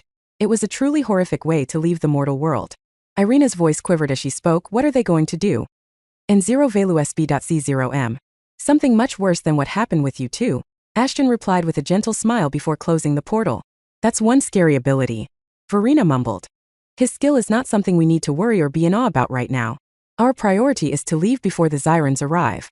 Frank urged, entering the ship. We need to leave this planet right now. The ship's ramp lowered with a soft hiss, creating a bridge between the barren ground and the sleek vessel's interior. Irina, Verena, Lycaon, Frankenstein, Flintmace, and Vulcan gathered at the entrance. The spaceship's interior hummed with energy, the faint glow of controls casting an otherworldly light on their faces. They quickly stepped inside, and as the doors closed, Irina realized Ashton never joined them. Is Ashton coming? Irina whispered to Verena, her voice tinged with concern. Verena's brows furrowed, mirroring her sister's worry. I don't know. The twins were concerned about Ashton acting as a hero, as he had done a few times in the past. Don't worry about him too much. Lycaon, catching wind of their conversation, turned his attention to them. He has grown a lot and isn't as immature as before. You're trying to convince them, but you don't sound convincing at all. Frank laughed, trying to lighten the situation. Don't worry, I'm sure Ashton has a plan. Flintmace waited for everyone to be seated before signaling Ashton the same. Upon getting the approval, Ashton turned away from them and faced the open expanse beyond. His gaze locked onto a point in the distance. Although he had grown habituated with operating portals, it would be the first time he had opened a massive one. It had to be big enough to fit the entire spaceship, and it was not an easy task to accomplish. What's he doing? Lycaon mused aloud, his gaze fixed on Ashton's preparations. Before anyone could answer, Ashton's hands began to move in intricate patterns, tracing symbols in the air. A portal began to form, a shimmering gateway to another location. The twins watched with bated breath, their worry giving way to curiosity. He's opening a portal, Verena whispered, her voice tinged with awe. Irina nodded, her eyes never leaving Ashton. But where is he sending us? Ashton's concentration deepened, the portal growing larger and more defined. With a final gesture, the gateway solidified, revealing a scene that seemed both familiar and distant. It was the Eastern Palace on Earth, a place they had often heard Ashton talk about previously. This is our quick getaway. The Zyrans won't be able to track us there easily, Ashton said with a confident smile. Hell, they won't even consider looking for us on Earth. Roger, Flintmace replied before pouring life into the engines. The ship's engines roared to life, vibrations coursing through the vessel as it lifted off the ground. The landscape outside blurred as they ascended into the sky, leaving behind the remnants of their battle. They entered the portal within a moment, and Ashton followed close behind them. But before he left, he contacted Anna to inform her about the change in plans and for her to head towards Earth to pick them up. She's going to be so pissed. Ashton shook his head before disappearing inside the portal. Chapter 636 Edition 1. In the silent courtyard of the Eastern Palace, two werewolf workers named Wally and Wiley were engrossed in a heated debate. They stood on a platform, gesturing wildly and furiously, arguing over the placement of a decorative statue. No, Wiley. The statue should face the east to catch the morning sunlight, Wally exclaimed, his paws waving emphatically. Wally, my friend, you're mistaken as usual. Wiley shook his furry head. It should face the west to bask in the golden hues of the sunset. Their argument was reaching a fever pitch when, out of nowhere, a swirling portal materialized right in the center of the courtyard. Before the bewildered werewolves could react, Ashton's spaceship shot out of the portal with a resounding whoosh, causing a gust of wind, nearly knocking Wally and Wiley off their wobbly platform. Whoa! Wally yelped, flailing his arms to maintain his balance. What in the moon's name is happening? Wiley clung to the platform's edge, his fur ruffled and ears flattened against his head. Ashton's ship landed with a graceful thud, its engines humming to a halt. The ramp lowered and soon Ashton emerged on top of the spaceship, closing the portal behind him as his companions stepped out of the vessel. The werewolves stared in disbelief, their argument forgotten as they gawked at the spectacle before them. By Lycaon's grace, is that Ashton's ship? Wally whispered, his eyes widening in amazement. Think so, Wally. And look, he's brought some strange-looking friends with him. Wiley replied, equally astonished. Wait a minute, is that Lord Lycaon? The werewolf workers teetered on the platform's edge, struggling to regain balance after the unexpected windstorm. Just as it seemed they might topple over, they managed to steady themselves, their paws clinging to the decorative statue they had been debating about. But fate had other plans. With a comical twist of events, Wally and Wiley's combined weight proved too much for the fragile platform. The statue wobbled precariously, and the werewolves exchanged a panicked glance. Wiley, I think we might have just. It's all your fault. Before either could finish his sentence, the platform gave way with a loud crack. The werewolves plummeted downward, arms flailing as they crashed onto the very decoration they had been arguing over. The statue, caught in their grasp, toppled over, causing a chain reaction that sent a cascade of smaller decorations tumbling to the ground. As the dust settled and the courtyard fell into stunned silence, Ashton and his companions turned their attention to the scene of comedic chaos. Wally and Wiley were sprawled amidst a pile of fallen decorations, the once imposing statue now comically resting on their backs. What the hell is going on here? Ashton mumbled as soon as he saw the reconstruction happening around. The Eastern Palace was known for its darkness and eerie nature, but now it appeared as if it was some sort of an amusement park. The entire place had been redecorated with vibrant flowers and other things, almost making it seem like the guests had teleported elsewhere. Ashton's brows furrowed as he glanced around, trying to make sense of his surroundings. Before he could utter a word, a familiar voice broke through the air. Ashton, my dear, you're finally back. Turning towards the sound, Ashton's eyes widened in disbelief. There stood his mother, Ava, her radiant presence filling the space around her. Beside her, a massive pack of wraith wolves trotted, their eerie yet majestic forms creating an awe-inspiring spectacle. A mother? Ashton stammered. Out of everything he had seen, his mother leading a pack of wraith wolves was by far the strangest thing. Even more, he was surprised at how strong the wolves had grown since he last saw them. A single wraith wolf now stood twice as big as a liger. Without hesitation, Ava closed the distance between them, her arms enveloping Ashton in a warm and loving embrace. Her touch was soothing, reassuring, a reminder of the unconditional bond between a mother and her child. Strangely enough, Ashton felt the weight of his recent battles and struggles melt away in her arms. I wasn't expecting to see you here, she said, holding him at arm's length, her eyes scanning his body as if looking for injuries or harm. You look hurt? What happened? I'm okay, mother. It's just a few scratches. Ashton somehow managed to smile. As he was seeing his mother after so long, he didn't want her to worry about him anymore. Doesn't look like that's the case, but alright, I'll believe you for now. Saying so, her attention shifted towards the twins. With a warm smile, she extended her arms towards them. Irina, Verena, come here, my little ones. I have not forgotten about you too. The twins exchanged a surprised glance before stepping forward, their uncertainty replaced by warmth as they were embraced by Ava. Ava's eyes lit up as she embraced the twins with the motherly love she had always shown Ashton. However, her smile faded as she took in their shabby and bruised appearance. "Oh my lord, what happened to you two?" Ava's concern was evident as she gently touched their faces, her look filled with worry for the twins. Ashton stepped forward, his protective instincts kicking in. "Mom will explain everything, but we need to get them checked out right now. They've been through a lot." "Of course, Ashton. Let's get them the care they need." Ava nodded, leading them outside the palace. "Your mother is a great woman," Flint Mace commented. N0vlas.C0m. "I know," Ashton replied with a smile. As they moved outside, it seemed like the news of Ashton's arrival had already spread across the area as a vast crowd stood there, waiting for their king. "Welcome home, Your Highness." Everyone eagerly looked up to Ashton and his allies, from vampires to werewolves to gigolos and various other species from all around the galaxy. But the moment they saw Flint Mace, the aliens went berserk. After all, only a few ever got to see the Tower Master in person. No matter how anyone looked at it was truly a hero's welcome. Chapter 637 Edition 2. Chapter 637 Edition 2. Ashton and his companions stood on the outskirts of what had once been a barren and desolate land. The transformation before them was nothing short of astounding. The landscape had shifted from a wasteland to a bustling construction site, where towering skyscrapers and intricate structures were being raised with incredible speed. "Welcome to New Livania," Ava announced with a smile, her eyes shining with pride. "This is our most advanced territory on the planet." Ashton's jaw dropped in amazement as he took in the sight before him. The once empty expanse was now a thriving city, teeming with activity. Hovering vehicles glided through the air while holographic displays adorned the sides of buildings, showcasing vibrant advertisements and information. The hum of machinery and the chatter of workers filled the air, creating a symphony of progress.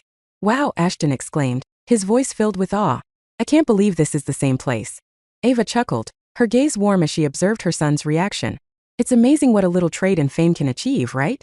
And it's all thanks to you." Flint Mace and Vulcan exchanged impressed glances. Although it was Flint Mace's first time on Earth, Vulcan had been there before and was surprised by the progress the Earthlings had made. As for the twins, they were equally amazed, their eyes wide with energy reconstruction system in place. Ava led them through the bustling streets, explaining the various wonder. They'd have never expected to see such advanced technology being used on Earth. Hell, they even had an automated energy reconstruction system in place. Ava led them through the bustling streets, explaining the various technological advancements implemented in New Livania. Automated systems managed waste disposal and energy distribution, while advanced materials and sustainable practices were used in construction to build structures that could last any natural or artificial calamity. "Every inch of this city has been designed to enhance the quality of life for its residents," Ava explained. "In the last month alone, we have managed to eradicate several diseases plaguing the planet for God knows how long." N0vlas.C0m. As they walked, Ashton couldn't help but feel a swell of pride for his mother and their people. He knew advancements were being made thanks to the territory management system, but seeing it firsthand was a different experience. The once barren land had become a thriving metropolis, symbolizing resilience and determination. Although Ashton might not show it, Levon, called New Livania now, had always had a close spot in his heart as it was the first territory he ever got to call his own.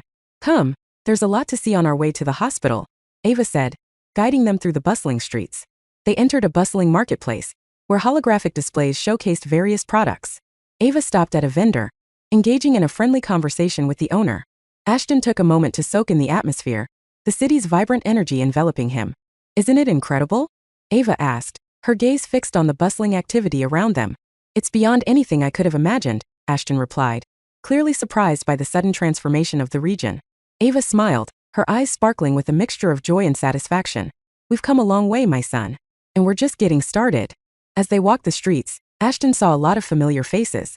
From Virgil to Bader, all of his old comrades were there, and although they looked different now, they were the same in a way. And then he came across someone he never wanted to see the face of, the mistress and her equally bitch-looking clone, Nora. But that wasn't all. Ricochet was stuck between them. "So y'all are a throuple now?" Ashton rolled his eyes before pointing at Ricochet. "And I sent you here to overlook the management and ensure everything goes smoothly, not to create your love story. Why was it my mother who had to travel to welcome us?" "Our Reaper. What a pleasant surprise." Ricochet laughed nervously and immediately rushed to greet his captain. "I had no idea." Yeah, cut the chase." Ashton held his hand up as he wasn't in the mood to hug anyone, especially a man. "You still need to answer." "Cut him some slack, son," Ava mumbled. "He has always been hard at work. You can talk business later. Let's get the twins to the hospital first." "Yeah, I can see that." Ashton mumbled before signaling to Rico that they'll have a talk later. Next, Ava led them through the city's central plaza, where holographic sculptures depicted the history and transformation of the region. But the biggest holographic structure was of Ashton, much to his embarrassment. Citizens went about their business, interacting with holographic interfaces and enjoying the place. Really, Ma? Ashton mumbled while shaking his head. He could already feel Vulcan's and Flint Mace's gaze on him. They were much greater than him, and even then they didn't have some shit like a holographic statue made for them. Hey, don't blame me. Ava threw her hands as if surrendering. The people wanted a way to remember their hero and staged a protest once we removed your other statue. Now you tell me, what were we supposed to do?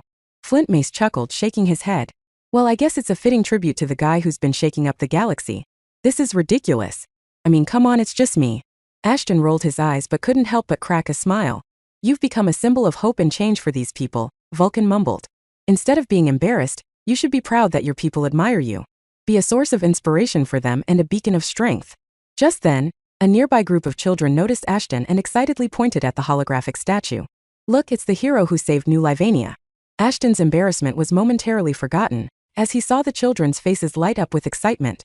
He gave them a small wave, understanding the meaning behind Vulcan's words. Well, I guess it's not that bad, he mumbled as they headed towards the final spot, the hospital. Chapter 638 Frozen Threads of Destiny. Chapter 638 Frozen Threads of Destiny. In a dimly lit chamber that resembled a frigid cave, an air of mystery hung heavy. The room exuded an icy chill, making it difficult to see beyond the pale, faintly glowing light. At its center sat a human, cross-legged and peaceful, his eyes closed in deep meditation.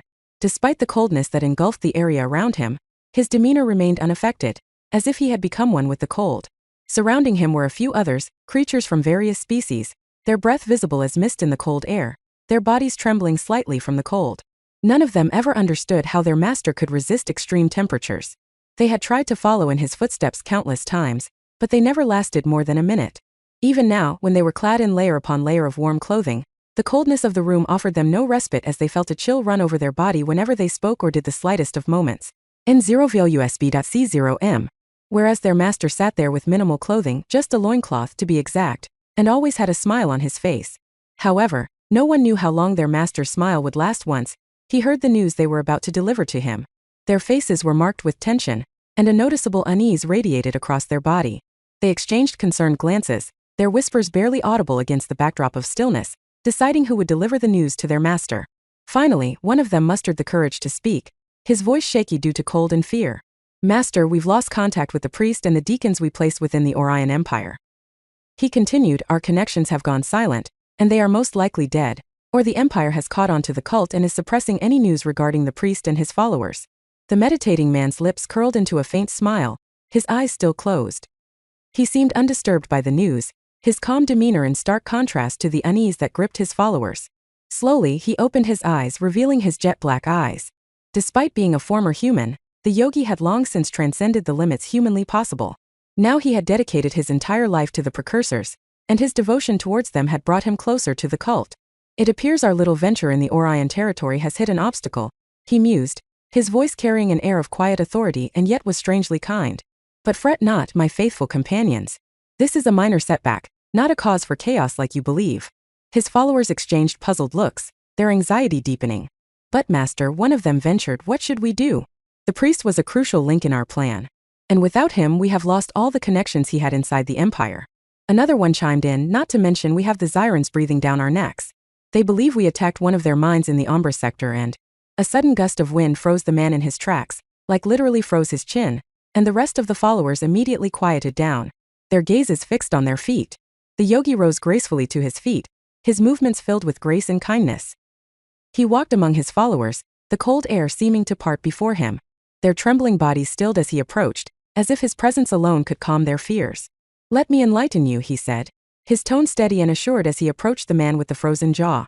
We are not mere pawns in this game. Our influence extends far beyond the grasp of a single priest. He continued, if the death of a mere priest gives rise to such chaos within your heart, then you are not ready to fulfill your role in this endless cosmic universe, my child. As the yogi said those words, tears could be seen streaming down the face of the man with the frozen jaw. After all, everyone there knew what the yogi meant with his cryptic words. While the followers had their gazes stuck to the ground, the yogi gently touched the man's face. Their eyes met as the yogi tilted his head and smiled. Oh, my brave, brave child. He mumbled. Even now, fear has a strong grip on your heart. We don't have any place for fear amongst us, do we? The followers softly whispered in one tone. Fear is an illusion. Only those attached to the falsehood of pleasure believe it's real. And what should we do if someone embraces fear? The yogi continued. We guide them to the path of truth, the followers replied as one. If that fails, then we must guide the corrupt soul to the Almighty for purification. Lovely. May the Almighty guide you on the path of truth. Saying so, the yogi removed his arm from the man's cheeks, and a moment later, he crumbled into cold ash, leaving nothing behind. He then turned to face the rest of his followers, his gaze unwavering. Inform the archbishops of our situation. This matter requires their attention, not the concern of a bishop like myself. We have waited patiently, and now it is time for the true worshippers to design our next step. His followers nodded, a newfound sense of loyalty running within their hearts. After all, they had placed their faith in this enigmatic figure, and his unwavering confidence was infectious. The man's smile widened, a glint of something almost feral dancing in his eyes. This setback is but a test of our resolve. We shall weather this storm, and in doing so, we shall pave the way for a future where our Lord awaits us. With those words, the yogi turned away, returning to his meditation spot. His followers watched him, their anxiety replaced by fearlessness. As they exited the chilling chamber, a spark of unwavering courage ignited within them. They will fulfill their goal, no matter how many souls they must sacrifice. Chapter 639 Sparring with an Old Friend 1. Chapter 639 Sparring with an Old Friend 1. Ava guided the twins through the halls of the hospital. The walls around them were adorned with intricate holographic displays showcasing medical advancements and various treatments that they offered. Lycaon and Frankenstein followed them closely. After all, in Dracula's absence, they were responsible for taking care of the twins. That is, as long as they were set on traveling through the galaxy. As they reached a section of the medical facility that specialized in vampire ailments, Ava scanned her ID, and the door blocking their path disappeared as if it dissolved into air. The moment they stepped through, the door materialized behind them again. That's an interesting tech. Lycaon mumbled. His inventor's brain immediately got distracted by the doors. I have never seen something like this even in space. That's because it's Tarek's latest creation, Ava smiled. Although I'm not sure myself, the door utilizes light, and in a way the scanner turns the photons into a solid structure. You can ask Tarek for a better explanation later. What an interesting concept. Lycaon looked baffled and intrigued to meet the man who could cook up something so ingenious. It wasn't until Frank rolled his eyes that Lycaon realized their place and situation. They were there to get the twins checked, not ask about the new Earth's advancements. After going through a couple more doors, Ava suddenly turned and stopped the men. Only women are allowed from here, as well have to do a full body checkup on the twins. Of course, Frank replied with a nod. We shall wait here then. Lycaon also nodded, and the two turned to look for something to bid their time. Ultimately, they settled for arm wrestling as they had nothing better to do in the hospital.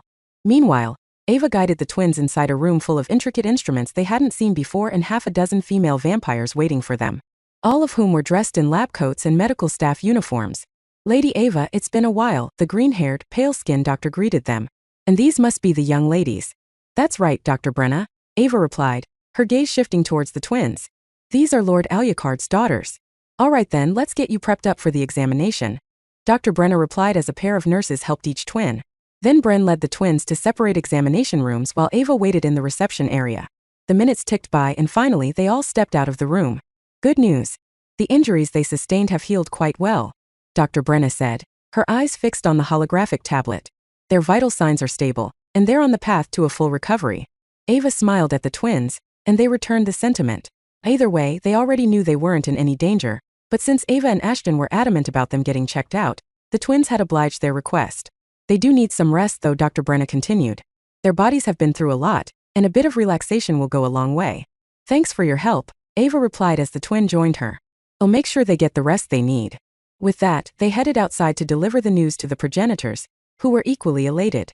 We should inform Ashton about it as well, Ava mumbled, remembering that Ashton, Flint Mace and Vulcan had headed towards the arena to check the mutant strength. I just hope they don't go overboard. Meanwhile, Ashton, Vulcan and Flint Mace traversed the bustling streets of New Livania.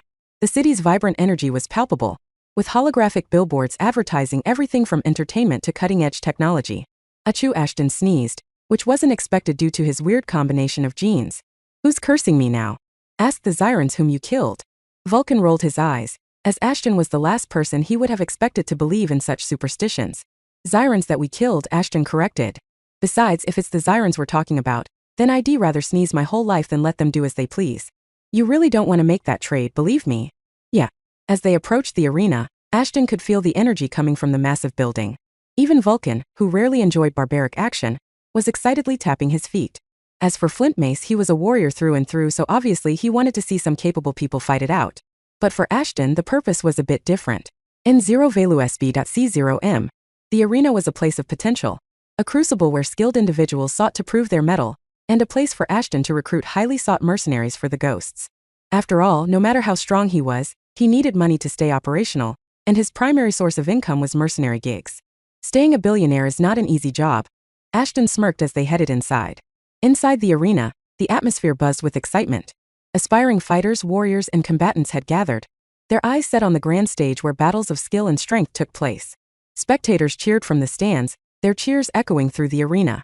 Ashton's eyes scanned the crowd, seeking out those who displayed exceptional prowess, those who had the potential to join his renowned mercenary faction, the Ghosts. There, he encountered a familiar face, Virgil, who was the appointed head of the arena. Since Virgil hadn't seen him yet, Ashton messed around with him by pretending to be an aspirant and walking up to challenge him. "Hey there, big shot," Ashton drawled, puffing his chest out exaggeratedly. "I've come to challenge you. Go find someone of your stature," Virgil replied without turning around. "I'm not interested in fighting kids." Virgil, still oblivious to Ashton's presence, remained facing the arena, his focus on the ongoing match. Ashton couldn't resist the opportunity and gave Virgil a playful smack on the back of his head.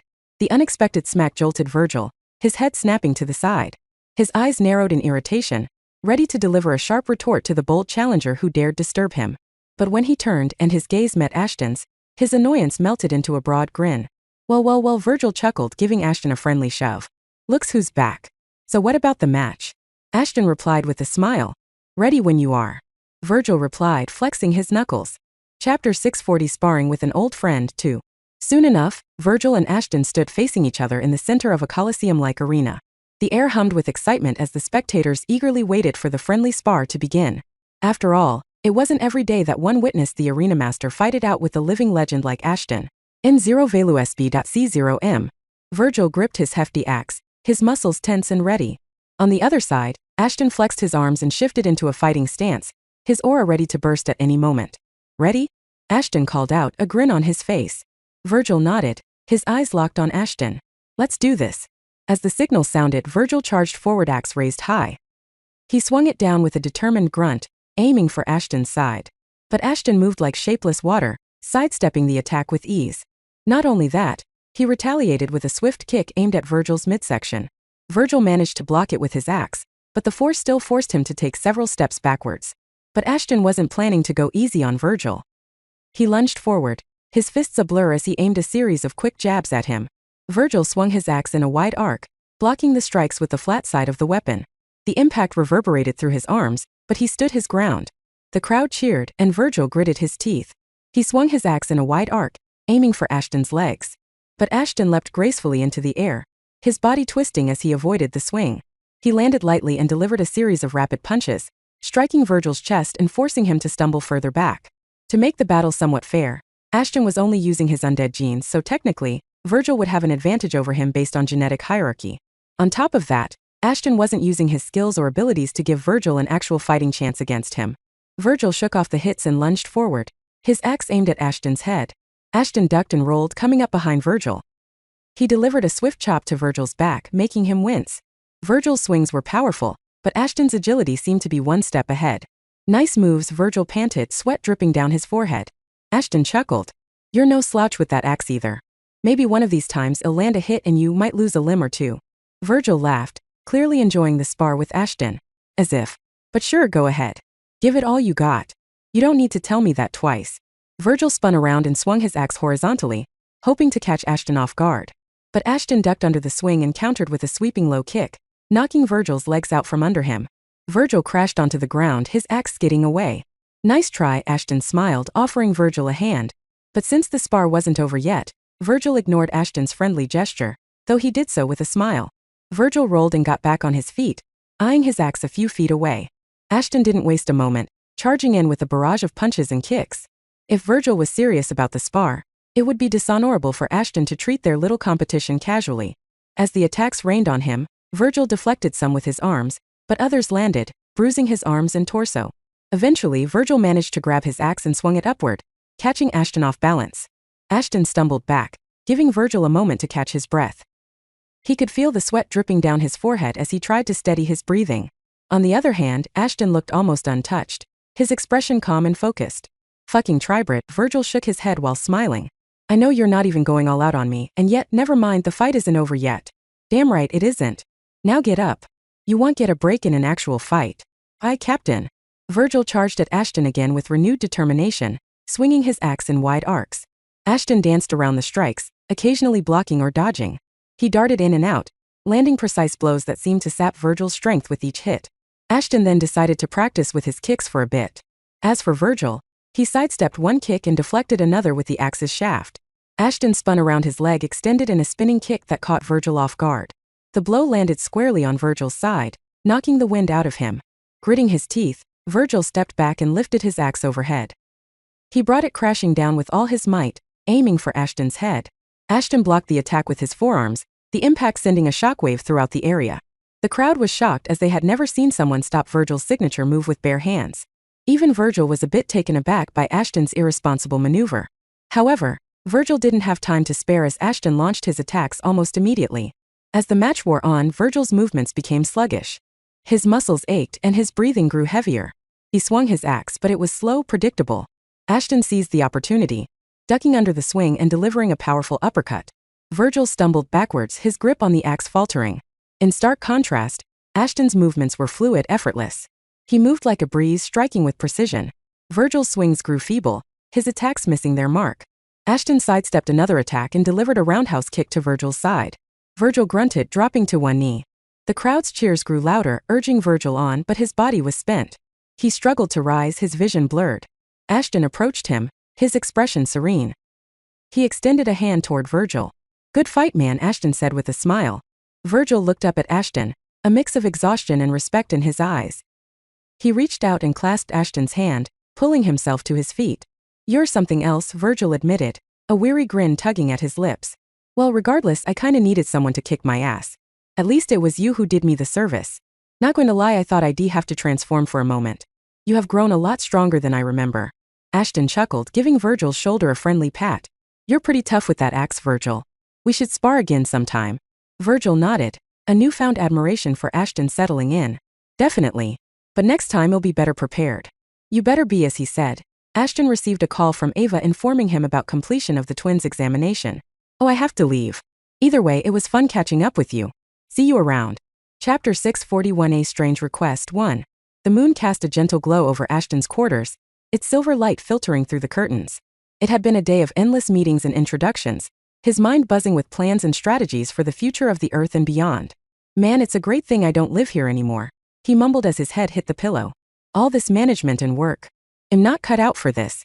I agree. Things involving your brain have never been your strong point. You should primarily focus on fighting and things along those lines. Do you really want me to roast you at this hour? That's what I thought. Now if you don't mind, I would like to sleep. With a sigh, he finally allowed himself to sink onto the soft mattress, the day's fatigue weighing heavily on his shoulders. Just as he was about to drift into a well-deserved slumber, a soft knock echoed through the room. Blinking, Ashton sat up, rubbing his eyes. Who could be visiting at this hour? With another sigh, he padded over to the door and pulled it open, his brows furrowing in surprise. Before him stood the twins, their expressions a mix of anticipation and something else he couldn't quite decipher. Hey, what are you two doing here?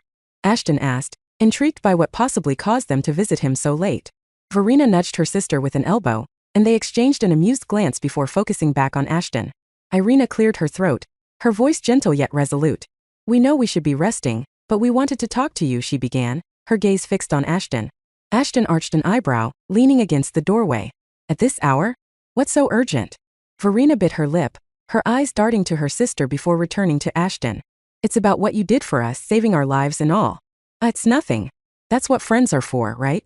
Ashton's expression softened, and he waved a hand dismissively. Besides, I own Dracula for a lot of things, saving you helped me ease that debt. It might be part of the job for you, but it means the world to us. Irina's lips twitched into a grateful smile. Verena nodded in agreement. Exactly. And we wanted to properly thank you. But first, do you mind if we come inside? It was then Ashton noticed the flimsy gowns they were wearing and rolled his eyes. He never understood the need for girls to wear such clothes before sleeping. Not everyone can go commando like you, can they? For fuck's sake, just go to sleep or wherever you go. TSK, the youth these days have no respect for the elders. With that, Ashton returned to the conversation before stepping aside, allowing the twins to enter his room in his mansion. N0Velas.C0M. You don't have to thank me. I'm just glad you two are safe. Ashton continued once they were inside. But rather than replying to Ashton, the twins shared another glance, and then, as if mustering their courage, they exchanged a nod and stepped closer to Ashton. Irina cleared her throat once more, her voice a touch shaky. Ashton, there's something we want to ask you. She paused, her cheeks tinged with a faint blush. Go ahead, ask away. Ashton tilted his head, intrigued. However, he never expected them to do what they did next. They dropped their gowns, revealing their intentions. Despite the scene before him, he could only shake his head. But even his reaction didn't stop the twins from moving forward. Verena took a deep breath, her eyes meeting his with determination. We were wondering if you'd be willing to give us your jeans. Suddenly Ashton's eyes widened, and he blinked in surprise. Although he expected something along those lines, he never expected Verena to be so straightforward. A stunned silence hung in the air before he burst into laughter, his deep chuckles filling the room. Oh, come on now, he managed to say between laughs, that's a new one. Irina's cheeks turned a deeper shade of red, and Verena playfully elbowed her sister. I told you he'd react like this. Ashton wiped a tear from the corner of his eye, his laughter subsiding. He fixed the twins with an amused grin. Look, I appreciate the sentiment, really. But I think we've established that my view on romance is, well, non-existent. Not that you two aren't attractive, but I'm kind of a one-woman man, so thanks but no thanks. Hey, we're not talking about romance here. Just, some DNA-sharing business. Verena shrugged, a mischievous glint in her eyes. Ashton chuckled, shaking his head. DNA-sharing business, huh? That's a new way to put it. Irina joined in the light-hearted banter. We're just thinking ahead, in case we ever need it. Ashton's laughter faded, and he regarded the twins with genuine warmth. I'm touched, I really am. But trust me, you two don't need any of my genes to be strong and capable. You're already remarkable on your own. Verena grinned, her playful tone returning. Well, it was worth a shot, right? Definitely worth a shot. But for now, let's get you two back to your own rooms. Ashton laughed. Also, don't tell Anna about any of this, or else she might not be as understanding as I was. The twins exchanged a knowing glance before nodding in agreement. All right, Ashton, Irina said. Her expression turned serious. This time I'm being serious. We would like you to give you some of your genes, but not in the way you're thinking. Yes, we have seen Anna's growth, and after what happened, Verena mumbled, remembering about the Zirons. We would like to get stronger, no matter the cost. So your robes? Ashton mumbled, confused. We didn't want our blood to ruin the clothes, that's why, Irina replied, her cheeks turning a deep shade of red, quite uncharacteristic for a vampire. They were talking about converting them like you did with Anna and Beelzebub. Stop thinking everything with your second head. You're the one saying that. Besides, aren't you my second head? Ahem. When they dropped their robes, I didn't think they did so because they didn't want their blood all over the silk. Be as it may, do you think? Go ahead if you like. Besides, you still need to complete your ascension tasks. So it'll be like killing a Zyron fleet with one shot of blaze cannon. Chapter 642A Strange Request 2. Are you sure? Ashton inquired. There'll be no turning back once it is done. The twins stared at each other for a moment before nodding. They had already made up their minds. But their reassurances weren't enough for Ashton.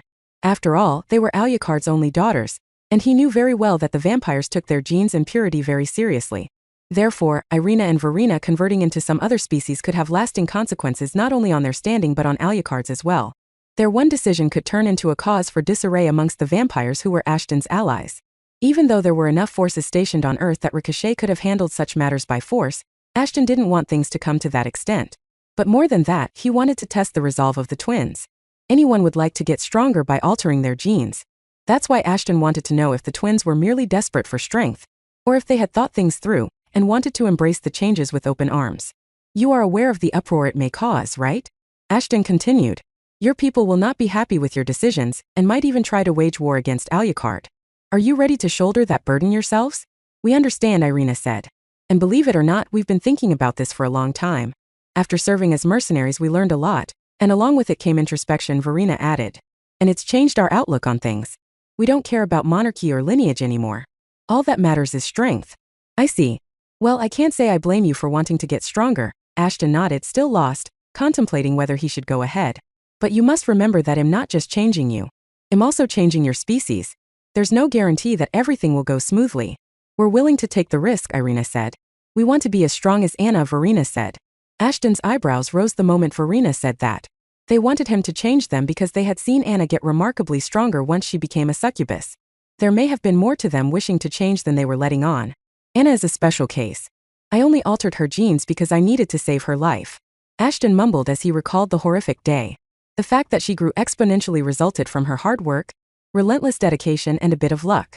Ashton lied through his teeth because since he transformed Anna into a succubus, he had grown a lot and had a lot of control over his ability.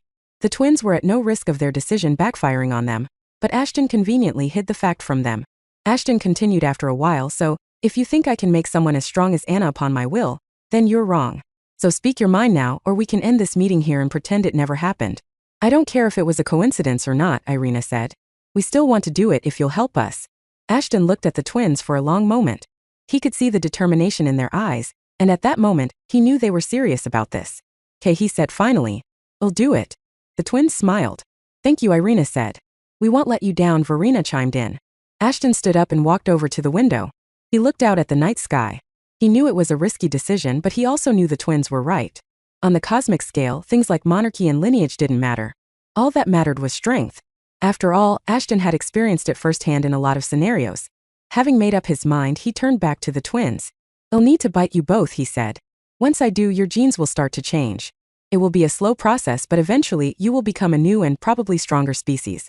"We're ready," the twins simultaneously responded. Verena's hand reached out, her fingers brushing against Ashton's arm, his touch sending a shiver down her spine. Irina stood beside her, her eyes locked onto Ashton's, a silent understanding passing between them. "You know I can't bite the two of you simultaneously, right?" Ashton joked, trying to ease the situation. "Actually you can, and I was about to suggest that." "What do you mean?" "You don't need to bite their necks, do it on their arm or somewhere you can bite both at once." "I'll go for the hands." Slowly, Ashton took their arms and leaned in. Ashton's fangs sank into their skin. The sensation like a pin had been pushed through their skin shrouded them, followed by a warm rush of blood. Verena and Irina held onto him tightly, their fingers digging into his arms as they gasped in surprise. The initial pain quickly gave way to a feeling of exhilaration, a surge of power that flowed through their bodies like a river. They felt stronger, faster, and more alive than ever before. The twins could feel their senses sharpening, their vision becoming clearer, and their hearing more acute. They felt like they could do anything. Ashton's eyes were like two radiating moons. As he held the twins in his arms, they could feel his power flowing through them, merging with their own. It was a transformative experience, blending their essences beyond the physical domain. Their cheeks flushed red, a blush that spread through the points where Ashton had bitten them. Their skin became more vibrant and lively as if it were being infused with new life. Time seemed to stand still as the connection between them intensified. They felt like they were one being sharing a single soul. Their thoughts and emotions were intertwined, and they knew they would never be the same again. And then, as quickly as it had begun, Ashton released his bite. Verena and Irina gasped and pulled back, but they could still feel the power coursing through them. They looked at each other, their eyes wide with wonder. "Wow," Irina breathed at N0Velis.C0M. "That was incredible," Verena agreed. They turned back to Ashton, who was smiling at them. Well, not at them, but their cutesy horns at the side of their heads. Chapter 643, A Strange Request 3. The transformation was remarkable, to say the least. Irina's long, pristine white hair grew darker, almost black as night, while Verena's locks took on a deep blood-red shade, making it easier to differentiate the twins. The hair wasn't the only thing that changed. Their bodies grew more muscular and powerful, the strength of a werewolf coursing through their veins. Their senses heightened, allowing them to hear even the faintest heartbeat and smell the faintest hint of blood from miles away. N0Velis.C0M.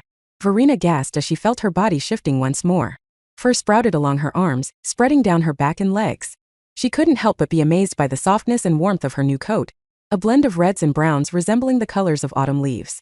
Irina's transformation was similar, her fur a sleek glossy black with a faint silver sheen. It was then a different set of genes triggered within them. A pair of little horns sprouted from their temples, giving them a cute look. Ashton had no doubt that those genes stemmed from some demonic lineage. It didn't take any time for the twins to control their new genes, unlike Anna. They immediately turned off their werewolf genes, which turned out to be a mistake as their clothes had been torn to shreds during their transformation. Ashton immediately turned his back towards them, not wanting to have any indecent thoughts. Well, it wasn't like he couldn't control himself, but he didn't subject himself to questionable images being imprinted in his mind. Another rare race. How do you keep resurrecting these long-forgotten races over and over? Rare race? They look like normal demons to me? Those are no regular demons, for fuck's sake. Those are Yumaba. You can think of them as the progenitor race to what you call Oni. The hell? That's exactly my reaction. Not only that, you've turned them into tribrits. Yamaba vampire werewolf tribrits to be precise. I just wanted to turn them into regular tribrits. Well, what's done is done. Let's hope there's no cult looking to revive a particular Oni race. Yeah, dealing with one cult is difficult as it is. Just then, Ashton's communicator buzzed loudly, startling him. He fumbled to reject the call, but the AI in his phone had a mind of its own and accepted the call anyway. The holographic screen flickered to life, and there, floating in the air before him was Anna.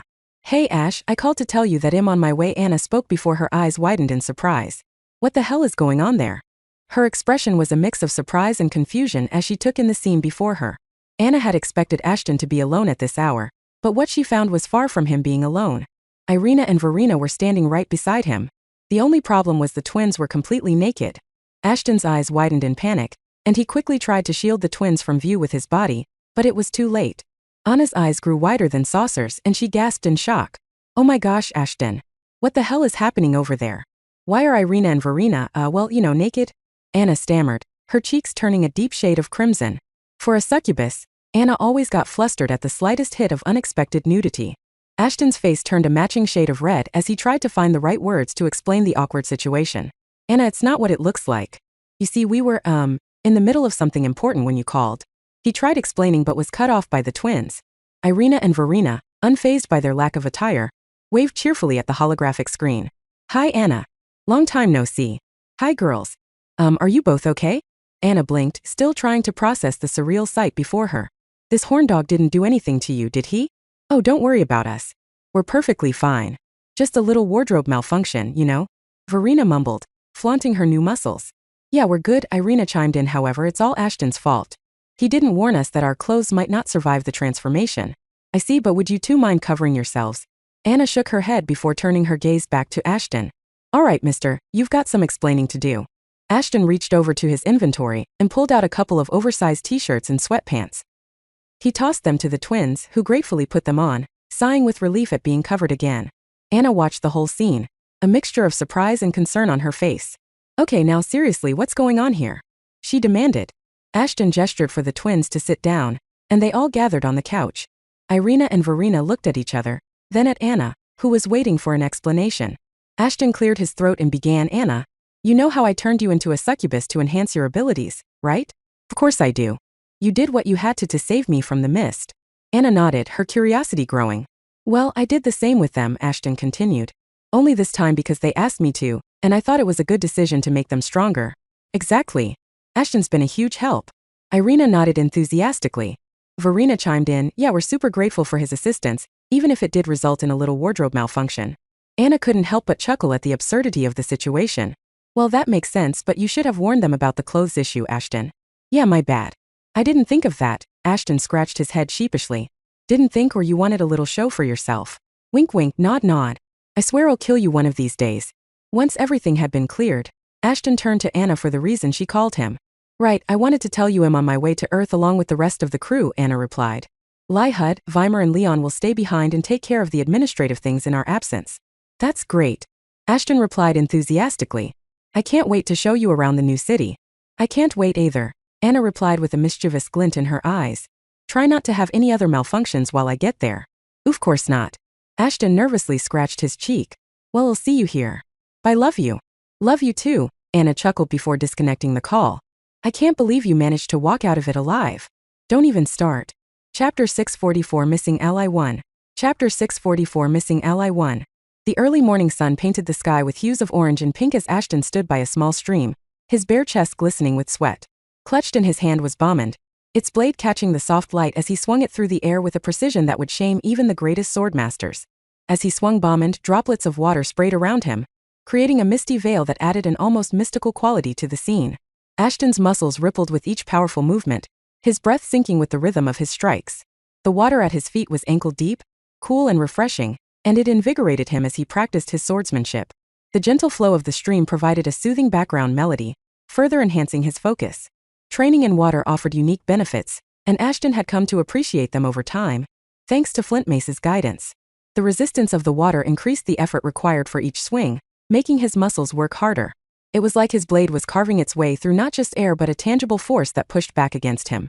This extra resistance built strength and endurance, shaping his body into a formidable weapon. But it wasn't just about strength. The water's natural buoyancy lessened the impact on Ashton's joints, reducing the risk of injury. The stream also acted as a natural cooling system, preventing him from overheating as he pushed his limits. Ashton's body was in its prime, but even he knew the importance of taking care of it, and the water provided a gentle environment for him to train without putting unnecessary strain on his muscles and bones. As Ashton continued his practice, his focus remained unwavering. The smooth arcs of his sword reflected the fluidity of the water around him. His movements were both precise and powerful, each strike a testament to the hours of training he had invested in mastering his craft.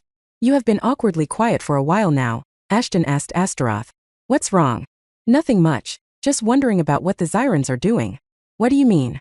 Ashton asked while swinging Bomband again. The sound of the water and the feel of it against his skin became part of his training routine. It wasn't just a physical exercise but a divine experience that engaged his senses. The serene surroundings cleared his mind, allowing him to fully immerse himself in the present moment.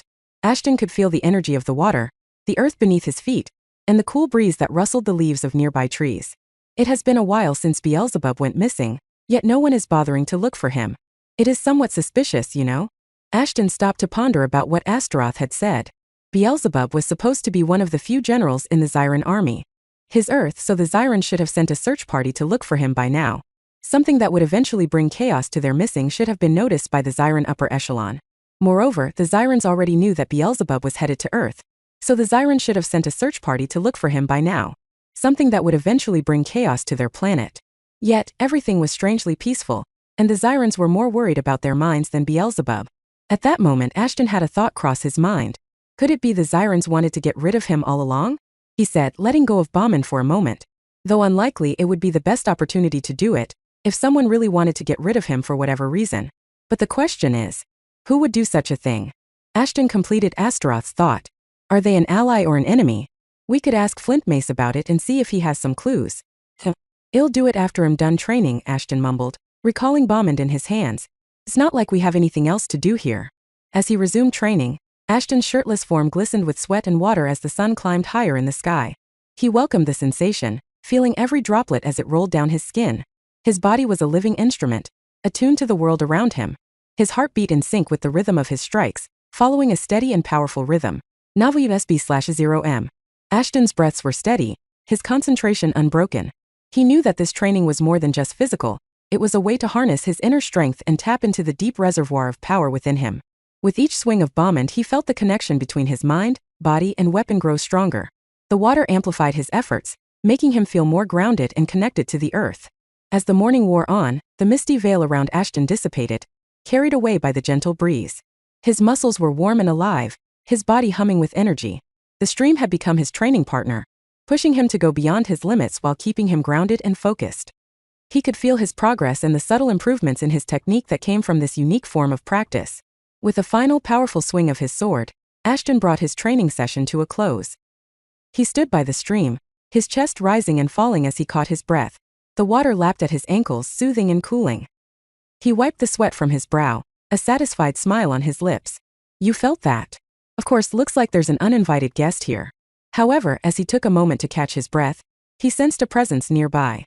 Instinctively, Ashton flung his sword in the direction he felt someone, his muscles reacting with well-practiced precision, allowing Bomband to attain even greater momentum. Bomband struck a tree with a resounding thud, severing it in half. Splinters flew through the air, and the tree collapsed with a loud crash. From behind the fallen trunk, a figure emerged, unfazed by the display of Ashton's prowess. It was Mara, clad in workout attire, her expression a mixture of annoyance and amusement. She had been jogging nearby and had apparently stopped to observe Ashton's training. "What are you doing here?" Chapter 645 Missing Ally 2. Chapter 645 Missing Ally 2.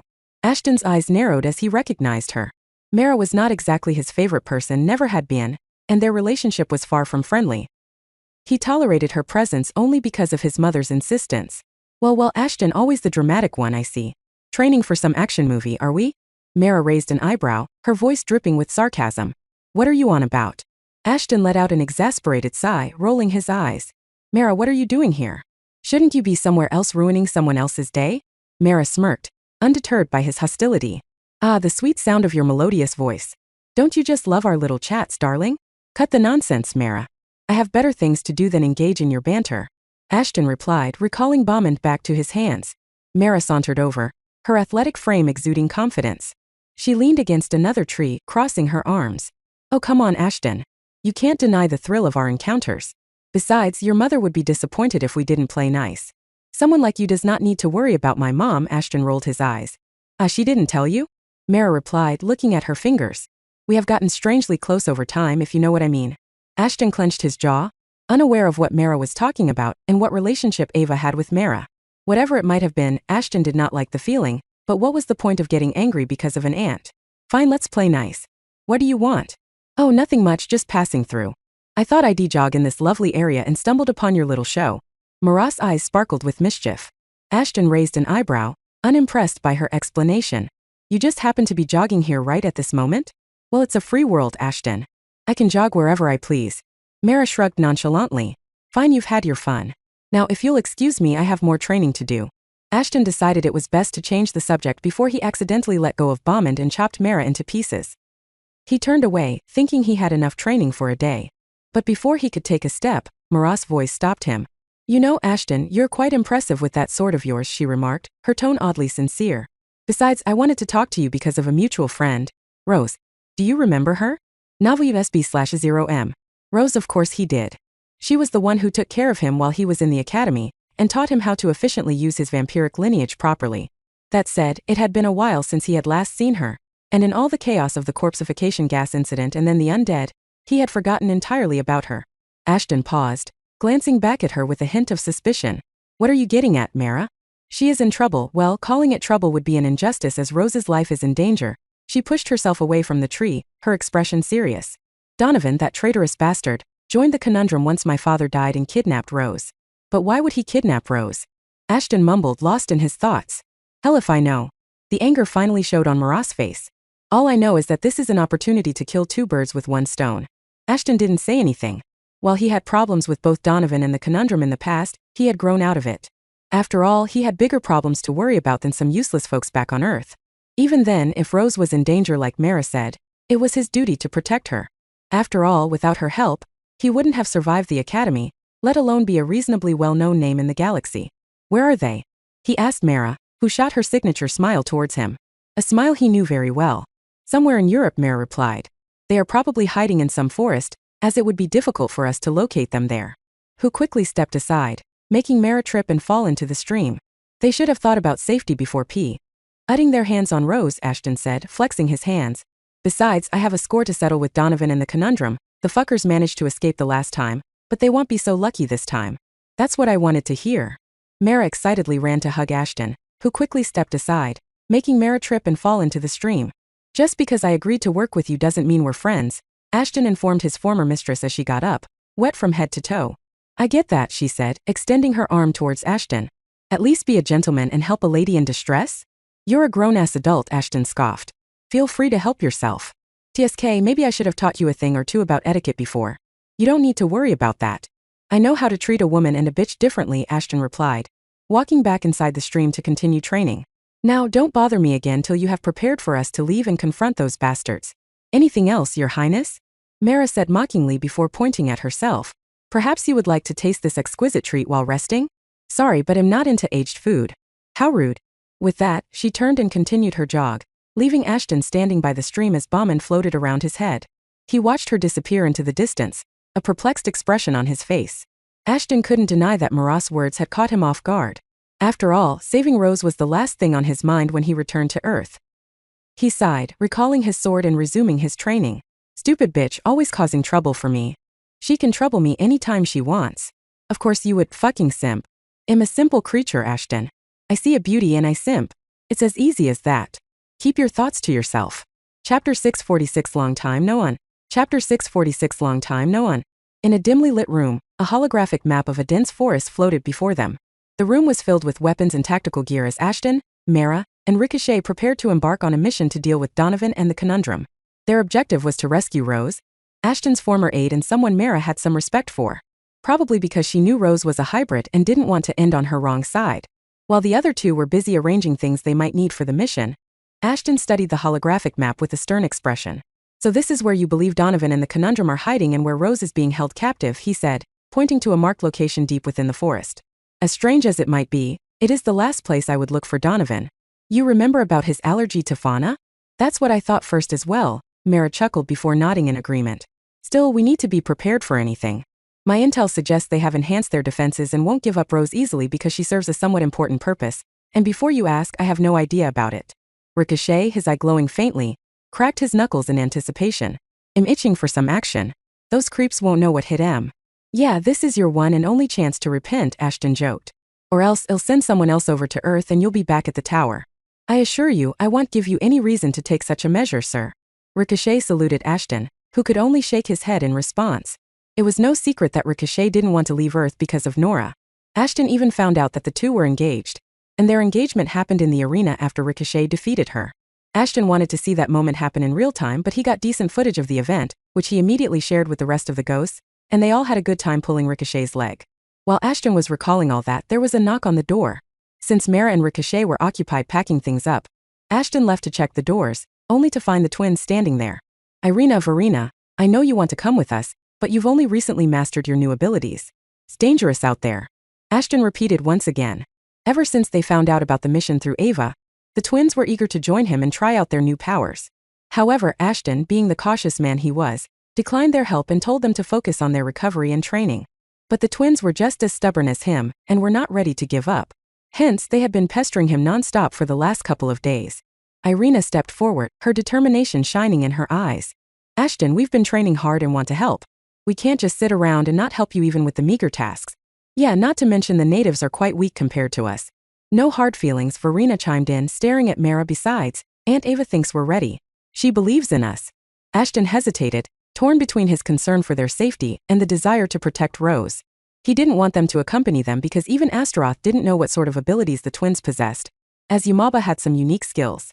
And if there was only thing Ashton hated more than his enemies was uncertainties when it came to battles. Soon Mara spoke up, and she was surprisingly supportive of the twins. Ashton, they've come a long way, and Ava wouldn't let them go if she didn't think they were ready. Plus, having them along might just give us an edge. Ricochet added, Irina and Verena have a unique blend of powers that could be useful. And let's face it, they have the spirit for this mission. Alright, fine. You can come, but you stick close to Mara and Ricochet. No heroics. Ashton sighed, realizing that they had a point. Irina and Verena beamed with excitement, their gratitude evident as they said in unison. We promise, Ashton. Yeah, I'll see how long you hold on to your promise. Ashton rolled his eyes, returning to the map as Mara explained the twins about their plan. This path should take us directly to their location. Mara pointed to a specific route that would lead them through the forest to the Conundrum's hideout. Though we'll need to be cautious and stay alert for traps or ambushes. Ricochet cracked his knuckles again, a smirk on his face. Sounds like a party. Let's do this. Ashton nodded, his gaze hardening. We move out at dusk. That should give us some cover as we approach. We can't afford to waste any more time. The room buzzed with a sense of purpose as they finalized their plans. The mission was dangerous, but they were determined to rescue Rose and settle an old score with Donovan and the Conundrum. As the sun began to dip below the horizon, casting long shadows across the forest, Ashton, Mara, Ricochet, Irina, and Verena gathered at the edge of the tree line. Their faces were set with determination, their weapons at the ready. The holographic map had served its purpose, guiding them to this point. Now the real challenge lay ahead as they ventured deeper into the heart of the forest, following the path that led to the Conundrum's hideout. Well, we're here, what now? Mara looked at Ashton, who had a smirk on his face. Now we'll do what any civilized guest would, Ashton grinned, gripping Bauman tightly. Knock on their door. Without wasting any time, Ashton summoned Atlas, instructing him to rip open the ground. Atlas followed his master's command, returned to the size of a true titan and sunk his fingers into the ground before pulling hard until he ripped open a massive section of the forest. As Atals did that, Ashton saw what they were looking for. A massive underground facility, hidden from the view of the outside world. Let's greet the host, shall we? Chapter 647 Long Time No See. Chapter 647 Long Time No See. The underground base of the Conundrum was a labyrinth of dark tunnels and hidden chambers, its walls echoing with the quiet, tense murmurs of its masked members. Donovan, once Mara's right-hand man, now stood among them, his loyalty to her long abandoned. He had betrayed her, joining forces with the Conundrum when Mara began to favor Ashton over him, a boy Donovan thought to be under his feet. He thought by joining the Conundrum, he would be able to receive the strength he desired to exact his revenge on his former mistress. However, his expectations were too high for his own good. Even after spending all that time indulging in forbidden arts and questionable methods, he was stuck at crank. Previously, it would have been enough for him to challenge King Bismarck for the throne, but now it wasn't enough. Earth has changed a lot since extraterrestrial species established themselves on the planet. The grade, which would have been sufficient to shake up entire kingdoms, was barely enough to challenge a city. However, having abandoned everything in the pursuit of power, there was nothing Donovan could retreat to, and the conundrum was the only place he was welcomed with open arms. Talk about shit luck. Donovan paced nervously in the dimly lit command center, surrounded by conundrum members wearing zodiac masks. His anxiety was palpable as he awaited orders from the conundrum's enigmatic leader. The atmosphere was thick with tension and anticipation. The unnamed leader had called them there for a special announcement, and Donovan assumed it was time for them to leave their seclusion and strike Ashton's new estate, New Lyconia. Just the thought of getting a bit of revenge on that kid was enough to make Donovan abandon whatever little reasoning he had. As long as he could make the bastard hurt, there wasn't anything Donovan wasn't willing to do. Especially because Ashton, their biggest threat, was nowhere to be seen. Without him to protect the people, the conundrum was confident that with a bit of secrecy, they could deal a significant blow to the new world they were creating. However, their plans were cut short when a low rumbling echoed through the base, causing the masked conundrum members to exchange anxious glances. The ground shook as if a storm were brewing above their heads. "The hell's going on?" One of the members roared at the top of her lungs as the noise of the earth ripping above them got louder and louder. "Whatever it is, we need to check it out." Yet another member chimed in as they all drew their weapons. Donovan's heart raced as he turned toward the command center's entrance, his instincts screaming that something was wrong. The rumbling grew louder, and then with an earth-shattering crash, the reinforced steel doors were torn asunder. Ashton burst into the command center, flanked by his summoned allies. Sven, Celeste, and Atlas all entered behind Ashton and the rest, radiating an aura of unstoppable determination. With their zodiac masks concealing their identities, the conundrum members scrambled for cover, frustration etched in their eyes. Donovan's heart sank as he realized the dire situation they were in. How did they manage to find us? The lady in a doe mask yelled while the one sporting a bull mask shrugged. Could it be? Someone mumbled while they all turned against Donovan. Since he was the newest recruit, it made sense for him to betray them. Not to mention he used to be Marat's loyal dog, and it could be possible he was still following her. Donovan was shocked to see his comrades turning their backs on him so quickly. He was about to retort when their leader's sudden appearance stopped him. "Now is not the time for us to fight amongst ourselves," the leader wearing a lion mask mumbled. "We have guests and we should follow etiquette and entertain them." Donovan nodded and turned to face Ashton. Even though it was unexpected, and he felt unprepared to face off against him, Donovan was glad to at least have an opportunity to bring that bastard down, before he was shocked to see who was by Ashton's side. But what stunned Donovan was not the powerful summons but the sight of Mara standing beside Ashton. Her presence alone was enough to send a chill down his spine.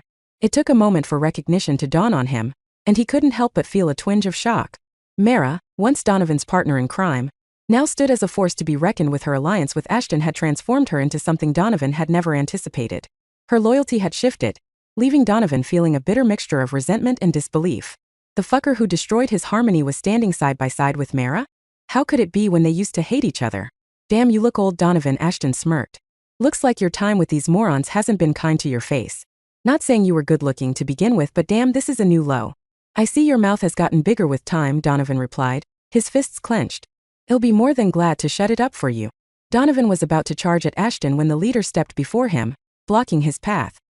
"He is not your opponent," the leader said, turning to face Ashton and disrobing himself to reveal a muscular body hiding underneath. However, the surprise came when he removed his mask to reveal a face identical to Rose's. Both Mara and Ashton were shocked, but Ashton was sure the man before him wasn't Rose as he was informed about his identity by Astaroth. "It isn't like you need me to tell you about it. Apparently, the one you're looking for had impressive assets. This isn't the time for that, you horny fuck. Just saying." "Who are you?" Mara asked the leader, who smiled at them. "It's not a surprise for my twin to not talk about her disgrace of a brother. But as for you, Ashton, I'm sure you're familiar with the cult. What if I told you I'm one of them and so is my sister? I wonder what will you do about it?" Chapter 648. As easy as it gets one. 648. As easy as it gets one. "You? Someone as weak as you is working with the cult?" Ashton rolled his eyes. "Even that changes nothing. I was going to kill before and I will do it still. Besides, if those fuckers knew about me, they would be rushing to Earth with everything at their disposal." "You should not threaten someone lightly, boy," the leader barked, but Ashton cut him off. "Oh, believe me, I don't give out threats recklessly like yourself. When I say I'll kill someone, I commit to it." The tension reached its breaking point in the heart of the conundrum's hidden forest base. The leader of the conundrum was fed up with Ashton's intrusion and decided to confront him head-on. The leader charged at Ashton with a roar, his fists clenched and muscles bulging. He swung a powerful punch, aiming to catch Ashton off guard. But Ashton, His senses honed through countless training sessions with Flint Mace and Vulcan, effortlessly sidestepped the attack. The leader's fist whistled through the air, striking nothing but empty space. He stumbled forward, off balance, and tried to regain his composure. But Ashton was already on the move, dancing around him like a wisp of smoke. With each attempt to strike Ashton, the leader found himself grasping at thin air. It was as if he were wrestling with a phantom. No matter how hard he tried, Ashton was always a step ahead. His movements were elastic like water, his evasion effortless. Every time he dodged an attack, he made a mockery of the conundrum leader's attempts to land a blow. Frustration etched itself onto the leader's face. He growled in anger and launched a series of rapid punches and kicks, but Ashton deftly ducked and weaved, slipping through the onslaught unscathed. It was a humiliating display for the conundrum leader, who had expected to make quick work of his intruder. After all, he had heard about Ashton's strengths and weaknesses, but it seemed like he had long since overcome the barriers. The Ashton before them wasn't anything like the leader was informed. As the leader continued to flail, the conundrum members, their zodiac masks concealing their identities, watched with shock and uncertainty. Their leader, the one they had looked up to for guidance and strength, was being made to look like a fool. What are we waiting for? We have to help him out. The lady in the rabbit mask urged the rest, but they shook their head. Leader doesn't want our help, the man in an ox mask mumbled. If he did, he would have for us to intervene. But we can do something. But their shock soon turned to action.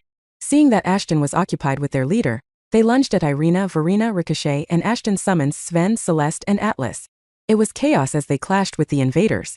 Ricochet had his cybernetic enhancements whirring with power as three members slowly surrounded him. They were conundrum members wearing the rat, ox, and tiger masks. Watching them approach him, Ricochet cracked his knuckles and flashed a confident grin. "All right, boys, let's dance," Ricochet quipped, his voice dripping with a playful swagger. The rat-masked member lunged forward with incredible speed. A flurry of punches aimed at Ricochet's head and torso. Ricochet's enhanced reflexes allowed him to anticipate each strike. With a series of well-timed blocks and parries, he deflected the blows easily, his cybernetic limbs moving in perfect synchronization. "Is that all you've got?" Ricochet taunted, his grin widening. "I've seen more impressive moves from my grandma." Frustration flashed across the rat-masked member's face as he continued his futile assault. Ricochet effortlessly blocked and parried each blow, his movements so fluid that he seemed to be dancing rather than fighting. Soon Ricochet had had enough and retaliated with a powerful kick to the rat-masked member's midsection, sending him staggering backwards. It was a precise strike, exploiting a momentary vulnerability, and it left the rat-masked member momentarily winded. Meanwhile, the ox-masked member attempted to charge at Ricochet with brute force, relying on their strength to overpower him. But Ricochet was already in motion, darting around the charging opponent gracefully and precisely. He moved like a shadow, his enhanced agility allowing him to avoid the ox-masked member's attempts to grab hold of him. With a swift spin, Ricochet executed a series of rapid strikes to the ox-masked member's pressure points, causing them to momentarily lose control of their limbs. They stumbled and fell to the ground, disoriented and struggling to regain footing. "Well, there, big guy.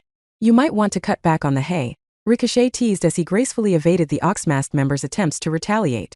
Next was the tiger-masked member, known for her ferocity, and leapt into the fray with acrobatic kicks and lunges.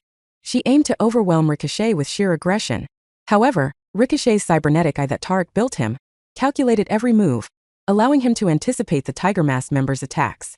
Ricochet evaded a high kick with a graceful backflip, narrowly missing his head.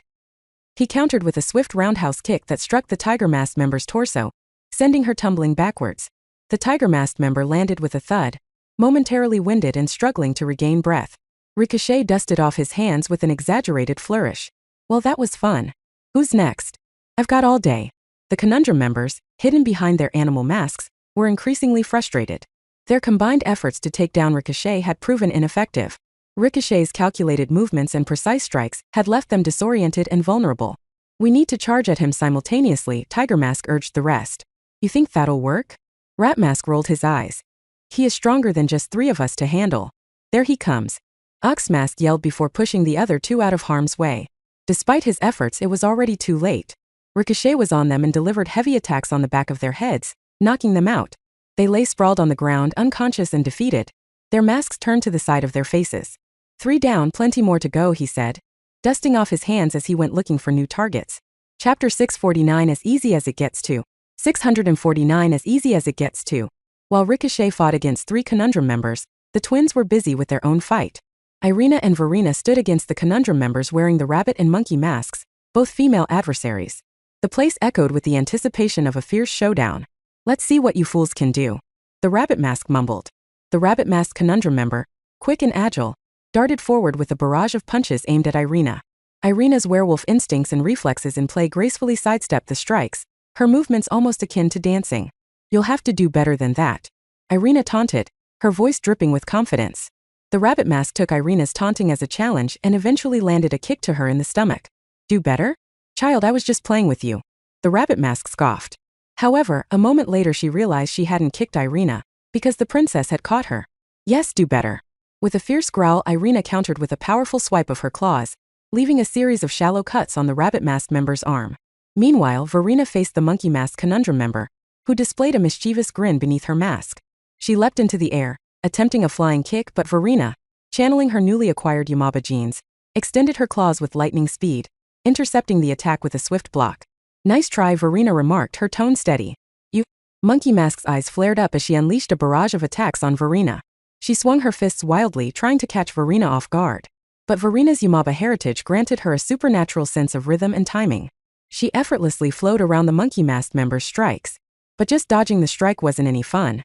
So Verena decided to embrace offense and immobilize the Monkey Mask member's arm, rendering her momentarily defenseless. Verena took advantage of the situation and delivered a powerful kick that sent the Monkey Mask member sprawling. TSK, why do you people lose your cool so easily? Verena shook her head and began toying with her masked foe. Meanwhile, undeterred by her initial failure, the Rabbit Mask member pressed on against Irina. She lunged again, this time with blinding speed, her punches a blur. Irina's werewolf senses heightened, parrying the strikes precisely, her Yamaba genes granting her the strength to hold the masked witch back. However, Rabbit Mask eventually landed a strike on Irina, pushing her backwards. Impressive, Irina said with a smirk, but it's not enough. With a quick twist of her body, Irina delivered a powerful roundhouse kick, catching the Rabbit Mask member off guard. The impact sent her tumbling backwards, landing in a heap on the floor. Simultaneously, Verena and the Monkey Mask member engaged in a complex dance of strikes and counters. The Monkey Mask member now moved with awkward but effective maneuvers.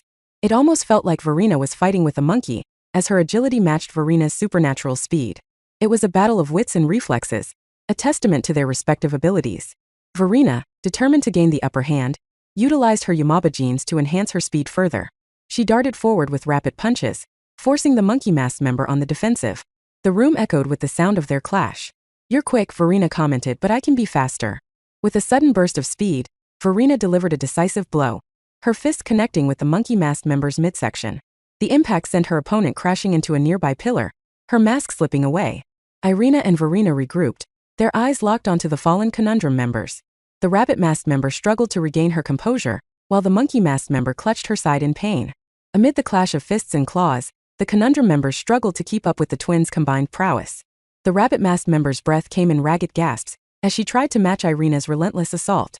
Blood oozed from the wounds inflicted by Irina's claws as if there was no way to stop the blood. Looks like we make a pretty good team, Verena remarked to her sister. Even after all that genetic mutation. Of course we do, Irina nodded, a grin spreading across her face. Let's finish this. With renewed determination, Irina unleashed a flurry of strikes that left the Rabbit Mask member with no room to counter. She seized an opening and delivered a powerful kick to the midsection that sent the Rabbit Mask member crashing to the ground. Much like Irina, Verena's strikes were calculated and precise. She landed blow after blow, her movements fluid yet deadly. The Monkey Mask member's attempts to retaliate were feeble, her strength no match for Verena's unleashed power. The twins worked together seamlessly, their complementary abilities forming a devastating combination. Irina's werewolf strength and agility, combined with Verena's finesse, overwhelmed and defeated the Conundrum members. With one final coordinated attack, Irina and Verena struck simultaneously. Irina's claws met the Rabbit Mask member's arms with a bone-crunching force, while Verena's precise strike landed squarely on the Monkey Mask member's throat. Both Conundrum members crumpled to the ground, defeated and incapable of continuing the fight. However, winning the fight wasn't the twins' goal. They were there for Rose and expected the masked foes to have some information on her whereabouts. As the Rabbit Mask recovered a bit, the twins descended upon her. She immediately raised her hands to cover her face, but when she didn't feel anything, Rabbit Mask slowly opened her eyes. Look, as much as fun it is to kick your asses, we're here on some urgent matter, Verena said. Yeah, Irina joined in. Just tell us where Rose is and we'll leave you in peace. She's in the underground chamber deep within the base. But you won't get to her so easily, Rabbit replied as her mask fell off her face. You'll need 3 keys to unlock her cell, and only the leader knows where the keys are. I see. Thanks for the information. Verena smiled before kicking her on the head. As they turned to leave, a rustling in the bushes caught their attention. From the shadows emerged Ricochet, his cybernetic eye scanning the area as he assessed the situation. "Everything under control here?" he asked.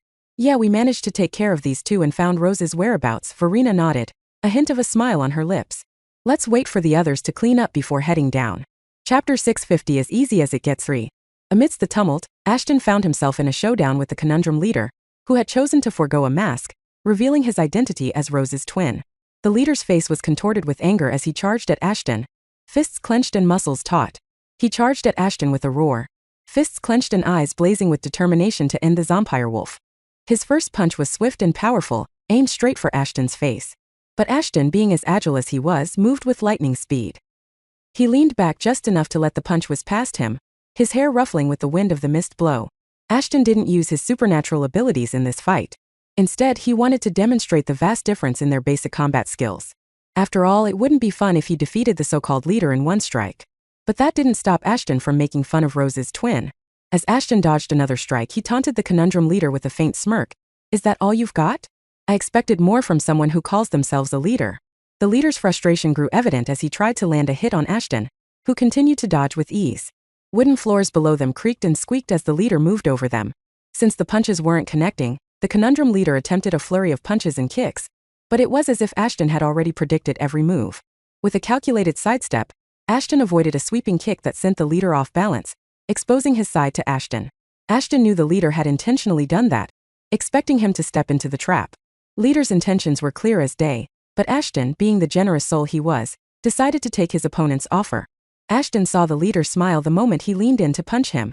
Clearly, the latter wanted to take the opportunity to deliver a knee strike. However, the leader had severely underestimated Ashton's speed. In a swift motion, Ashton delivered a well-placed strike to the leader's midsection, causing him to stagger backwards. The leader was wide-eyed as he couldn't see Ashton hitting him, let alone countering him. "How did you do it?"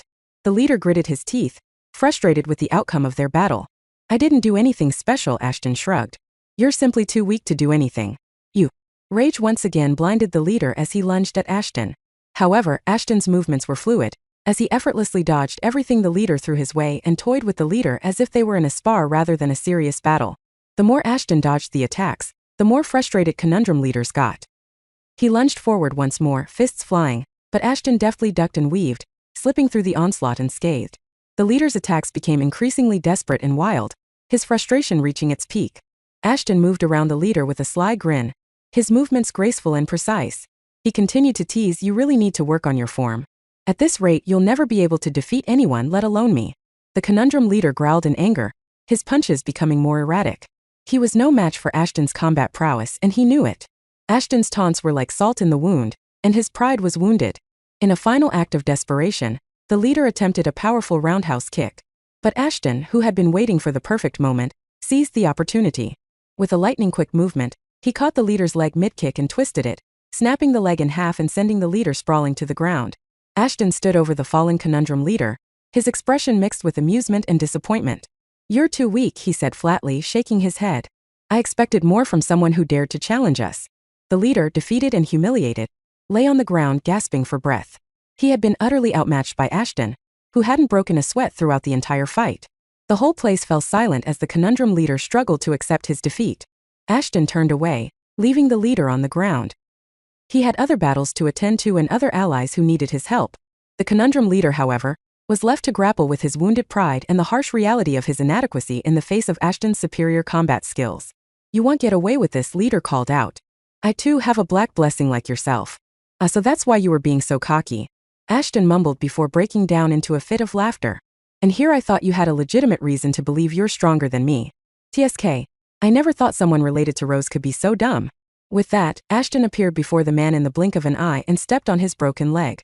Upon hearing their leader scream in agony, the conundrum members didn't know what to do. If the strongest amongst them was reduced to such a pathetic state, then they could only wonder what would happen to them if they stood against Ashton. Well, most of them did, as Donovan was busy dealing with Mara. He had promised himself that the next time he saw his beloved mistress, it would be the last time they saw each other's face, as only one would be left alive. Mara had always been the strongest amongst her companions, which gave her the illusion that she didn't need to bind them to her, and that her strength alone would be enough to keep her people in check. However, she had seen Donovan break that illusion and was thankful he did. Because if he hadn't, she would have never known that the one she thought of as her dog was a snake waiting for the right moment to strike her down. Before we do this, I would like to know something, Mara mumbled as she and Donovan got into a fighting stance. Why did you do it? Was I that bad of a head for you? Talking was never my strong point, so stop blabbering and get this over with, Donovan replied before lunging at Mara.